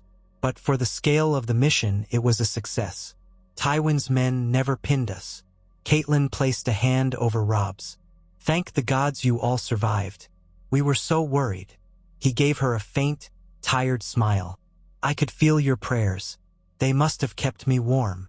Edmure cleared his throat. "Well, you've done your part. That grain will make a world of difference here." Tywin must be livid. He sank onto a bench, massaging his bad leg. "We can store the spoils in the western tower. I'll see it done tonight." Men bustled about, and soon a simple meal was brought forth. Bread, roast onions, cheese, and more mulled wine. The returning soldiers devoured it eagerly, some so exhausted they nearly fell asleep at the table. Laughter mingled with tears of remembrance for those lost. The Great John recounted the more glorious or ridiculous moments of the raids, his booming voice carrying across the hall. Despite the sorrow behind it, a measure of triumph and camaraderie reigned, the sense of having struck a blow for their cause. Catelyn watched Robb carefully. He tried to smile at the Great John's tales, but weariness lined his face. More than once, she caught him wincing when he moved his arm, as though the old wound from earlier skirmishes pained him in the cold. Or perhaps he had fresh bruises. "Will you let the maester look at you?" she asked quietly. Robb nodded. "After I've seen to a few things." He rose to address the men more formally. The hall quieted, and all eyes turned to him. "My friends," Robb said, voice echoing slightly, "you've done the North and the Riverlands proud. Because of your bravery, Tywin's supply lines are hurt. You've shown that even in the heart of winter, we need not lie idle. We will rest now, tend our wounds, and guard what we've gained. Then, come spring, we will be ready." A ragged cheer went up. "The king in the north!" Robb waved them back to their meal. He turned to Edmure. "We should talk soon about reinforcing certain points along the Red Fork. Tywin might lash out once he learns of our success, even if it's only a punitive raid. We can't let ourselves be surprised." Edmure nodded. "We'll make sure the scouts watch every approach. For now, rest." Shortly after, Catelyn guided Robb to a smaller side chamber where Maester Bry waited with a pot of steaming water and strips of cloth. Robb shed his cloak and tunic, revealing bruises across his shoulders and a nasty cut on his side. It had clotted but needed cleansing. Maester Bry fussed over him, applying a pungent salve while Robb tried not to flinch. Catelyn stood by the door, arms folded, heart tight with sympathy. Once bandaged, Robb let out a long breath. "Not so bad as it looks," he murmured, though he was clearly in pain. Catelyn recalled how Ned had once said that soldiering in winter was the hardest test of all. Frost seeping into bones, men huddled in tents or behind snowbanks, half blinded by swirling flurries. The memory stung her with longing for Ned's calming presence. She forced that thought away, focusing on her son. "Will you manage to sleep tonight?" she asked softly. He gave a faint nod. "Aye, though I might not wake for a day. The mountain winds, they never stopped howling." She helped him to a simple bed in the adjoining chamber, and he lay down, exhaustion dragging at his limbs. She brushed a hand over his hair, as she used to when he was small. "Rest, Robb. We'll handle the rest for now." He closed his eyes. "We put a dent in Tywin's war effort, Mother. Maybe that'll buy us time. We just have to hold." "I know," she whispered. "Sleep." He murmured something indistinct, then seemed to drift off almost instantly. She lingered, watching his breathing steady. For this moment, at least, the war receded, giving him a few hours of blessed peace. She left quietly and went to find Edmure, who was already in the castle yard overseeing the unloading of the captured supplies. Torches ringed the yard, illuminating wagons and crates. Snow continued to fall in a gentle hush. Men stamped their feet, blowing on their hands to keep warm as they hoisted sacks of grain. Catelyn approached, pulling her cloak tight. "How does it look?" she asked her brother. Edmure nodded with a subdued satisfaction. "Better than I hoped. We can store enough for the winter and still have some to share with the small folk who took shelter here. Robb's raid might save many from starvation." She exhaled in relief. "Then let's be sure it's well guarded." In the following week, as Robb recovered his strength, Riverrun settled into a guarded routine. Scouts patrolled daily, but the countryside lay still under a deepening mantle of snow. Tywin's forces did not appear. One captured Lannister rider, taken after a brief clash near the Blue Fork, claimed that Tywin was enraged over the stolen grain but had decided to keep his main force westward, possibly near the borders of the Reach. Rumor held that House Lannister's watchers had glimpsed Tarly men or other Tyrell affiliates moving along certain roads. Perhaps the alliances that Ser Balon Beesbury spoke of were beginning to bear some hidden fruit. Small tremors of discontent in the far south, enough to distract Tywin. Catelyn found the hush eerie. She visited the battlements on starless nights, gazing at the still fields below. Sometimes the wind carried the baying of a distant wolf. She thought of how few Starks remained, scattered or captive. If only she could have Sansa safely here. If only they could confirm Arya's fate. If only Bran and Rickon truly lived.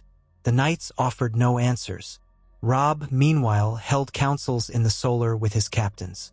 They spoke of fortifying the Riverlands, setting up watchers near key fords. The Great John, recovering from a nasty frostbite on 2 fingers, insisted he was ready to lead more raids if necessary. Robb demurred, preferring to wait for Tywin's next move. The Great John chafed at waiting, but Robb gently reminded him that their men needed rest. Ser Balon Beesbury also participated in some councils, though carefully. He hinted at stirring news from the Reach.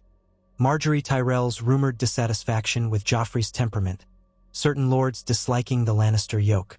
But no open rift had emerged yet, and Mace Tyrell apparently remained outwardly loyal to King's Landing.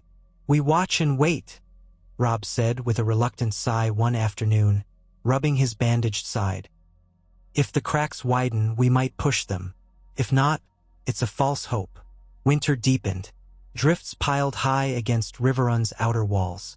Men hammered wooden shutters over the arrow slits to keep the bitter wind from howling through. The Red Fork froze thick in places, though the flow near the main channel remained open. Edmure assigned men to break ice near the drawbridge. Food was rationed carefully, though the captured Lannister grain had made them far more comfortable than they might have been otherwise. One morning, Catelyn awoke to an unusual clamor in the courtyard. Pulling on a cloak, she hurried out. Snow lay in heavy banks, and she had to step carefully to avoid slipping. Men were gathered near the gates, shouting in excitement. She glimpsed the flutter of a pale banner. A small party of men on horseback was entering, one holding a staff bearing a white cloth flecked with red. "Surrender? Parley?" She moved forward anxiously. Robb was already there, standing with arms crossed, along with the Great John and other captains. The riders dismounted. Their leader was an older knight, bearded, wearing a battered helm with gold filigree. He bowed stiffly. "I come in peace," he declared. "In the name of Ser Kevin Lannister and Lord Tywin as well, though he does not speak for them in full. We bear terms for a possible prisoner exchange, my lord." A hush fell. Catelyn's heart thudded. The Lannisters wanted to talk about prisoners? She thought instantly of Sansa, Perhaps they were trying again to coax Walder Frey's release. Or was it a trick? Robb regarded the knight warily. "I am Robb Stark, king in the north. State your terms." The knight cleared his throat, producing a sealed parchment. "Ser Kevin suggests an exchange of lower-ranking prisoners first, to test good faith. It seems your men captured a handful of Lannister outriders, and we hold some of your riverlords taken in earlier battles. If we can come to an accord, perhaps we move on to more valuable captives." He spoke carefully, voice muffled by the cold. Behind him, the other riders looked on, some glancing nervously at the Great John. Clearly they had heard stories. Robb accepted the parchment but did not break the seal yet. "You mentioned lower-ranking prisoners first. What of Sansa Stark?" The knight hesitated. "Ser Kevin is not the king's hand, nor does he speak fully for the crown. But there is mention that if these small exchanges proceed smoothly, the Lannisters may consider releasing your sister in exchange for Walder Frey, and certain concessions regarding the Riverlands." Catelyn felt a spike of anger. Of course they demanded Walder Frey and likely other humiliations. She glanced at Robb, whose face hardened. "Walder Frey is guilty of treason and murder," he said icily. "He's not a mere prisoner of war." The knight bowed his head, as though acknowledging he had no power to argue. "I only carry the message, your grace. The crown will want more from you than just Walder. That might include a cessation of your claim to kingship, or the release of certain lands. But Ser Kevin is of the mind that bloodshed has gone on too long. He hopes for an arrangement that spares further loss on both sides." Robb's lips pressed together. "I will read your parchment, but know that I won't agree to any demands that break the North or the Riverlands again. If the Lannisters truly want peace, they'll need more than vague promises and demands for Walder Frey." The knight bowed again. "Of course, your grace." Robb signaled to the Great John, who barked an order. Guards escorted the knight and his companions to a modest set of chambers, where they would remain under watch. Word spread through Riverrun like wildfire. The Lannisters had sued for a partial truce, or at least Kevin Lannister had. Some men hoped it might lead to a swift end to the war, but others dismissed it as a trap. In Robb's solar, the key advisors gathered. Robb unsealed the parchment, scanning the neatly written lines. It outlined the immediate exchange of 15 Lannister outriders for an equal number of knights from certain Riverland houses. Then, if that succeeded, they could negotiate further matters, including the possibility of Sansa's release. But it all came with a condition. Walder Frey was not necessarily part of the initial exchange, but the letter strongly implied that no negotiation for Sansa would proceed without his freedom. There was also mention that any settlement might require the king in the north to acknowledge Joffrey as rightful king. Robb tossed the parchment on the table, frustration evident. "They want me to bend the knee. They want Walder's freedom. All for a promise they'll release my sister eventually. It's the same old ploy. Give them what they want, then hope they keep their word." Catelyn placed a hand on the back of a chair, tension coiling inside her. "We can't trust them, but maybe we can use this to free some of our lesser prisoners, or gather intelligence. If we make a small exchange, we lose nothing vital. We keep Walder for now." The Great John grunted in agreement. "Aye, let them see we're not so eager to surrender. But exchanging some lesser captives might give us men who can fight again, or glean us knowledge of the Lannisters' movements." Edmure, crutch by his side, studied the parchment. "We have to be careful. If they think we might yield Walder eventually, they'll press for more. But if we flatly refuse all talks, we might lose any chance to rescue Sansa." Robb blew out a slow breath. "We'll propose a limited prisoner exchange. 15 for 15. No mention of Walder. We'll see how Kevin responds. Then we'll gauge if they're serious." Catelyn lowered her gaze, recalling Sansa's plight. She yearned to snap up any chance to save her daughter. But surrendering Walder Frey without absolute guarantees would be foolish. The war demanded pragmatism. She clenched her fists, hating that reality. So they drafted a reply that afternoon. It agreed to exchange 15 men from each side at a neutral crossing under truce, with every prisoner confirmed alive and well beforehand. It made no promise regarding Walder Frey and demanded that the Lannisters show more substantial good faith before discussing Sansa. Catelyn's heart ached as she penned the lines, but she knew the alternative. Giving Walder up or bending the knee was unthinkable. When they presented this to the visiting knight, the man bowed stiffly, acknowledging he would relay it to Ser Kevan. "I fear the terms might displease Lord Tywin," he added. "He is less inclined to compromise, but Ser Kevan believes in preserving House Lannister's power through more than slaughter. I will carry your words faithfully." 2 days later, that knight and his retinue departed, escorted beyond Riverrun's outskirts. The watchers on the walls saw them vanish into a snow-swept horizon. Then quiet returned once more. Catelyn wondered how soon they might hear a reply, if ever. Perhaps Tywin would squash Kevan's efforts, or perhaps Kevan would use this as a wedge to press for peace. Meanwhile, the fortress braced for deeper winter. Snow fell again, heavier than before, piling up in the courtyards and on the walkways. Men labored to clear paths, pushing the drifts aside so that movement wouldn't halt entirely. The Red Fork froze enough that some dared to walk across it in places, though the flow near the castle was still partially open. Robb spent his days recuperating from bruises, meeting with local knights, reading any new messages from the Blackfish. He occasionally joined the men in the yard for sword practice, though the ground was slick with ice. The Great John roared with laughter when he nearly slipped, though the big man's own bandaged foot forced him to rely on a crutch if he wasn't on horseback. One gray morning, Roose Bolton requested an audience with Robb. Catelyn learned of it when she saw Bolton being led to the solar by 2 guards. Intrigued and wary, she followed. Inside, she found Robb seated behind a heavy table, with the Great John standing near the hearth, arms folded. Bolton entered, his pale eyes flicking around, then settled on Robb. "What is it, Lord Bolton?" Robb asked stiffly. Bolton clasped his hands. "I've come to offer a suggestion, Your Grace. I've heard rumor of the Lannister attempt at a prisoner exchange. I know something of Kevan Lannister. He is more moderate than Tywin or Cersei, less prone to cruelty. It may be wise to engage him in extended talks, especially if you aim to spare your sister." Robb's lips tightened. "We are already engaging him in a limited fashion. Why do you care?"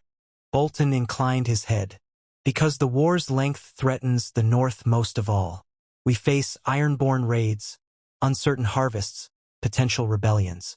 If you can come to terms that leave you recognized as king in the North, or at least de facto ruler of the North, perhaps that is better than endless bloodletting." The Great John snorted. "No terms from the Lannisters will allow that. They want our necks bent. You know nothing, Leech Lord." Bolton gave him a cool glance. "I know that if Tywin sees no advantage in your survival, he'll keep pressing until ruin swallows us all. Kevan might be the only path to a settlement. I merely advise that you handle him more delicately than you'd handle Tywin." Robb stared at him, gray eyes stormy. "We'll take your counsel under consideration." His tone was curt. Catelyn noticed how Bolton's composure never faltered, as though he believed he was offering valuable wisdom. A part of her recognized that, yes, Kevan Lannister might indeed be a gentler route. But hearing it from Bolton rankled. "We'll do what must be done," she said firmly. "You need not meddle." Bolton's gaze shifted to her, empty of warmth. "As you wish, my lady. I only seek the North's preservation." He bowed. "If you prefer me to remain silent, I shall." He departed, leaving Robb scowling. The Great John made a noise of disgust. "Turning the Dreadfort's flayed man into a diplomat, is he? I'd rather trust a viper." Robb sighed, running a hand through his hair. "He's cunning, but not entirely wrong. Kevan is the more reasonable Lannister.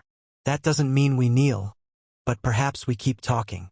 Catelyn wondered if Bolton was angling for some role as a negotiator, or if he simply wanted the war concluded so he could return to the Dreadfort with minimal consequences. The man's mind was as opaque as a still pond. She prayed he would remain cooperative at least until victory was assured. That day, the snows finally ceased for a time, leaving Riverrun in a hush of white under a leaden sky. Men emerged to shovel the courtyard, piling up drifts near the walls. A few children, small folk who had taken shelter in the castle, ventured out to run about in the snow, giggling until a guard shooed them away from dangerous areas. Catelyn watched them from a window, heart aching at how easily children found delight, even in the midst of war. She wished her own children could have such moments of innocence again. Afternoon slid into evening, and a pale dusk settled. Inside the great hall, a subdued meal was shared. Vegetable stew, bread, and watery ale. Robb and his captains discussed how best to distribute the new grain to keep the people fed. The Great John joked that if they kept the small folk alive, at least they'd have fewer corpses to bury in spring. It was a grim jest, but the men managed tight smiles. Later that night, as the torches burned low, Catelyn drifted along one of the upper corridors, thinking of the roads to the north. She wondered how the Blackfish fared, how the families of the north prepared for the deeper chill. She thought of White Harbor and the Manderleys. Would they indeed sail to harass the Iron Islands or threaten Lannister-held coasts? So many pieces on the board and so few certainties. Then, as she rounded a corner, a muffled cry caught her attention, like someone stifling a shout. She paused, listening. The corridor led to a row of storerooms, seldom visited this late. Her pulse kicked up. Was there trouble? A drunk soldier? A thief? She advanced slowly, footsteps soft on the stones. Torchlight flickered along the passage. A few paces ahead, she glimpsed movement, two figures grappling. One wore Riverrun livery, the other's face was partly hidden by a dark hood. She heard the rasp of steel, a strangled cry. Alarm shot through her. "Guards!" she cried, even as she rushed forward. The figure in the hood whirled, dropping something on the floor. Catelyn saw a flash of metal. Was that a dagger? The man turned and fled. The guard in Tully colors slumped back against the wall, blood oozing from his side. Catelyn hurried to him, heedless of danger, placing a trembling hand on his wound. "Stay still," she whispered. "I'll call for help." His eyes were wide with pain. "Am my lady," he gasped. "I caught him lurking." He said nothing, just attacked me. His voice choked. Behind them, footsteps pounded. Two more Tully guards, drawn by Catelyn's shout, arrived, swords drawn. She pointed in the direction the assailant had fled. "Stop him!" They sprinted off, leaving one guard behind to help with the wounded man. Catelyn pressed on the wound, ignoring the sticky warmth on her palms. The man's breath came in ragged gasps, but at least he was alive. "Hold on," she said, pressing her cloak to staunch the blood. Soon more men arrived, including the Great John, who thundered down the corridor with drawn steel. "What happened?" he barked. Catelyn's pulse still raced. "He was attacked by someone in a hood, perhaps an assassin or a spy. I don't know." The Great John scowled deeply, kneeling to check the guard's wound. "We'll get the maester," he rumbled. "You there." He jerked his head to a soldier. "Fetch Maester Bry at once." Word spread rapidly through the castle. Men searched every corridor and nook, but the hooded attacker seemed to have vanished. In one corridor, a guard found a single black glove on the floor, stiff with melted snow, and a half-frozen smear of blood leading to a window. Possibly the intruder had escaped by climbing down the outer wall, risking a fall into a snowdrift. Another possibility was that he still lurked within, hiding. Robb arrived, breathless, wearing only a shirt and breeches, as if he had rushed from bed. He stood with the Great John and Catelyn in the corridor, surveying the bloodstain. The injured guard had been carried away to the infirmary. "Is he still breathing?" Robb asked quietly. "Yes," Catelyn said, wiping her bloodied hands on a cloth. "But it was a deep cut. Maester Bry will do what he can." Robb exhaled, brow furrowed. "An assassin, within these walls. We can't let this pass." He turned to the Great John. "Lock down the castle. No one in or out without my express leave. Search every corner. Storerooms, dungeons, towers." The Great John nodded curtly, his face dark with anger. "We'll find the bastard." Catelyn forced her voice to steady. We must consider who would do this. A lone man with a dagger. Was he after Walder Frey? Or Roose Bolton? Or perhaps you, Robb? He grimaced. Any are possible. A frantic night of searching followed. Torches glowed in every hall. Footsteps echoed on the stairs. The men turned over crates, rattled locked doors, questioned every occupant. They found no sign of the hooded figure. Roose Bolton, roused from his chamber, appeared wide-eyed but calm, disclaiming any knowledge. Walder Frey, locked in his cell, remained oblivious. The stranger might have come from outside, or might be a sellsword hidden among the refugees. By dawn, the assassin remained at large or gone. Robb was grim and silent as he ordered a tightening of security. Double the guards on every tower, crossbows loaded, the gates sealed with only a small sally port used for essential comings and goings. He set watchers to discreetly observe Bolton's men, and also the Freys. Everyone was a suspect until more was known. Maester Bry reported that the wounded guard survived the night but was not yet conscious. Perhaps he would recall some detail upon waking. The atmosphere in Riverrun, once tense but functional, now prickled with suspicion. Men eyed each other warily, worried that a traitor or hired killer roamed within. The Great John expressed a desire to tear the castle apart until the culprit was found.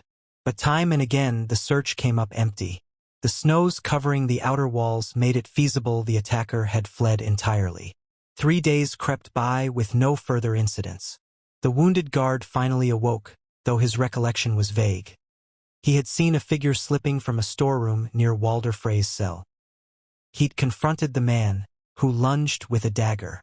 No words were spoken, and the guard glimpsed no distinct face. That storeroom itself held nothing but old crates of rotting cloth, which revealed no clue. Catelyn began to fear it was someone from outside, perhaps an agent of the Freys or the Boltons or Tywin himself, tasked with infiltration. If so, they had come dangerously close to harming who knows what. The knowledge weighed on her, sapping her sleep. She worried for Robb's safety, as well as Edmure's. Both men moved about the castle with armed escorts now, much to their annoyance. On the 5th day after the incident, another raven arrived from the north. Catelyn opened it in the presence of Robb and Edmure. Brynden Tully's words, as usual, were short and direct. House Manderley was preparing to sail a small fleet from White Harbor in the spring if the seas allowed, likely to raid Lannister shipping or harass the Ironborn. The northern houses grew bolder, sensing the king in the north might yet win. The letter concluded with a caution about rumors of Bolton men deserting the cause in remote northern valleys. Nothing large-scale, but worrisome. Robb sighed, reading that part again. Bolton's hold is fraying, but so might his men slip away to cause chaos.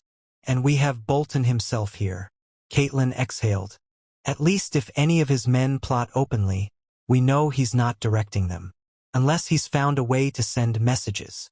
Edmure drummed his fingers on the table. We've been intercepting all ravens. But a stealthy messenger could slip out in the night. Or could even bribe some desperate refugee. The realm is full of displaced folk. Any could be an unwitting courier. They fell into uneasy silence. Then Robb folded the letter. We keep going. The north is unifying. Tywin is hampered. The Riverlands remain ours. The longer this stalemate endures, the weaker the Lannisters may become. Especially if some of the Reach lords shift their loyalties. Time crawled onward through the heart of winter. Snow came in flurries, sometimes so thick that it blanketed the roads for days. The men labored to keep paths around Riverrun clear. Inside the castle, chores piled up. The garrison grew restless. Yet there were small moments of normalcy. A few hunts were organized when the skies cleared, men venturing out to track deer, returning with enough fresh meat to supplement their stores. Catelyn took some comfort in providing hot meals to the refugees, feeling at least they did not starve. One afternoon, while crossing the yard, she spotted Ser Balon Beesbury carefully picking his way across the icy ground. He looked slightly out of place in the snowy fortress, clad in a cloak embroidered with honeycombs and bees, a hallmark of his lesser branch of House Beesbury. She had not spoken with him much since Robb's return. Approaching him, She offered a cordial greeting. "My lady," he said, bowing. "I was hoping to speak with you or the king about the southern situation. I've tried to remain patient, but it's been many weeks." She led him to a quieter alcove near the smithy, where the roar of the forge muffled their voices. "You've been patient indeed, Ser Balon. We appreciate that. What do you need to share?" He glanced around, though none were near except the occasional smith's apprentice. "I had word, through my own channel, that the alliances forming in the Stormlands and the Reach remain uncertain. Lord Mace Tyrell still supports King Joffrey openly, but behind closed doors, rumors abound. Some lords want to push him to abandon the Lannisters if it appears the war might turn. If the king in the north can land a crushing blow, if the Lannisters show weakness, everything could change." Catelyn nodded slowly. "We suspected as much. But we have no means to strike a crushing blow right now, not until the snows thaw or the north marches in full. Meanwhile, Tywin remains strong enough to threaten us if we overextend." Ser Balon shifted on his feet. "Yes, well, some of my compatriots wonder if your offer of a separate peace might tempt them. If you, as king in the north, recognized certain grants of land or trade privileges for the lords of the Reach, they might be convinced to turn cloak sooner." Catelyn considered the precarious line Robb walked. He had declared the North and Riverlands free.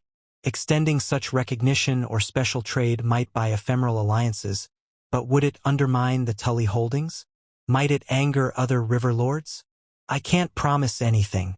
The king must weigh all these conditions. But I can carry this to him." Ser Balon nodded. "Thank you, my lady. I remain here at your disposal. I only ask that my horse be fed a bit better if possible. The stables seem short on fodder." She managed a tight smile. "We're short on everything, Ser Balon, but I'll see what can be done." Later, she relayed the conversation to Robb. He rubbed his temples. "Everyone wants a price. The Tyrell vassals want land or trade deals, the Lannisters want us to kneel, the Freys want revenge, the Boltons want power. The cost of forging alliances might be more war after all." Catelyn studied him with sympathy. "Perhaps it's worth it if we can break the Lannisters sooner and free Sansa. But we must tread carefully." He sighed. "We'll keep Beesbury close, glean more specifics. If the opportunity truly arises, we'll see how to proceed." Days turned into weeks. The deep snows eased somewhat, turning into a cycle of freeze and partial thaw. Ice slicked the castle courtyard in the mornings, only to melt by midday. The men wore layers upon layers, their breath steaming around them. Some entertainment sprang up in the yard as bored soldiers practiced archery or spearfishing in the partly frozen moat. A few tried to teach the refugee children to shape lumps of snow into small figurines. It was a fleeting attempt at normalcy in a land still at war. Then, one crisp morning under a sky of mottled gray, the watchers on the walls cried out that a body had been spotted near the western moat. Catelyn, alerted by the sudden horn call, hurried up to see. Sure enough, just beyond the outer perimeter, half frozen in a drift, lay a shape in black. Men hauled it in. She stood by in grim silence as they laid the corpse on a board near the gate. The man wore dark clothing, face half-eaten by crows, though the cold had preserved some features. A dagger was found on his belt, along with a small sealed letter, though the seal had broken, the parchment inside half-ruined by moisture. Robb arrived, the Great John at his side. One of the men gingerly opened the parchment. Bits of it clung to stiff fingers. A few lines of writing were legible, references to Lord Walder, escape route, and the old tunnels. The rest was illegible. Catelyn's stomach churned. Was this the same hooded assassin who'd stabbed the guard? Perhaps he tried to sneak out, got lost in the snow, froze to death. The mention of Lord Walder and old tunnels suggested a plan to spring Walder Frey from his cell. She shared a worried glance with Robb. The Great John let out a snarl. So he was a Frey dog or hired by them. Another attempt at treachery within our walls. Robb's face darkened. We'll search every inch of the castle for these tunnels. If they exist, we must seal them. This is the second infiltration attempt we've faced in a short span. Catelyn nodded grimly. remembering the old tales that many castles had hidden passages, some known only to the lords who built them. Riverrun might have such routes. She recalled childhood stories of secret ways, though her father rarely spoke of them. We must root them out before another tries something like this. That day, a thorough search began. Teams of men scoured the lower dungeons, tapping walls, prying at cracks. Some areas had collapsed or were waterlogged. Others led nowhere. Edmure joined in, limping along corridors with a lantern. Catelyn too walked those damp passages, bracing herself against slimy stone. The smell of old rot and stagnant WAT was overwhelming in some places. Finally, after hours of searching, they discovered a hidden door behind a broken shelf in an old storeroom. It opened into a narrow tunnel carved into the bedrock, descending gently toward the moat's outer ring. The passage was partially collapsed near the end, but it looked passable enough that a determined infiltrator might have come or gone, especially if they found a second exit. Robb stood at the entrance, a torch in his hand, scowling. "No one told us of this," he muttered. "I wonder if Father knew, or if Hoster Tully kept it a secret." Catelyn recalled hazy memories of being warned away from certain storerooms as a child. Perhaps her father had hidden this knowledge, uncertain who could be trusted. "We should collapse it fully," she said. "No sense leaving a path for more assassins." "Agreed," Robb said. "But let's see if anything else lies within." They sent a small group of men into the tunnel carefully. The air was stale and cold. The floor was slick with melted snow. They found footprints in the mud, some fresh, confirming that someone had used this path. Toward the far end, the ceiling partially caved, but an opening near the top might allow a person to climb out into the outer moat area. It explained how a spy or assassin might slip in or out. The men hammered away at the weakened stone, bringing it all down in a loud rumble of dust and debris. Then they sealed the entrance from the storeroom side with large blocks of stone, bracing them with mortar. When the work was done, the castle rumbled faintly from the controlled collapse. Dust filled the corridor. Catelyn coughed, stepping back into fresher air. The Great John and others wiped sweat from their brows. The hidden threat was neutralized, or so they hoped. That night, once more, a sense of battered relief settled on Riverrun. The men congratulated themselves on unearthing the tunnel. Some muttered that Walder Frey would have found any means to orchestrate his release. More reason to keep a close watch on him. Robb joined Catelyn in the smaller dining room. She had arranged a simple supper to calm her nerves. A jug of warm spiced wine, bread, cheese, a stew of carrots and onions. He sank onto a bench, wincing slightly at the pull of healing muscles. "I feel older than I am," he murmured. "Every day, some new threat." She served him a mug of wine. "You've borne it better than most kings, I'd wager." He managed a brief, weary grin. "Some kings. I suppose Joffrey just stamps his feet and shrieks for heads." Catelyn gave a humorless laugh. "If half the rumors of King's Landing are true, that is precisely what he does. But you face real war, not petty cruelty." They ate quietly, the fireplace crackling. Outside, the night wind moaned. Catelyn asked, "What next, Robb?" "We hold Riverrun, we've raided Tywin stores, we watch for infiltration. Do we simply wait out the winter?" He swallowed a bite of stew, gazing into the flames. "We do for now. The North can't march in force until the road's clear. The Lannisters are stung, but not broken. We exchange these lesser prisoners if Kevin agrees. We see if that leads to anything. Maybe we can gather more allies in the south. By spring, either the lines will shift, or we'll face a final reckoning." He looked so tired that her heart twisted. She wanted to promise him that everything would be all right, but the war had taught her honesty. "Then we cling to hope," she said softly, "as we've done since the twins." He reached over and gave her hand a gentle squeeze. "I remember how close we came, Mother." His voice dropped. "Sometimes I still see the feast hall in my dreams. How Walder Frey smirked. How men placed crossbows along the walls. If you hadn't warned me, if we had lingered one more hour, we'd have been slaughtered, just like the songs say." She closed her eyes, recalling the horror that had nearly been their fate. "I know." He released her hand, took another sip of wine. "We overcame that. We'll overcome the rest. I just hope we can do it in time to save Sansa, to secure the North, and to free the realm from this endless bloodshed." They finished their meal, quiet but resolute.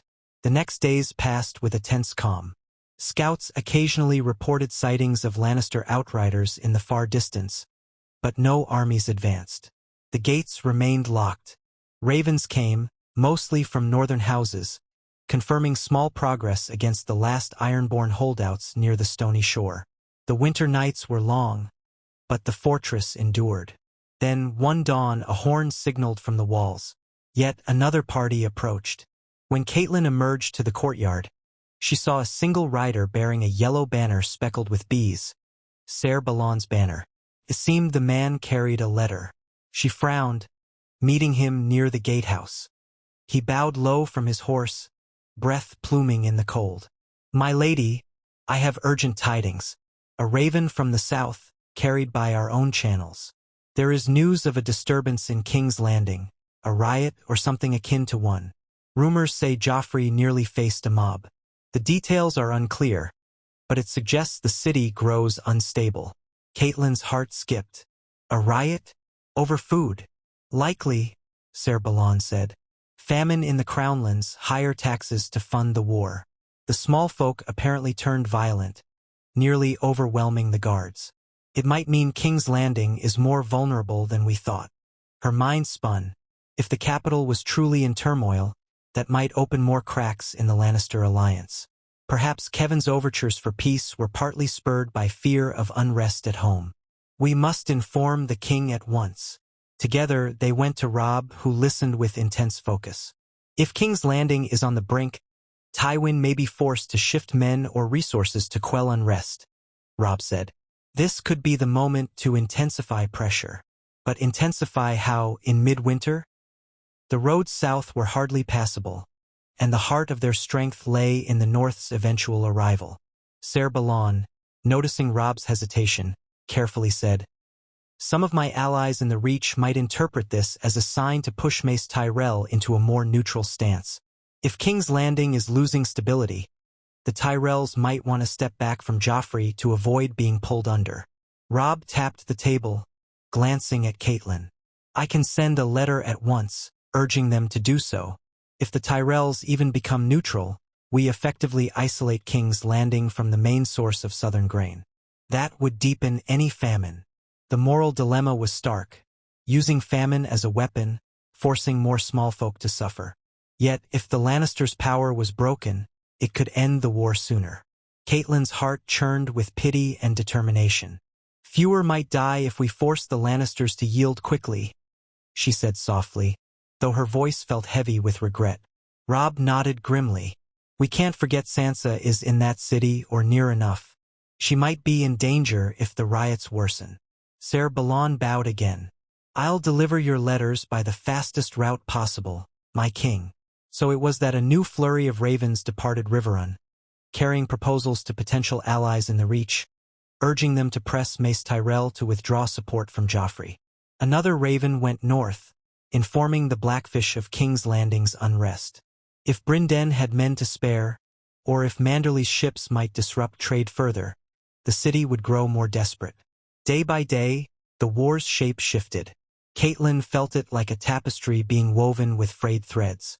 Tywin remained a looming threat, but battered by multiple blows.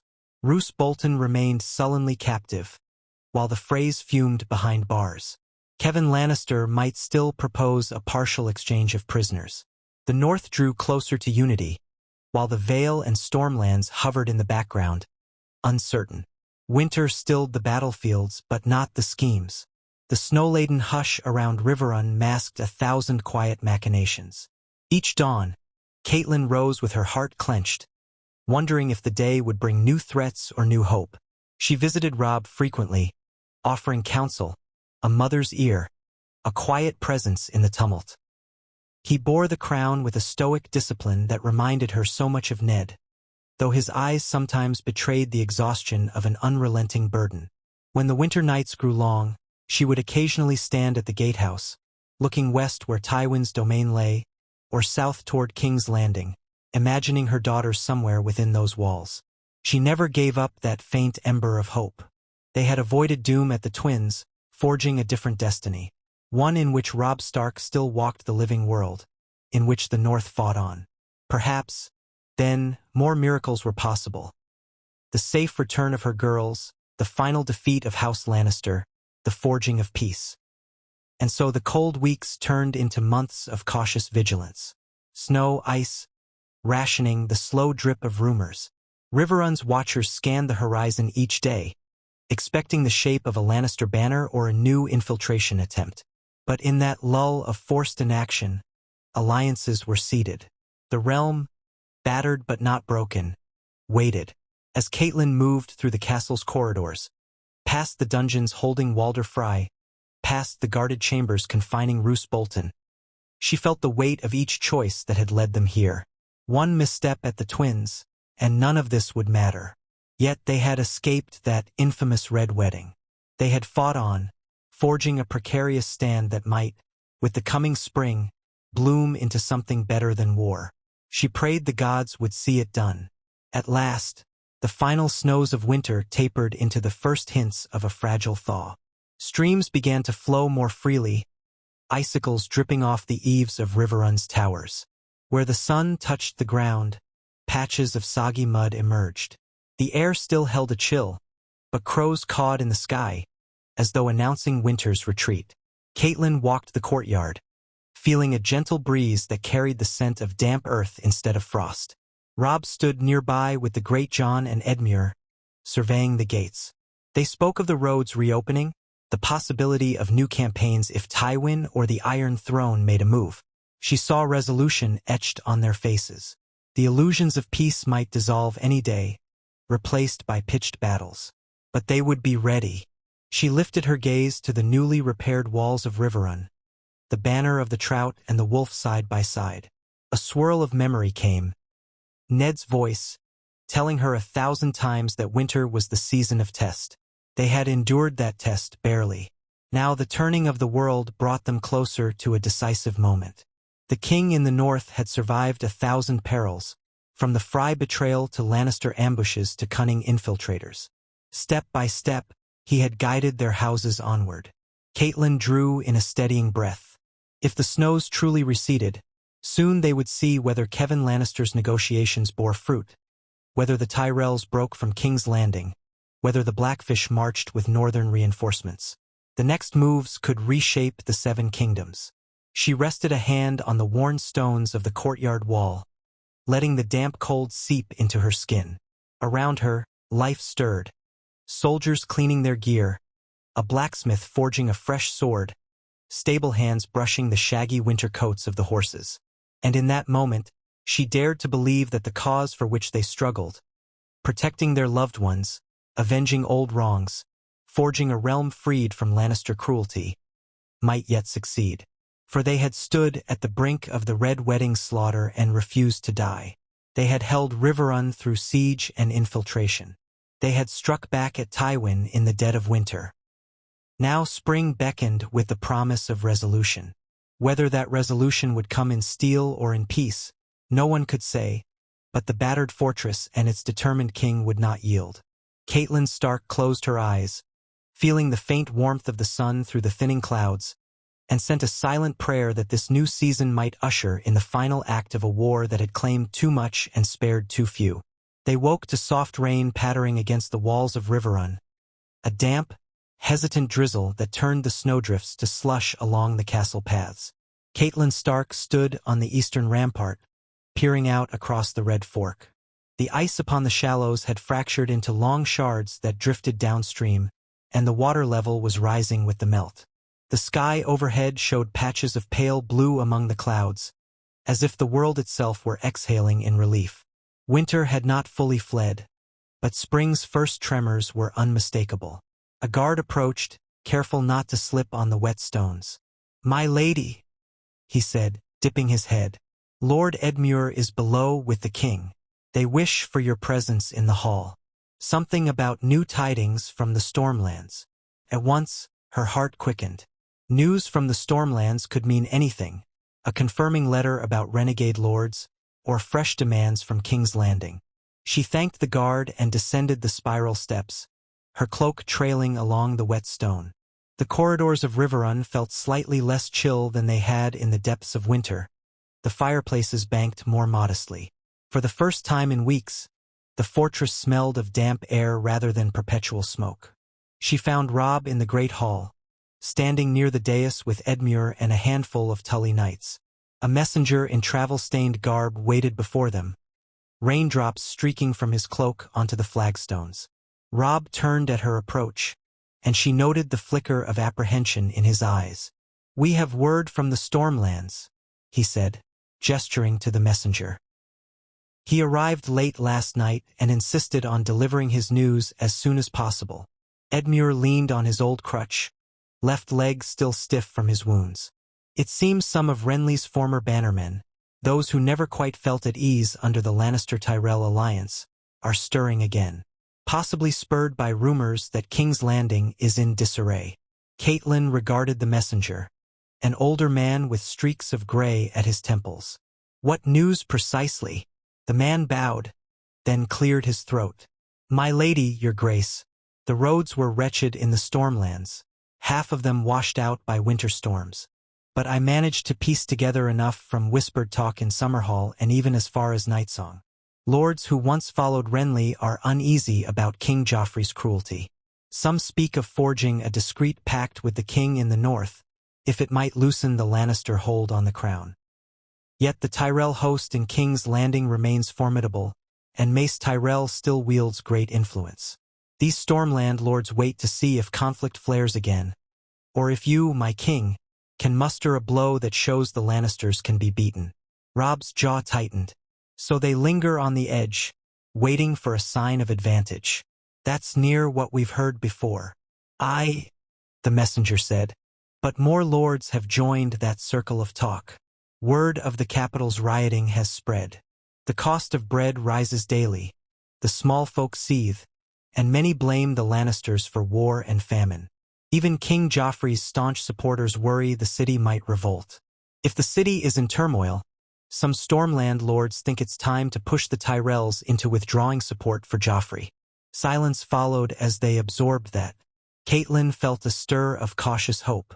The North had recaptured Moat Cailin, the Riverlands were still in Robb's hands, and Tywin had not managed to break them despite repeated attempts. If more lords turned away from the Iron Throne, King's Landing might be cut off from the grain they so desperately needed. Perhaps Sansa, somewhere within those walls, might be freed if the city's hold broke. Edmure gave a weary sigh. If only the Vale would move too. But Lisa hides behind her mountains, ignoring the realm's troubles. "We might not need the Vale," Robb said, though with a note of regret. "If the Stormlands erupt in open rebellion, or if the Tyrells step aside, then Joffrey and Tywin stand alone. We must do our part to push them.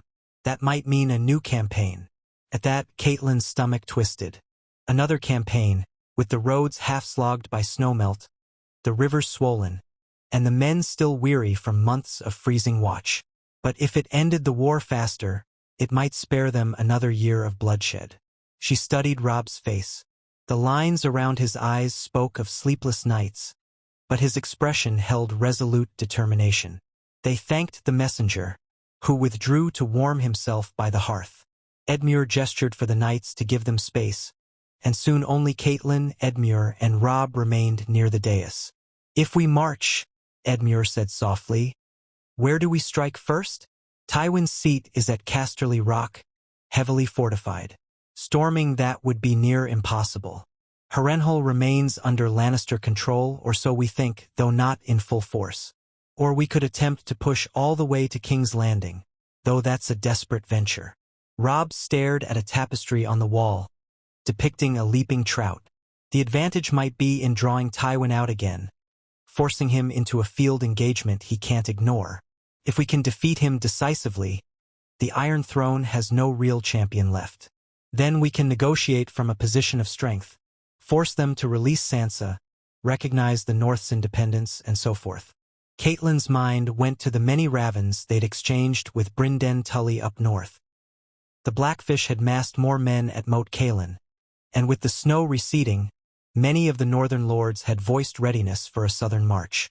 If you wait until the northern host arrives, your army might be large enough to challenge Tywin. But that might take weeks, possibly longer. Robb said, will send fresh word to Uncle Brynden. If the snows have melted enough, they can start south. Meanwhile, we gather our own Riverrun forces, sharpen steel and prepare. We must watch for Tywin's countermove. Catelyn folded her arms, remembering the last time Robb confronted Tywin in open war. The near disasters, the cunning feints, the cost in lives. It was not her place to dissuade him, not when so much hinged on action, but fear coiled in her heart. I only pray we can gather enough men. House Bolton's loyalty is uncertain, Karstark is gone, and some lesser lords might be reluctant. The war has worn them down. Robb's mouth tightened at the corners. I know, but we have the Great John, the Glovers, the Umbers who remain loyal, many river lords. And we have these rumblings from the Stormlands. If the Tyrells falter, we might not need an enormous host, only enough to deliver a fatal blow to Tywin's overextended lines. Edmure shifted on his crutch. Then we should start mustering. I'll send riders to the local lords, Mallisters, Vancess, Blackwoods, and see what can be scraped together. Also, we might fortify the crossings near the Twins, though the Freys are in disarray. A few of them still roam about, but nothing large. Catelyn said nothing. She thought of Walder Frey rotting in Riverrun's dungeon, his eyes seething with hatred. Even imprisoned, that man had unleashed more than enough chaos. She would not soon forget the screams echoing through the Twins that night, the memory of crossbow bolts nearly turning the feast into a slaughter. Better that he remain behind iron bars until war's end, if not beyond. She gave Edmure a strained smile. We'll do what must be done, brother. They parted. Within hours, the castle hummed with fresh urgency. Stable hands checked bridles and saddles. The blacksmith stoked forges for arrowheads, and scouts ready to ride to the scattered holdfasts of the Riverlands. In the weeks that followed, as the land slowly thawed, small companies of local knights began arriving at Riverrun, some bringing only a handful of men, others trailing wagons of supplies. They had little left to spare after the winter's hardships, but the desire to finish this conflict burned in them. Robb spent his days in near-constant council, discussing strategies with the Great John, Galbart Glover, and whichever riverlords had trickled in. Catelyn watched from the sidelines as her son navigated the fractious loyalties. Some knights worried about leaving their lands undefended. Others demanded promises of Lannister lands if they helped seize them. Robb tried to balance these demands without giving away the store. She recalled Ned's quiet frustration in King's Landing so many years ago, juggling alliances. War turned every alliance into a currency. Midway through those preparations, a new messenger arrived, from Brynden Tully at Moat Cailin. He wrote that the northern roads had begun to clear enough for marching, and a sizable force from House Manderly had set out as well, carrying the banner of the wolf. They planned to converge near the neck and push south toward the Twins, then beyond. With luck, they might unite with Robb's forces near the Trident by early summer. It comes together, Robb murmured to Catelyn, reading the letter in the solar. We'll have the mass to face Tywin. I only hope Tywin doesn't strike us first. It was a race of musters. Whichever side could ready a decisive host soonest might shape the future of Westeros. Catelyn prayed that Ser Balon's southern intrigues would further hamper the Lannisters, that storms at sea might keep any iron-born distractions at bay. Everything hinged on timing and fortune. The weeks slid by with uneasy calm. Winter's hold slackened more each day, unveiling a battered landscape. The farmland around Riverrun lay pocked with old siege trenches, churned mud, and the charred remnants of barns. Some fields were already tilled by peasants determined to coax new life from the soil. Robb took heart at seeing the small folk attempt normalcy. Perhaps they still trust the king in the north to protect them, he said quietly to Catelyn one morning, watching farmers from the ramparts. She frowned. It's more likely they're simply desperate. They need a harvest to survive. He nodded, sobered. All the more reason we can't let Tywin regain the Riverlands. Another siege, and these lands will be bled dry. At last, near the turning of the month, good news arrived from the capital's direction. Another letter from Kevin Lannister, or so it claimed, carried by a nervous courier who wore no house insignia. The man came at dusk, presenting the letter to Robb in the courtyard. By torchlight, Robb broke the seal and read the parchment. "That's enough." Robb arrived, greeted the Blackfish with respect. "Welcome, uncle. Your arrival couldn't be more timely. We mean to launch a campaign soon, either to lure Tywin into open battle or force him to yield. With your men, we can face him." Brynden gave a terse nod. "Then let's be quick about it. The men are restless, and the realms had enough stalling. We have new strength from the north. Use it while we can." Within the day, the Blackfish joined Robb's war council, offering his usual incisive counsel. He recommended that they advance west across the Red Fork, pushing toward Harrenhal or the passes near the Golden Tooth. If Tywin was massing behind Harrenhal or in the Westerlands, they could force him into the open. Meanwhile, scouts would watch the roads in case the Lannister host tried to outflank them. At that council, the Great John bellowed his eagerness to ride, recalling the success of their winter raids. Edmure advised caution about leaving the Riverlands unguarded, but the Blackfish proposed leaving a strong garrison at Riverrun, supplemented by local levies. Robb would lead the main army. Everyone recognized the risk. If Tywin somehow bypassed them, he might strike at the castle from another angle, but their outriders should give ample warning. Catelyn listened, tension thrumming in her veins. Another major march, bigger than the winter raids, a campaign that could end the war or break them. A single dire thought flickered. If they lost, this might be the final ruin of House Stark and Tully. But what choice remained? That same evening, a letter arrived from the Stormlands, carried by one of Ser Balon's men. It claimed that certain lords, Penrose, Errol, Grandison, were quietly preparing to renounce King Joffrey if they saw a strong enough signal. Catelyn read it with Robb and the Blackfish by lamplight. "They want proof the Lannisters can be bested," she said softly. "They stand on the precipice. A victory in the field might tip them to our side." Robb's mouth set. "Then a victory they shall have, if the gods favor us."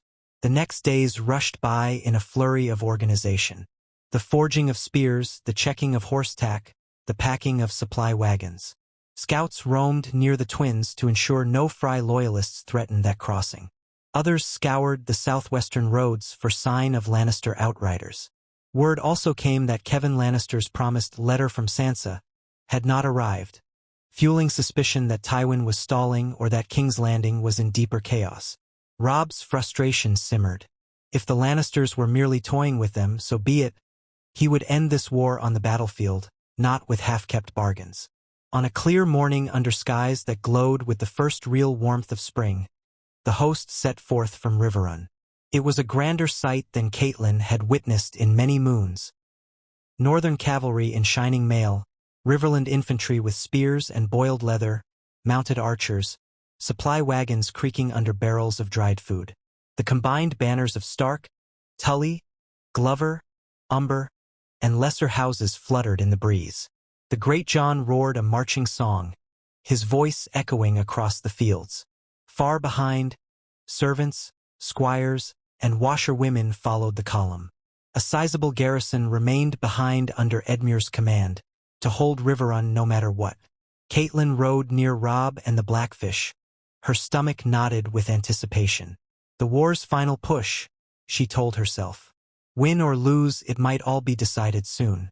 As they progressed westward, they found the land already thawed enough for streams to run quick and muddy.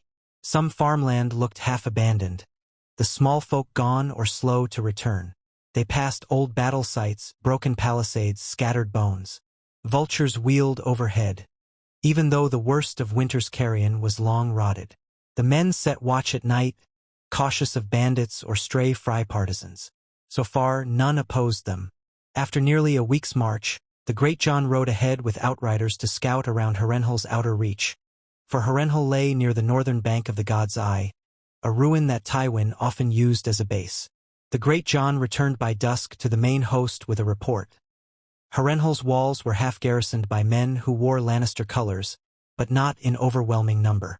The gates were shut. If Tywin was there, he kept hidden. If not, perhaps he was further west or had retreated to the Westerlands. Harrenhal itself was rumored to be haunted, a dread fortress of black towers that dwarfed many an army. Storming it directly could be suicidal unless the Lannister force inside was small. Some men urged a quick siege, hoping to starve out the defenders. Others insisted Harrenhal was too massive for a siege to be worthwhile, tying them down for months. Robb and the Blackfish debated this into the night. Meanwhile, scouts from the southwestern roads reported that Tywin's main force was indeed deeper in the Westerlands, near the famed pass called the Golden Tooth. So Harrenhal is a lesser obstacle, Robb concluded in the torchlit council tent. Tywin keeps only enough men there to harass or distract us. If we linger in a siege, we risk giving him time to gather more strength or outmaneuver us. No, we push on. The Great John grinned at that. Let Harrenhal crumble in its gloom. We ride for the Golden Tooth. Flush Tywin out onto the plains, and break him, Galbart Glover cautioned. He might not march to meet us, but hide behind the pass. Yet, if we threaten his western lands, he'll have to respond. Let's do it. They broke camp at sunrise, skirting Harrenhal's domain. Through binoculars or a spyglass, one might glimpse the towering silhouette of that cursed castle in the distance. But the Stark-Tully host did not draw near the moat or the outer walls. From time to time, Lannister outriders ventured forth, testing the edges of the army. Each skirmish ended quickly, the outriders fleeing. The message was clear. Tywin's watchers kept track of their movements, but did not engage. Robb pressed onward, deeper into lands that had once fallen under Targaryen domain centuries ago, now a patchwork of lesser lords. The roads improved as they neared the boundaries of the Westerlands, though sabotage from fleeing Lannister loyalists left some bridges destroyed. Every few days, messages arrived from Edmure back at Riverrun, reporting no major threats. Another raven came from the Stormlands, cryptic rumors that Mace Tyrell had grown furious with Joffrey's tantrums, and that the crown's resources were spread thin feeding the capital. Catelyn felt a faint thrill each time she heard such news, as if all the realm's fractures were converging at last. But she schooled herself not to hope too openly. War was fickle. At last, after weeks of marching, they approached the range of foothills and ridges that bordered the Westerlands. The air turned cooler at higher elevations, though patches of spring flowers dotted the meadows. Robb called a halt near a broad valley with a swift-flowing river. The Golden Tooth Pass lay ahead, a well-fortified route into Lannister territory. Word had reached them that Tywin indeed commanded a large host somewhere beyond that pass. Some said 15,000 men, others guessed more. The numbers dwarfed what Robb had commanded in the earliest battles. But now, he too had near that many, counting all the Northerners and Riverlords, perhaps slightly fewer. It would be a vicious match if both sides fully engaged. They made camp in a broad swath of farmland, commandeering barns for the night, paying the locals in coin. The men dug shallow trenches, hammered defensive stakes. Scouts roamed the ridges, scanning for any sign of Lannister outriders. The Great John predicted Tywin would attempt a surprise or a flanking maneuver. The Blackfish insisted they keep their army spread in cautious wings, never allowing Tywin to entrap them. Tension settled over the host like a drawn bowstring. One dusk, a returning scout brought word that Lannister outriders had been sighted near a ravine to the northwest, possibly a vanguard. Another scout reported hearing a drumbeat in the hills. The next morning, more riders confirmed that a large Lannister force was indeed on the move, heading east from the pass. They might be spoiling for a fight or trying to push Robb away from the pass. If the king in the north wished to draw Tywin out, here was the chance. Robb gathered his captains in the early light. The Great John, Galbart Glover, the Blackfish, and others ringed the map. Catelyn hovered at the edge, her hands clasped tight. She had no skill in battlefield command, but she wanted to witness the crucial decisions. Robb's face was calm, though his eyes shone with a mix of urgency and an underlying fear she knew he must feel. He tapped the map, pointing to a broad valley split by the winding river, with steep slopes on either side. If Tywin tries to force us into this narrow ground, we risk losing our advantage. Instead, we can choose more open fields just east of the valley. That terrain should favor our cavalry. We force him to meet us there, or else concede passage to us. Galbart nodded. We can fortify a line near the orchard groves, keep archers on the higher ground. If Tywin's men push forward, we have the vantage.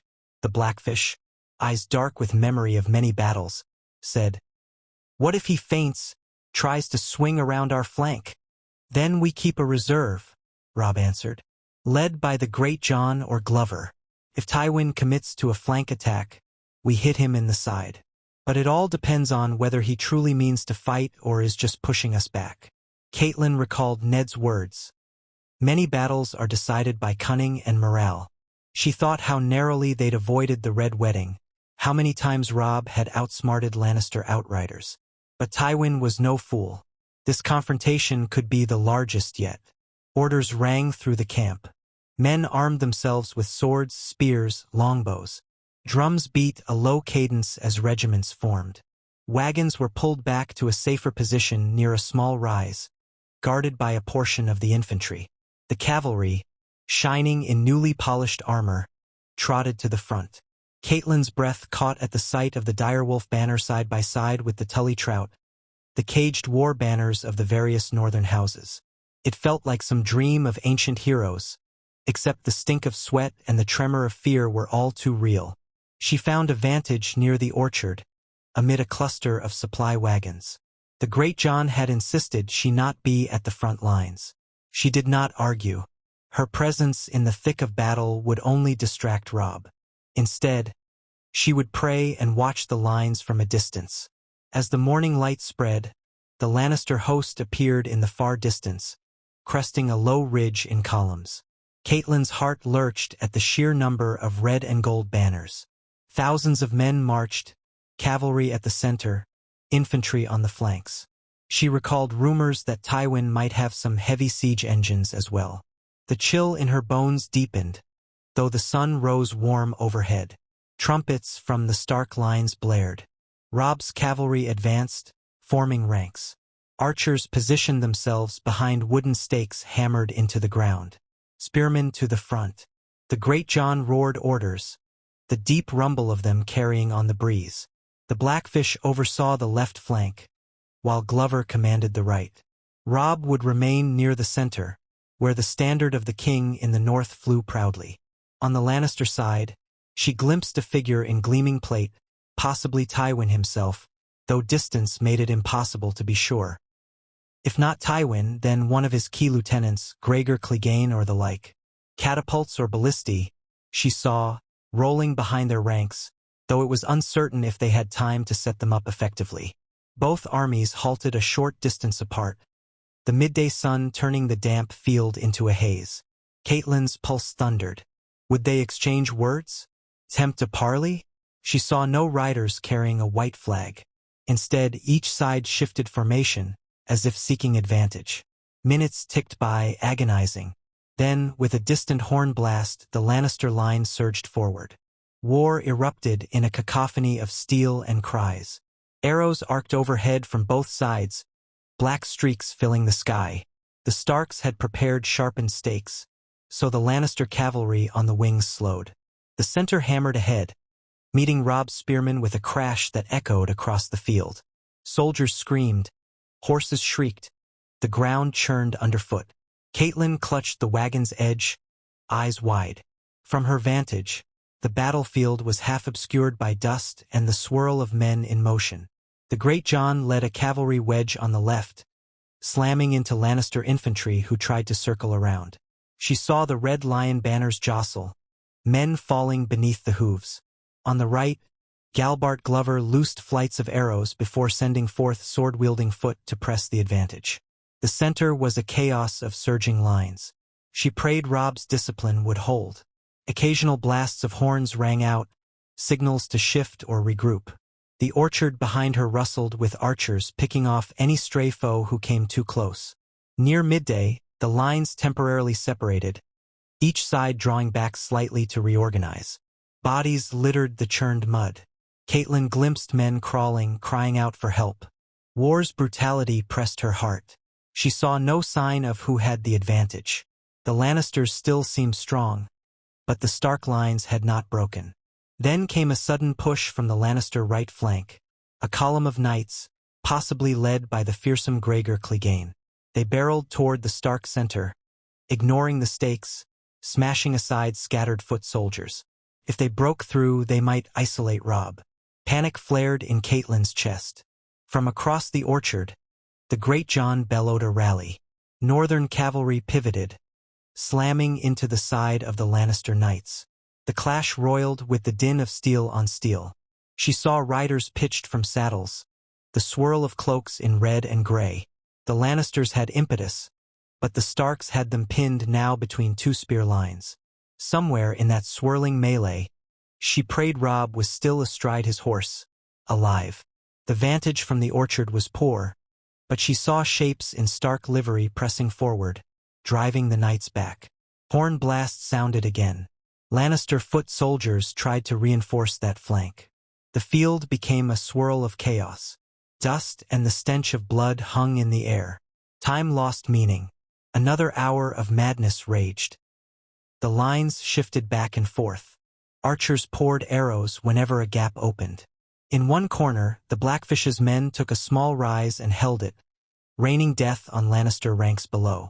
A distant catapult from the Lannisters lobbed stones, but with limited effect as the battlefield was too fluid. The rattle of swords, the screams of wounded horses, the pounding of feet on muddy ground. Catelyn felt each as a hammer blow. Then, near late afternoon, a wave of motion swept the Lannister lines. She heard men shouting, "They're falling back! The lions retreat!" Indeed, large portions of the Lannister infantry were pulling away, staggering in disorder. Their cavalry tried to cover them, but new impetus from the Stark center drove in. Perhaps Tywin had decided the day was lost or that continuing would lead to catastrophic losses. Or perhaps the Starks simply gained the upper hand in this blood-soaked theater. A ragged cheer rose among the northern ranks as the red and gold banners receded.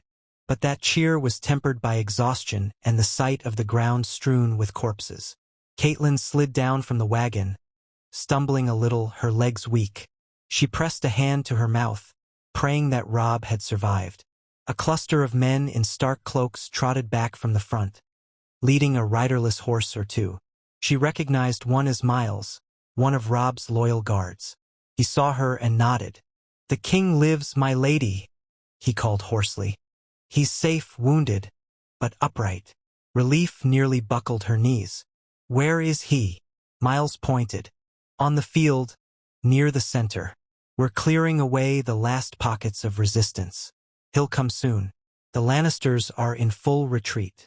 She whispered a prayer to the gods. Around her, men rushed forward to tend the wounded or secure prisoners. The orchard soon filled with moans and ragged breath as battered soldiers limped in. The reek of blood was overwhelming. She had lived through sieges and near massacres, but a full-scale open-field battle was another horror entirely. War hammered at all senses. At last, she spied Robb riding slowly across the muddy ground, flanked by the Great John and half a dozen men. Blood spattered his surcoat, and he held his left arm close to his side, but he was conscious. She hurried forward. He dismounted awkwardly, nearly collapsing before the Great John caught him. Catelyn reached him, ignoring the filth and gore as she placed a trembling hand on his cheek. "Robb," she breathed. He gave her a shaky grin, eyes glassy with pain. "We drove them off, mother. They broke. Tywin, I saw him or his standard near the center, but they withdrew.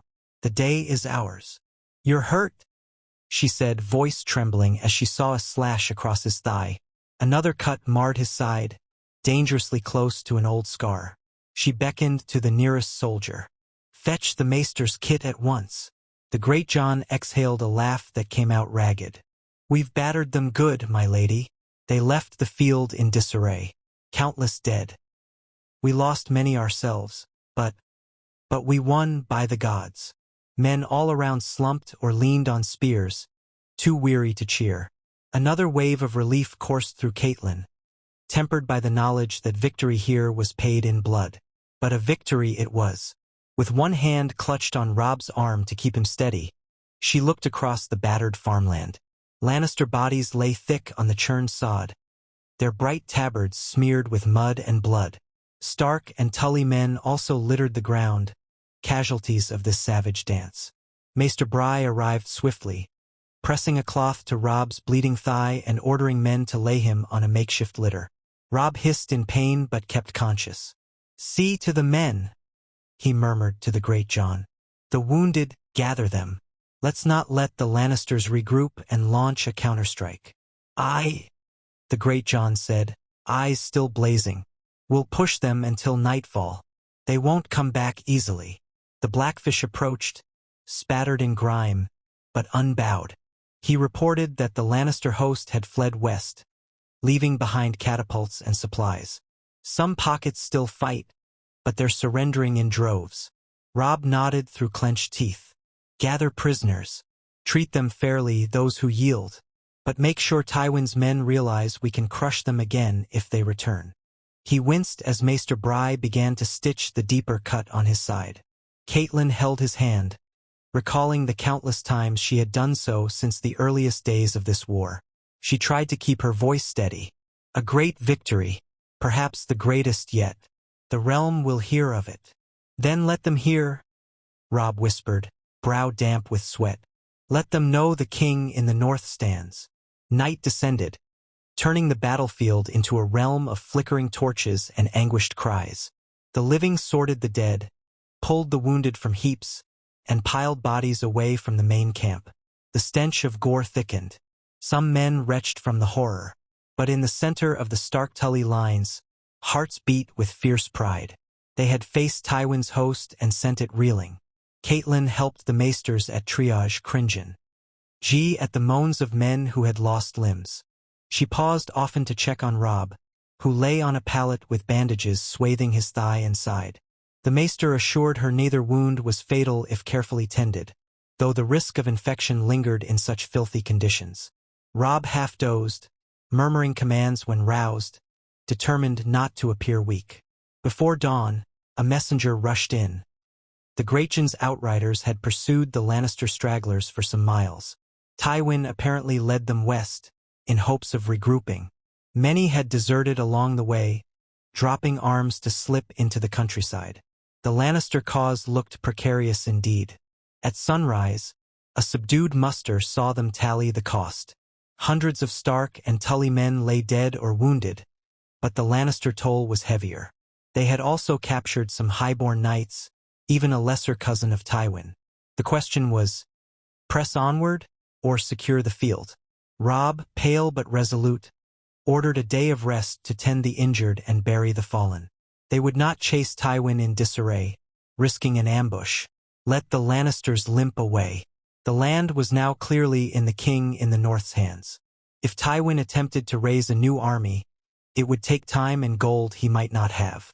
In the aftermath, battered survivors from both sides mingled in the orchard. Some Lannisters sat with dull stares under guard. Others quietly ate the rations the northern men shared. Catelyn thought of all these souls caught in the crossfire of Lord's ambitions. If the Stormlands or the Tyrells now seized the moment to turn on King's Landing, the Lannisters would stand alone indeed. That knowledge both cheered and haunted her. By midday, a band of older men from the local farmland approached with wagons, offering to help gather the dead. They had no illusions about which side was which. They simply wanted the fields cleared so they could resume planting. Robb, from his pallet, granted them permission and paid them a small sum, ensuring they'd treat the corpses with decency. Scenes like that drove home the cost of war more than any heroic charge. On the second day after the battle, with the wounded stabilized and the dead mostly buried, Robb called a council in the largest intact barn, inviting the Blackfish, the Great John, Galbart Glover, and other captains. Catelyn joined, standing near a bale of hay. Robb, his bandaged thigh stiff, sat on a stool that gave him some ease from the pain. "This is our greatest victory," he began quietly. "We have shattered Tywin's main field army. He may gather scraps or retreat behind the walls of Casterly Rock, but he can't face us openly again soon. Our losses are grievous, but lesser than his. Now we decide the next move. Press into the Westerlands, lay siege to his seat, or pivot back east toward King's Landing and demand terms." The Great John thumped a fist against his chest. "We should batter down the gates of Lannisport, take their gold from Casterly Rock. That'll finish Tywin for good." Galbart Glover looked uncertain. A siege of Casterly Rock might be even more daunting than Harrenhal. Those walls are said to be unassailable from the landward side. We'd risk a drawn-out blockade, giving King's Landing time to regroup, or letting the Ironborn exploit our absence. Brynden Tully studied the map. For centuries, Casterly Rock was never taken by open siege. But if Tywin's battered and the city of King's Landing is near revolt, perhaps we aim our demands at the Iron Throne. Force them to cede the Riverlands and the North, free Sansa in exchange for peace. Mace Tyrell might not come to the Lannisters' aid if he sees them as a sinking ship. Robb tapped his fingers on the stool's arm, wincing slightly at a shot of pain in his bandaged side. "I've no desire to spill more blood than needed. Our men are exhausted. The small folk starve. If I can end this war with the North and Riverlands free, and Sansa safe, I'll do so. Let Tywin keep his rock, for all I care, so long as he troubles us no more." A hush followed as the men considered. Then the Great John let out a rumbling sigh. "If that's the path to peace, I'll accept it. Still, I'd like to put a pike through Tywin's chest." Galbart gave a grim smile. "All of us would. But the king is right. We have what we came for, vengeance and freedom. Another year of war might ruin us all." Robb nodded, fatigue etched in his face. "Then we will send riders to King's Landing, to Kevan Lannister if he's there, or whichever figure remains in power. We'll propose formal peace.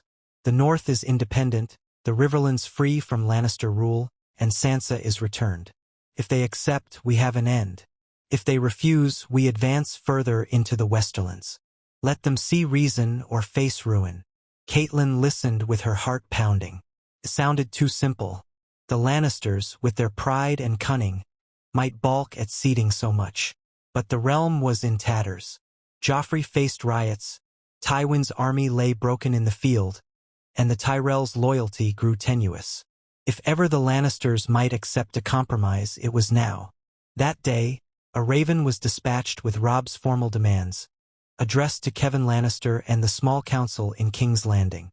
The letter was blunt. The king in the North offered to cease hostilities, provided the North and Riverlands were recognized as separate realms, war reparations were paid, and Sansa Stark was released. If Joffrey refused, the march into the Westerlands would continue until Tywin bent or the Iron Throne collapsed. Time crawled. The wounded men in camp healed slowly. The dead lay under fresh earth, and captured Lannister knights languished behind makeshift fences. Some pledged they would treat with Robb fairly if only he spared their men. Meanwhile, the countryside reeled from the aftershock of battle. Burned farms, stray horses, families searching for lost kin. Catelyn aided in distributing meager supplies, her heart heavy with the knowledge that the next siege or march might start any day. At last, near a week after the Raven's departure, a messenger arrived under a peace banner. His horse stumbled into the edges of the Stark pickets, a gold and red sash on his saddle. The man was near collapse, having ridden hard. He carried a sealed letter with multiple signatures and seals. Robb summoned him to the barn that served as the command center. Catelyn hovered close, dread and hope warring within her. The messenger, eyes bloodshot from exhaustion, bowed. "Your Grace, I bear a response from the Iron Throne. Ser Kevan Lannister, Queen Regent Cersei, and the small council have read your terms. They propose a conference. They agree in principle to release Lady Sansa Stark, as well as to acknowledge certain freedoms for the Riverlands and the North. But details remain. They invite you to a neutral site for negotiations, urging that the Tyrells or other neutral parties be present to witness and guarantee the peace. A ripple of surprise spread among the men. Catelyn exhaled shakily. Could it be? After so much blood, the Lannisters were willing to talk real peace? Robb read the letter, brow creased. They propose we meet near Maidenpool, a place halfway between Harrenhal and Crackclaw Point, where presumably the crown can come by ship. They suggest in 3 weeks' time, guaranteeing safe conduct for me and a limited escort. The Great John let out a low growl. Safe conduct from the Lannisters is worth as much as a vow from Walder Frey. Catelyn clenched her jaw. She remembered the nearly fatal feast at the twins. Guest right had meant nothing to Walder. Would the Lannisters honor safe passage? Kevin might, but Cersei or Joffrey? Robb looked at the messenger. You claim the Tyrells might also attend? The man nodded. Yes, your grace. The said Mace Tyrell wants to avoid further strife. He may send his own envoys. Possibly the Dornish, too, though that is uncertain. The letter indicates a genuine desire for a wide negotiation. They speak of restoring stability to the realm. Or they speak of finishing us with one stroke. The Great John muttered. You can't go into a lion's den, my king. Robb turned to the Blackfish. What say you, uncle? Brynden Tully's eyes narrowed. It's a risk, but so is continuing the war. If they truly intend to release Sansa and let the Riverlands be free, that's near everything we set out to achieve. I'd advise sending a large enough escort that they won't dare treachery. Let's see if they truly want peace or if this is a trap.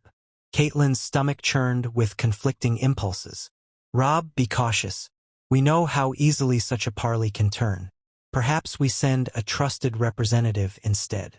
Her son set down the letter. They specifically request me. I am the king in the north. If I refuse to come, they can claim I fear them, or that I'm not negotiating in good faith. This might be our best chance for a bloodless resolution. I must weigh it carefully.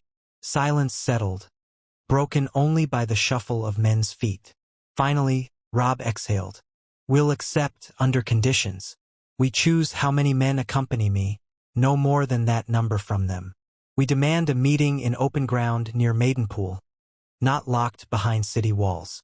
We require a sworn vow from each great lord, witnessed by a neutral party. If they balk at any of that, it's a sign of ill will. He told the messenger to rest and expect an answer in writing by the morrow. Then the man was led away to be fed and given a place to sleep. Catelyn stayed behind with Robb and the chief captains. The Great John grumbled about Lyon's cunning, but the Blackfish and Glover recognized the potential. So many had died already. If a single parley could end the war, it was worth attempting. That night, by the glow of a single lantern, Robb dictated the reply. He spelled out each demand for security and fairness. He also insisted on seeing Sansa Stark at the start of the negotiations, unharmed, or he would ride away. The letter was sealed with the Stark direwolf, then handed to a fresh messenger who would deliver it to King's Landing or wherever Kevin Lannister's group might be preparing. Catelyn sat with Robb afterward, in the hush of the barn's improvised war room. Outside, the moans of wounded men carried on the night wind. A few torches flickered, revealing the exhausted silhouettes of soldiers who had fought and survived the clash. Robb's bandages needed changing, so she fetched water, gingerly sponging blood from the edges. He bore the pain with a clenched jaw. When do I stop being a king at war? He murmured. When the war ends, she said softly, and we rebuild, and we find what peace we can. That's all we can hope for. He lifted his eyes, so reminiscent of Ned's. I want to bring Sansa home. I want to see the North truly free, to know the Riverlands won't bleed again under Lannister boots. If the gods grant me that, I'll never ask for another throne or crown. She touched his hair gently. I pray the gods hear you. In the days that followed, the camp remained where it was, so the men could recover from the battle. The Lannister threat receded west, and ravens confirmed that Tywin's forces were in disarray. Meanwhile, rumors reached them that King's Landing had erupted in yet another bread riot. Stories told of starving small folk storming food storehouses. The Tyrells, rumor said, had threatened to remove Marjorie from the capital if the king did not restore order. Joffrey apparently raged, but Cersei and Kevan tried to calm the crisis. If the monarchy teetered, that might push them to accept a settlement with Robb. At last, after near 2 weeks of tense waiting, a raven returned with the Lannisters' acceptance of Robb's conditions for the parley. Mace Tyrell's envoys would attend, and possibly a Dornish delegation. They proposed meeting just outside Maidenpool in mid-spring, less than a month away. Kevan promised that Sansa would be present, to show good faith. If all went well, final terms might be signed to end the hostilities. In the hush that followed the reading of the letter, Catelyn felt tears threaten. Could it truly be over soon? Would they see Sansa free, see an end to the constant marches and sword clashes? She saw the flicker of uncertain hope in Robb's eyes, the Greyjoy's grudging acceptance, the Blackfish's cautious nod. No one dared speak the word peace too freely, but the possibility loomed, just a step beyond the realm of constant war. Robb rose, ignoring the stiffness in his leg. "We'll break camp in a few days, traveling east toward Maidenpool at a measured pace. Let the Lannisters gather. Let the Tyrells come. If they keep faith, we end this. If not," he paused, scanning the men, "we stand ready to finish what we started." A low murmur of agreement spread. They had spilled enough blood. Another betrayal would see Tywin face the full wrath of the combined northern and river armies, battered as they might be. The next move belonged to the Iron Throne. The day they marched east, the battered farmland lay silent beneath a brightening sky. Catelyn rode in a carriage near Robb's position. His leg improved but still pained him, so she insisted he not strain himself with constant riding. The host moved slower now, burdened by wounded men in wagons. But the knowledge that a parley approached lent an air of cautious optimism. Soldiers spoke of home, of planting fields, of seeing families again. Some spoke of finishing the Lannisters if the parley went awry. No one doubted a final confrontation might still occur. They skirted Harrenhal once more, ignoring the cursed towers. A few Lannister stragglers tried to harass the rearguard but were easily driven off. Each night, Catelyn found it easier to breathe, though she kept watch for sabotage. No sign of infiltration. Walder Frey remained behind bars back at Riverrun, prevented from orchestrating any further betrayal. Roose Bolton remained under guard as well, though some quiet rumors claimed that his men in the north had half deserted him. The war had 1,000 threads, yet slowly the tapestry wove toward a conclusion. At last, near mid-spring, they descended from the hills into the rolling plains that led toward Maidenpool, a port town on the coast of the Bay of Crabs. The air carried a tang of salt. Green buds sprouted on trees. The men's boots tramped on drier ground now, the winter's mud hardened by the warming days. Advanced outriders confirmed that the Lannisters had made camp a few miles west of Maidenpool, near the beaches. A rumored Tyrell presence had indeed arrived by ship. Tents sprouted across the dunes. No sign of open hostility. This was a meeting ground for great lords, patrolled by watchers from each side. Robb's heart must have hammered as hard as Catelyn's did. Word circulated that Sansa might already be near, accompanied by Queen's Guard or Tyrell watchers. Each soldier in Robb's army was ordered to remain disciplined and not provoke a fight. If the Lannisters attempted a repeat of the twins, they would find the Starks ready. But Kevan's tone had signaled genuine desire to end the bloodshed. Late one afternoon, Robb's host reached the designated site. A grassy plateau half a mile from Maidenpool's walls, overlooking the bay. Beyond the dunes, tall ships anchored, presumably Tyrell or royal vessels. The skies glowed pink with the setting sun. Tents sprang up as each faction arranged their quarters in a broad ring, no side overshadowing the others. Robb selected a vantage with a small stand of trees at his back, easy to defend. Once the camps were established, watchers scoured the surroundings, confirming that no hidden crossbows perched in the dunes. No savage bandits lurked. The Great John insisted on tripling the guard around Robb's tent, and the Blackfish posted archers in the trees. The Lannisters did likewise on their side. The Tyrell encampment stood some distance away, bright green banners stirring in the breeze. From what people said, Mace Tyrell had not come in person, but had sent his son Garland or perhaps some other relation. The details were murky. Another rumor claimed a Dornish party had arrived that morning, smaller than expected. Catelyn half expected to see Walder Frey's ambushers leap from behind the beach grass, or an assassin slip into the lines. But the place felt calm, as though each side recognized the stakes. If open treachery erupted, the war would become an inferno. That evening, as twilight deepened, a rider came from the Lannister camp bearing an invitation to a preliminary meeting at midday on the morrow. A neutral clearing near the dunes, where the principal negotiators would gather with minimal escorts. Robb agreed, dispatching a return message that he and a small retinue would attend. Catelyn, though anxious, insisted on accompanying him. The Greatjon, Galbart Glover, and the Blackfish would form part of the retinue, along with enough arms to deter any sudden violence. They slept fitfully in camp, waves lapping in the distance, torchlight flickering. Dawn broke crisp and clear. Soldiers murmured about the momentous day. If all went well, the realm might see an end to the War of the Five Kings. Indeed, what remained of those kings? Renly and Balon Greyjoy were dead. Joffrey perched precariously on the throne, and Stannis rumored to brood at Dragonstone. Now Robb, king in the north, prepared to stand face to face with Lannister representatives who had tried to kill him countless times. Midday arrived. Catelyn rode at Robb's side, the Greatjon just behind, heading for the designated meeting place in the dunes.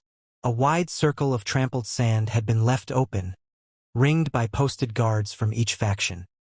She spotted Lannister soldiers in their red cloaks, Tyrell men in green and gold, and a few men with the sun and spear of Dorne.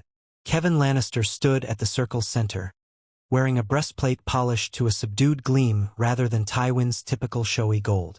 Beside him, tall and still as a statue, stood a knight in the Kingsguard's gleaming white armor. But it wasn't them who seized Catelyn's attention. It was the girl standing a few steps behind Kevan, flanked by more guards. Sansa Stark, her hair parted neatly, her gown simple yet tasteful, her face pale. The moment Catelyn's eyes fell on her, emotion threatened to overwhelm her. She saw that her daughter looked thinner, older in the eyes, but alive. Sansa clutched her hands together, glancing nervously at Kevan's back, as if uncertain whether she was allowed to speak or move. Robb reined in his horse.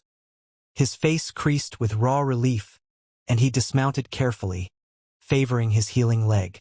With a nod to his mother, he stepped forward. Catelyn followed, heart hammering. Sansa's gaze finally met theirs, and tears glistened in the girl's eyes. She opened her mouth to speak, but no words came at first. Then, in a trembling voice, she managed, "Robb? Mother." They halted a few paces away. Neither side wanted to spark alarm by rushing forward. Catelyn could hardly bear the distance. She forced herself to look at Kevan Lannister first. "Sir Kevan," she said, voice trembling, "you said you'd bring my daughter safely. I see that you have." She dared not move until the formalities were observed, mindful that if she ran to Sansa, some overeager guard might interpret it as aggression. Kevan inclined his head. "We keep our word, my lady. Lady Sansa is here, unharmed, to show the crown's sincerity. Should we finalize a treaty, she will be released fully into your care." Robb's voice was thick. "She is to be released regardless. We will not proceed otherwise." "Let us speak first," Kevan said gently. "We gather to forge peace. Please come. We can seat ourselves in that pavilion with the Tyrell and Dornish representat. I've's present to witness." Catelyn's eyes flicked to a small pavilion set up under a canopy, the sides open. A row of chairs waited. The Tyrell envoy was a broad-shouldered man in green, and a sallow-faced Dornish noble in light silks stood nearby. Both nodded politely. The Greatjon scowled from behind Robb, one hand on his sword hilt. Kevan gestured for Sansa to remain with the Kingsguard. The poor girl's face fell in disappointment, but she obeyed, stepping back. With tension so thick it felt like a rope around her chest, Catelyn accompanied Robb to the pavilion.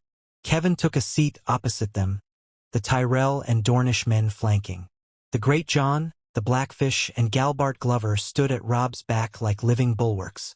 Around them, the ring of watchers watched in silence, each side armed but cautious. Sansa was close enough that Catelyn could see the flicker of hope in her eyes, and also the fear. How long had she endured King's Landing's cruelty? Kevan began with a formal statement on behalf of King Joffrey, though he conspicuously left out the word rightful. He recognized the might of the North and the losses endured. He voiced a desire to end the war, acknowledging that Tywin's army had faced defeat in the recent battle. Then came the Crown's demands, that the North not seek to overthrow the Iron Throne, that they refrain from allying with foreign powers. In exchange, Joffrey's government would recognize the North's independence and cede the Riverlands to House Tully's lordship, except for a nominal vow of friendship. Walder Frey would be returned, if possible, once hostilities ceased. Robb listened, occasionally glancing at the Tyrell envoy, who seemed half bored, half curious. The Dornish lord watched impassively, arms folded. When Kevan finished, Robb responded in measured tones. I appreciate your acknowledgement that the North is independent. The Riverlands, too, must be free. Walder Frey is a war criminal, complicit in attempted murder under guest right. His life is forfeit, but if my uncle Edmure sees reason to hold a formal trial, perhaps we'll consider it. And Sansa must be returned to me without conditions. Kevan murmured that Sansa's release was already agreed upon, so long as the Crown's dignity was preserved. Catelyn bristled at the notion that Joffrey had any dignity left, but she kept silent, letting Robb handle the negotiations. The Tyrell man interjected a question. What of trade routes to the north? Once you're separate, will they remain open for commerce with the Reach? My lord Mace Tyrell values the flow of goods. Robb nodded. We have no wish to harm the Reach if you do not threaten us. We can sign separate pacts for trade, provided you do not ally with any who would try to retake the North or the Riverlands by force. Kevan's lips pressed thin. And what of House Lannister's holdings in the Riverlands? Some lords might still owe fealty to Casterly Rock. Will they be expelled? Their lands seized? Catelyn recalled the damage wrought by the Lannister presence. She felt no pity, but Robb answered more diplomatically. Any who sided with Tywin in the war may remain, if they swear to the new order. If they refuse, they relinquish their lands. That is the cost of betrayal. Kevan nodded grudgingly. So be it, but I remind you that House Lannister remains powerful in the Westerlands. If pressed too far, the Great John let out a growl. Robb held up a hand, quieting him. We do not seek further war, so long as the Westerlands do not cross into northern or river lands with hostile intent. Hours of delicate talk ensued, each side stipulating conditions, referencing ancient feudal laws. The Tyrell envoy occasionally interjected a concern about the Crown's finances, wanting assurances that northern independence wouldn't disrupt shipments of certain goods to the south. The Dornish lord rarely spoke, but when he did, he pressed for clarifications on how the new North might handle any potential hostilities with House Greyjoy. Robb replied that the Ironborn threat was his concern alone. Let them cause havoc no more. Through it all, Sansa stood at the edge of the circle, guarded by the Kingsguard. Her gaze kept flicking toward her mother, tears brimming. Twice, Kevan paused the discussion to allow short recesses for water or to consult with aides. At the second recess, Catelyn approached Sansa with Kevan's permission. It took all her restraint not to fling her arms around the girl. Instead, she settled for gently holding her daughter's hands. "My sweet girl," she whispered, scanning Sansa's face. "We will have you free soon." Sansa trembled. "They said I could go if the King Joffrey agreed. Cersei wanted to keep me as a hostage, but Kevan said it was best to yield me for peace. Please, mother, take me away from them." The tears in her daughter's eyes nearly broke Catelyn's composure. She squeezed Sansa's hands. "I swear it, child. You'll come home. Be brave a little longer. The negotiations are almost done." She gleaned from Sansa's hoarse whispers that life at the Red Keep had been one of constant fear, mockery from Joffrey, manipulations by Cersei. She had endured months of it. The only mercy was that they had not forced her into marriage or worse. Kevin apparently shielded her from the worst outrages, seeing her as a political pawn to keep safe. Even so, the trauma in her eyes was undeniable. Then Kevin signaled the negotiations would resume, so Catelyn had to step back. She promised Sansa that soon they would ride away together. The girl managed a faint, hopeful smile, tears streaking her cheeks. The final round of talk stretched into dusk. At length, the lines of an agreement crystallized. The North, from the neck upward, would be recognized as the Kingdom of the North under King Robb Stark. The Riverlands would be a separate domain under House Tully, though in an alliance with the North. They would not be under the Iron Throne's direct rule, though they would maintain formal peace and trade. Sansa Stark would be released immediately to her family, with no ransom demanded. Walder Frey's status would be addressed by House Tully's justice. The crown waived further claims on him. Hostilities would cease. The Lannisters recognized themselves as having no authority over the North or Riverlands. In return, the North and Riverlands would not move further into the Westerlands or attempt to overthrow King's Landing. Future details, such as trade routes and specific land disputes, would be ironed out with the Tyrells and other southern lords at a later council. A neutral party, presumably the Tyrell envoy and the Dornish lord, would sign as witnesses, guaranteeing that if either side broke the pact, the witnesses might intervene or withdraw support from the offending side. Catelyn's head swam as she listened. The Great John, still suspicious, insisted they formalize these points in writing, signed by Kevin, countersigned by the Tyrell representative, and an additional royal seal. Kevin grudgingly agreed, with a note that Cersei or Joffrey would affix an official seal once they returned to King's Landing. Robb said he, too, would sign once it was penned out. Tomorrow, at midday, the documents would be drawn up. Sansa would walk free at that time, an immediate gesture of good faith. Kevin was reluctant, but the Tyrell man said if the girl was not freed, the Tyrells would consider the crown untrustworthy. With that, day's end upon them, the first great step toward peace concluded. Both sides parted. Sansa was led back to the Lannister camp for one last night. Fear stabbed Catelyn's chest, but Kevin swore on his honor she would not be harmed. Tomorrow they would sign and the realm would change. That night in camp, men whispered in astonishment. Some predicted the Lannisters would find a ruse. Others dared to hope it was truly over. Catelyn found Robb in his command tent, reading through a rough draft of the proposed treaty, scrawled by a scribe. The flickering lantern light showed his exhaustion. His leg still throbbed from the healing wound. She sat beside him. Tomorrow we might finally bring Sansa home. He set aside the parchment, rubbing his temples. We will. Then I'll return to the North, see it rebuilt, bury our dead. The Riverlands can mend under Edmure. If the Lannisters keep their word, we might see no more crossbows or wildfire in feasts. His lips curled in a bitter half-smile. She recalled the torment of those near-catastrophic events. We survived the red wedding that almost was. Perhaps the gods have granted us a final reprieve. He gave a soft exhale. We'll see. Let us not forget Tywin's cunning. But with the Tyrells and Dornish as witnesses, maybe he can't risk open betrayal. They want stability, as do we. She reached for his hand, recalling him as a small boy in Winterfell's courtyard. Now he was a grown man, a king forged by war. Ned would be proud, she said quietly. Robb's voice caught. I hope so. He closed his eyes. Let's pray tomorrow ends this. Let's pray Sansa is safely returned. They parted for sleep, though Catelyn found it elusive in the thick hush of the night.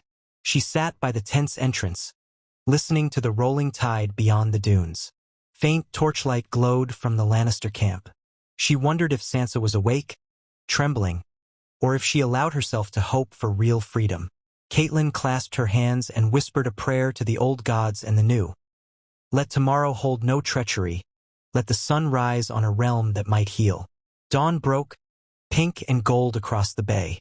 Soldiers stirred, rummaging for breakfast, adjusting armor. The tension returned, but it felt different, a tension of finality. Near mid-morning, Kevin Lannister's herald came with the official documents, 2 scribes carrying large parchment rolls. The Tyrell envoy was there to witness, along with the Dornish noble. Robb summoned his lords. They stood in a clearing ringed by watchers again. Kevan read the terms aloud, line by line. Robb signaled agreement. The Tyrell man nodded solemnly. Then each signatory came forward to dip a quill in ink and sign. Robb affixed his name with slow, careful strokes. Robb Stark, King in the North. The Blackfish's eyes shone with pride. The Great John folded his arms, blinking as if disbelieving. Kevan Lannister signed next, in the name of the Crown and House Lannister. The Tyrell and Dornish men added their signatures as witnesses. Then the scribes dusted the wet ink, rolling the parchments carefully. They would be sent to King's Landing for Joffrey's final seal, presumably. But Kevan turned to Robb and declared that, as a gesture of immediate compliance, "We shall return Lady Sansa Stark to you now." Catelyn's heart soared. Moments later, the Kingsguard knight escorted Sansa from a nearby tent. She wore the same simple gown, her eyes darting between the armed men. When she saw her mother, relief and wonder filled her face. Kevan gave a curt nod, and the knight stepped aside. Sansa stumbled forward. Then, with a sob, she ran into Catelyn's arms. Catelyn held her daughter close, tears spilling. She heard the Great John murmur something about the god's mercy, saw Robb struggling to stand on his wounded leg so he could embrace his sister. Sansa flung herself from Catelyn's grip to Robb's, trembling. "You came for me?" she whispered, voice choked. "I was so afraid they'd never let me go." He stroked her hair, tears bright in his eyes. "You're safe now, sweet sister." He shot Kevan a guarded look of thanks. "I trust the rest of this arrangement holds.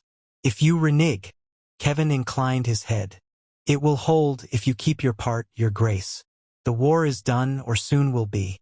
Let us part ways in peace. The realm cannot bear more strife." And with that, the War of the Five Kings reached its final turning. In the hush that followed, the watchers lowered their weapons. The Tyrell envoy let out a sigh of relief. The Dornish lord gave a polite nod, though his expression remained hard to read. Kevan's posture sagged slightly, as if exhaustion weighed on him. The Great John rummaged in his beard, uncertain how to react to a peace so sudden after so much conflict. Catelyn clutched Sansa, feeling the girl's heart hammer. It was real, her daughter was here. She could hardly process the swirl of emotions. Gratitude, joy, sorrow for all that had been lost. Through her tears, she glimpsed Robb take Sansa's hand. The three of them huddled together. The king in the north had triumphed in a manner that went beyond swords. They returned to camp in a quiet throng. Once inside the ring of Stark tents, the tension slowly eased. Sansa drank water, devoured bread, and answered gentle questions. She could hardly speak of King's Landing without trembling, so they let the details rest for now. Catelyn felt fierce protectiveness well up. No one would threaten this child again. Kevan and the other envoys took their leave by midday, each side collecting gear. The official documents would go to King's Landing for the final seal, but in practice, the fighting had ended. The Lannister men needed to sail or march back with the Tyrell and Dornish contingents. The Tyrell envoy gave Robb a parting nod. "We hope to trade with the North soon," he said. "May we never face each other as foes again." Robb acknowledged this, though weary. May the realm find peace. That night, bonfires dotted the Stark camp, not in celebration but in solemn reflection. Men sang low songs, some in the old tongue, some half lost to the din of war. Many poured wine for the fallen. The Great John raised a half-drunken toast to the memory of those who had died at the Twins or in the battles hence. No one had illusions that the scars would vanish overnight, but for the first time, a future beyond constant battle felt tangible. Catelyn and Robb sat by the largest fire, Sansa beside them, wrapped in a cloak. She gazed at the flames, eyes distant. Catelyn gently stroked her hair.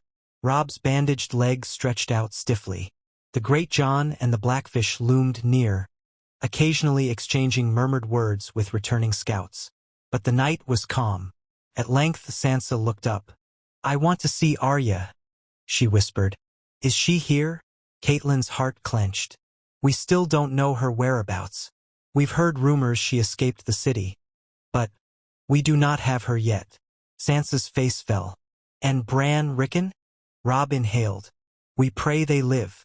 Word came that Theon Greyjoy claimed to have killed them, but we found no proof.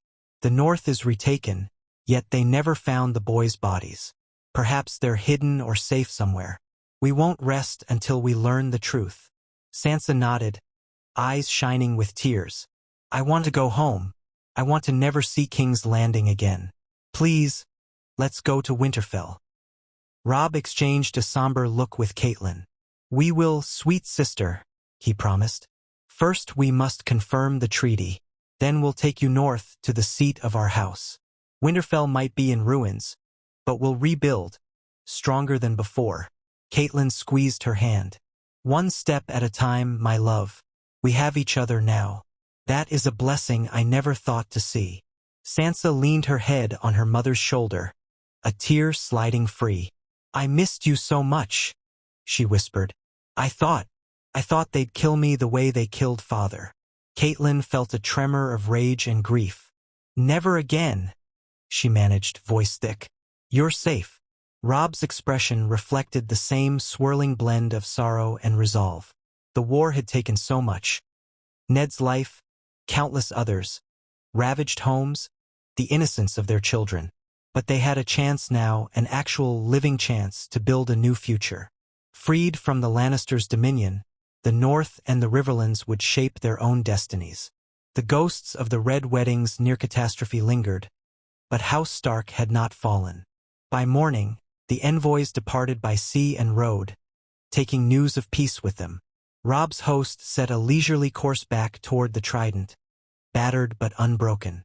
Sansa rode in a carriage with her mother, her eyes beginning to lose the haunted look. The Great John boomed commands from horseback, certain that if Tywin tried anything now, the realm would turn on him as an oathbreaker. The men marched with a sense of closure. They would eventually return to Riverrun, gather their dead, pay final respects, then lead Sansa north to Moat Cailin and beyond.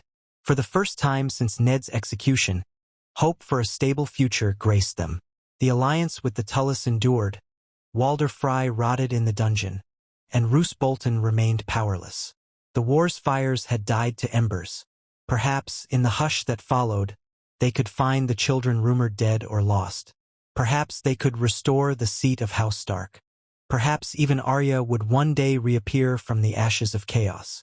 As the king in the north guided his horse along the muddy road, Sansa's carriage behind him, Catelyn rode near with a small guard.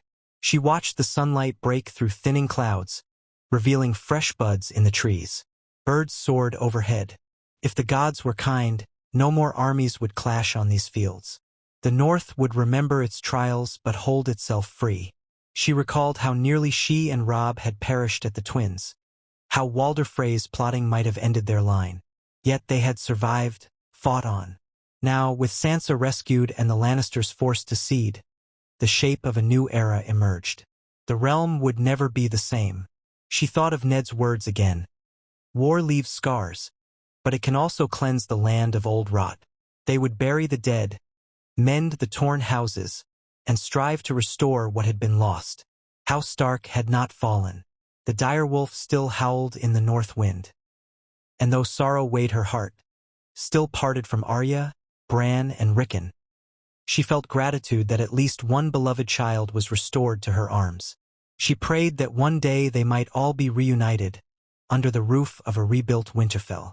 The columns pressed onward, footprints and hoofprints merging in the soft earth. The men carried their banners with subdued pride. Spring's greenery glinted across the horizon.